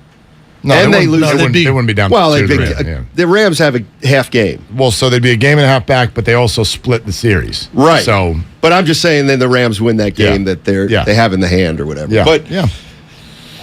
Big game. Big game. It is. That's a big game. Packers still have the Lions twice and the Bears in terms of their remaining sked. They do have a game at the Bills, so I they think could be 3 and 5 after this week. Some of this is us unpacking. No pun intended. Yeah. It's unpacking our sort of patterning when we see these names. It's Aaron Rodgers. It's Tom Brady. It's the 49ers. So we're going to keep saying, well, they're gonna figure it out. They're going to make the playoffs. Rams too? Like when Yeah. you say, oh, they're playing the Lions and they're playing the Bears. Well, right.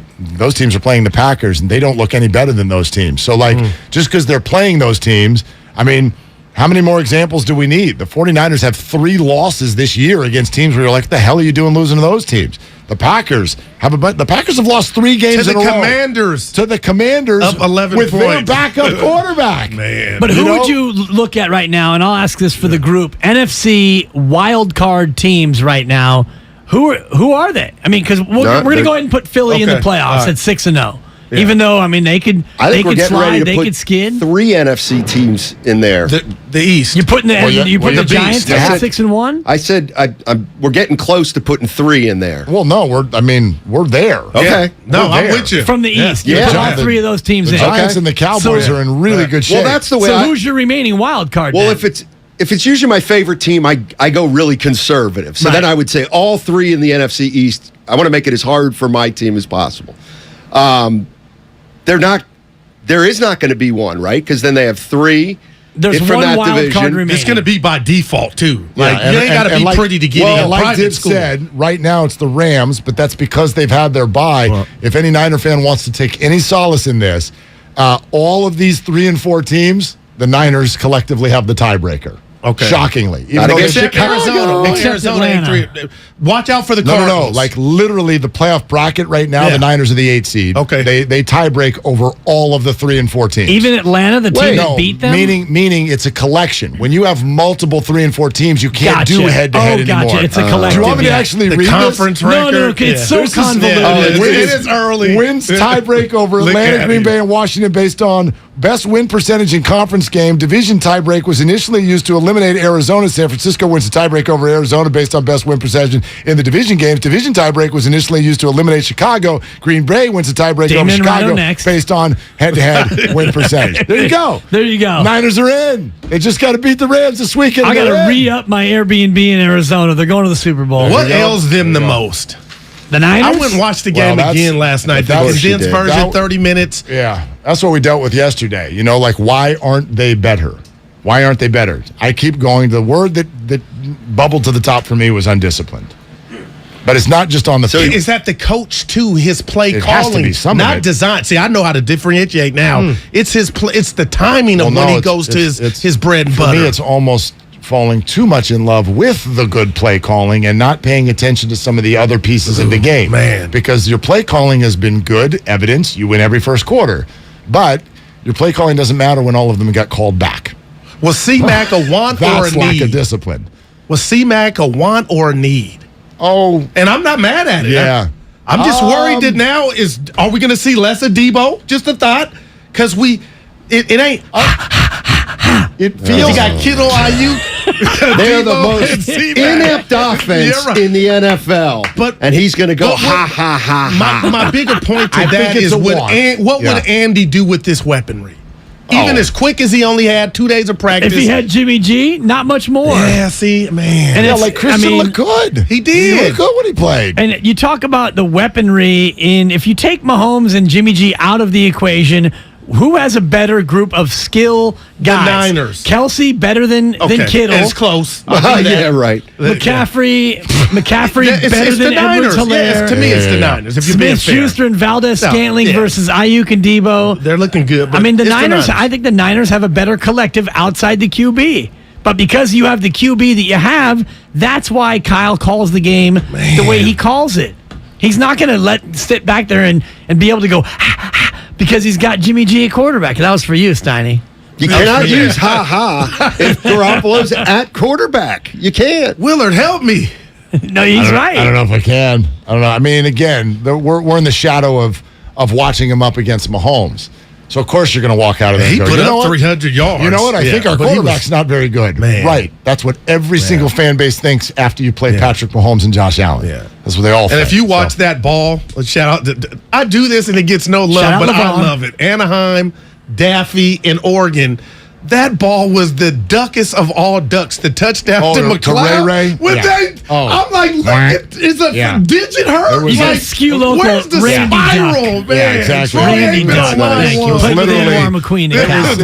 It was branded content. It was an Aflac commercial in the middle of the game. Or rest in peace, Kevin Duckworth, former Blazer. By the way, you know, did you just say Anwar McQueen? Yes. You know who he's married to, right? Of course. Yeah. The great Nanea. Exactly. Who was introduced by Steph Curry on opening night. Yeah. Wow. Yes, exactly. Steiny, can you explain that shirt? Yeah, what do you got? Yeah. It's Bob Dylan.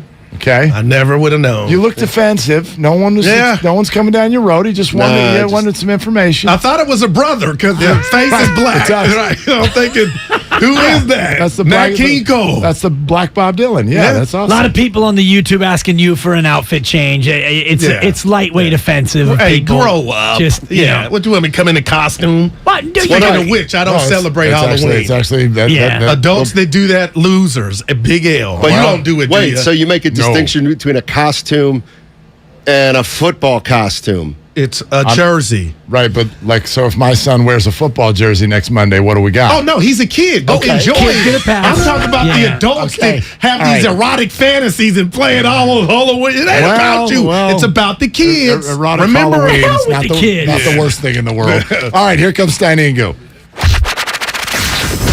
He brings the passion. For what? I want to know now. I'm mentally invested. Don't tell me to pray and you don't say what for. He brings the perspective. Yeah, I they both have a great point. Get off me, text line. He's truly one of a kind. That is wow. Oh, my God. And he's doing a great job. I need you to man up and say what you really want to say. Simon, you're doing a great job. And together, they're Steiny and Guru. Yeah. On 95.7 The Game.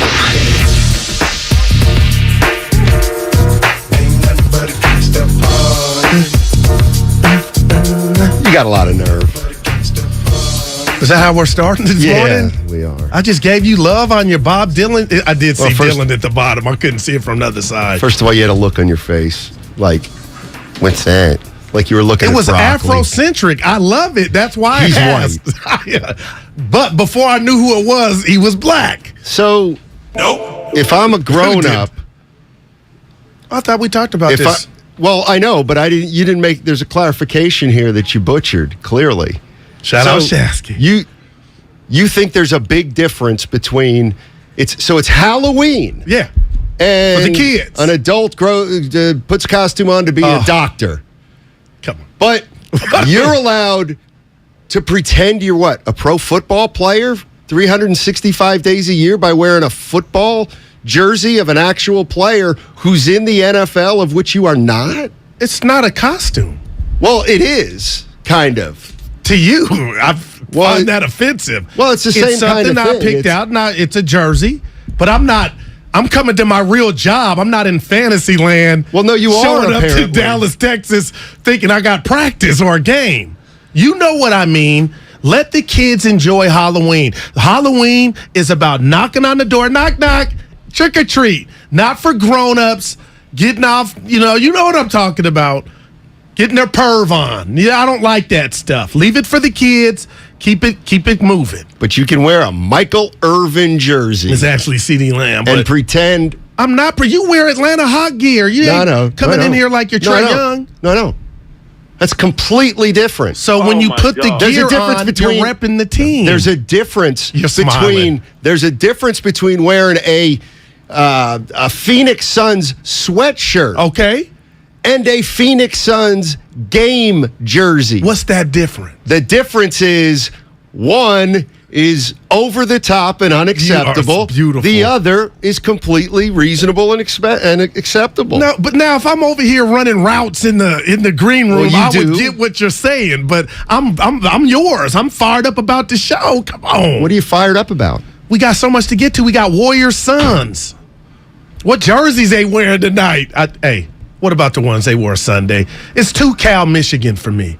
But the TMC ones, oh my, fire. FIA. Those are the Run TMC? Woo! And the court.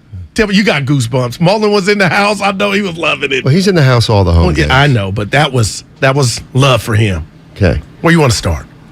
I want to start with the only thing. So I got oh, by the way. Well, it's a lot of Niners because I'm very excited about where they're at. And by excited, I mean because they're in trouble. Okay. Kyle Juszczyk hurt. Oh, boy. When you going to lay off of him? We need to bring him in studio, and I wonder how much energy you would have. Like, you know what? I challenge him to write a thesis. He's a Harvard guy. Oh, wow. Kind of out of your league. I could have gone to the Ivy League. I just didn't want to go to school there.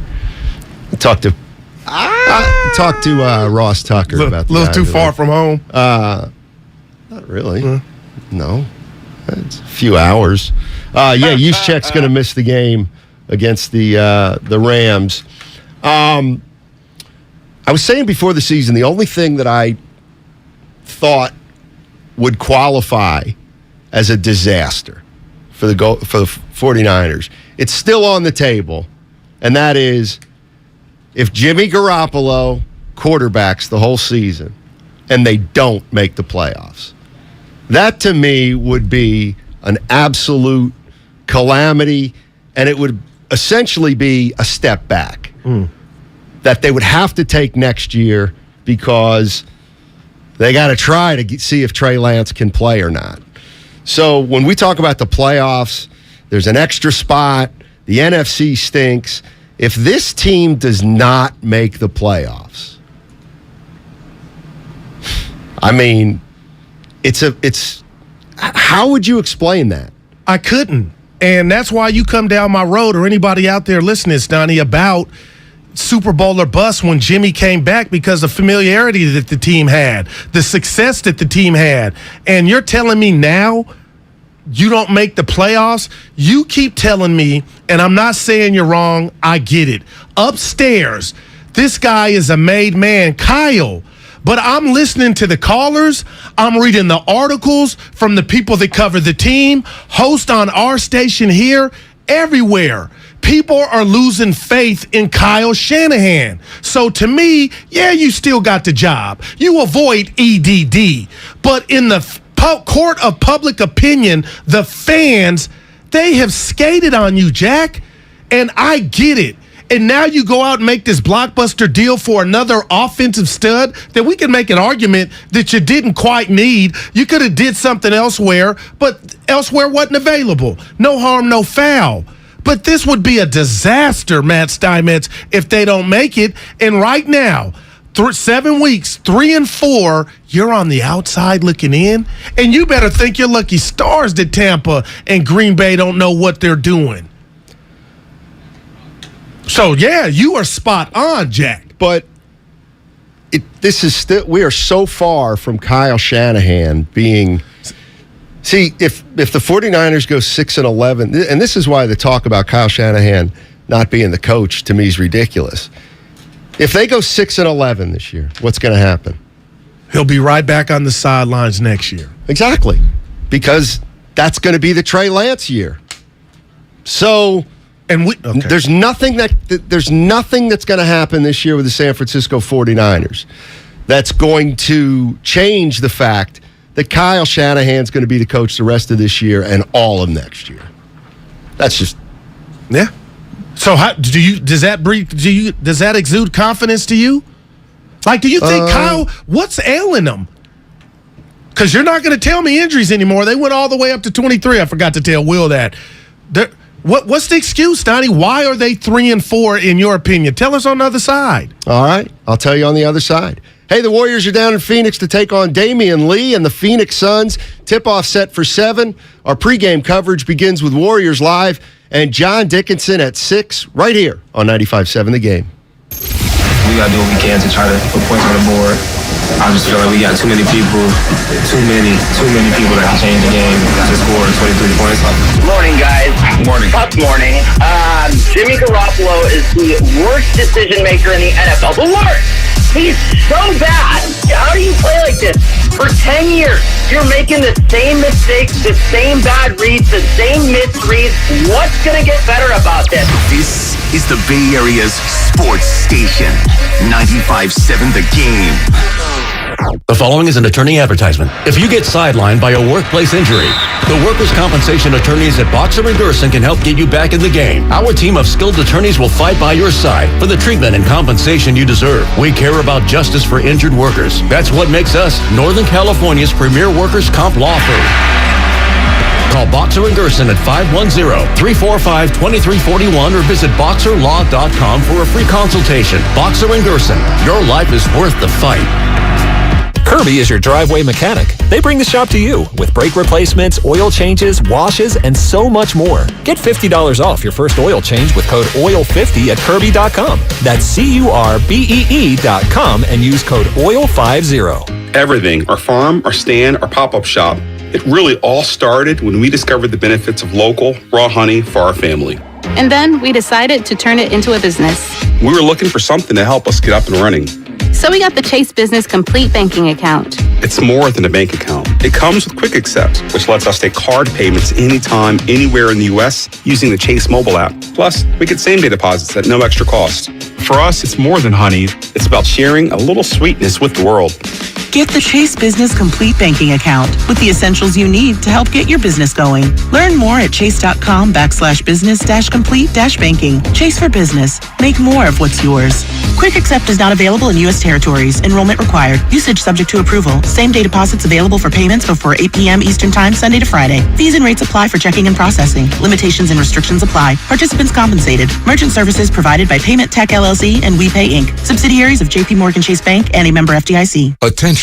Did you or a loved one live at or near Marine Base Camp Lejeune in North Carolina between 1953 and 1987? If so, listen closely for this important legal announcement. From 1953 to 1987, Marines and their family members at Camp Lejeune drank water that was contaminated with hazardous toxins. The toxins found in the water at Camp Lejeune may cause health issues, especially later in life. Types of health issues associated with water at Camp Lejeune are numerous. If you or a loved one lived near Camp Lejeune between 1953 and 1987, you may be entitled to substantial financial compensation without going to court. Even if you were turned down in the past, a new law can allow you to file a claim today. If you or a loved one spent time near Camp Lejeune, call the Negligence Network to find out if you're eligible for financial compensation. There's no fee unless we win your case. Call 1-800-700-4333. That's 1-800-700-4333. 1-800-700-4333. Do you have 3 ex-wives and your current trophy wife wants a life insurance policy 3 times the size of the policies you had to purchase for your previous mistakes?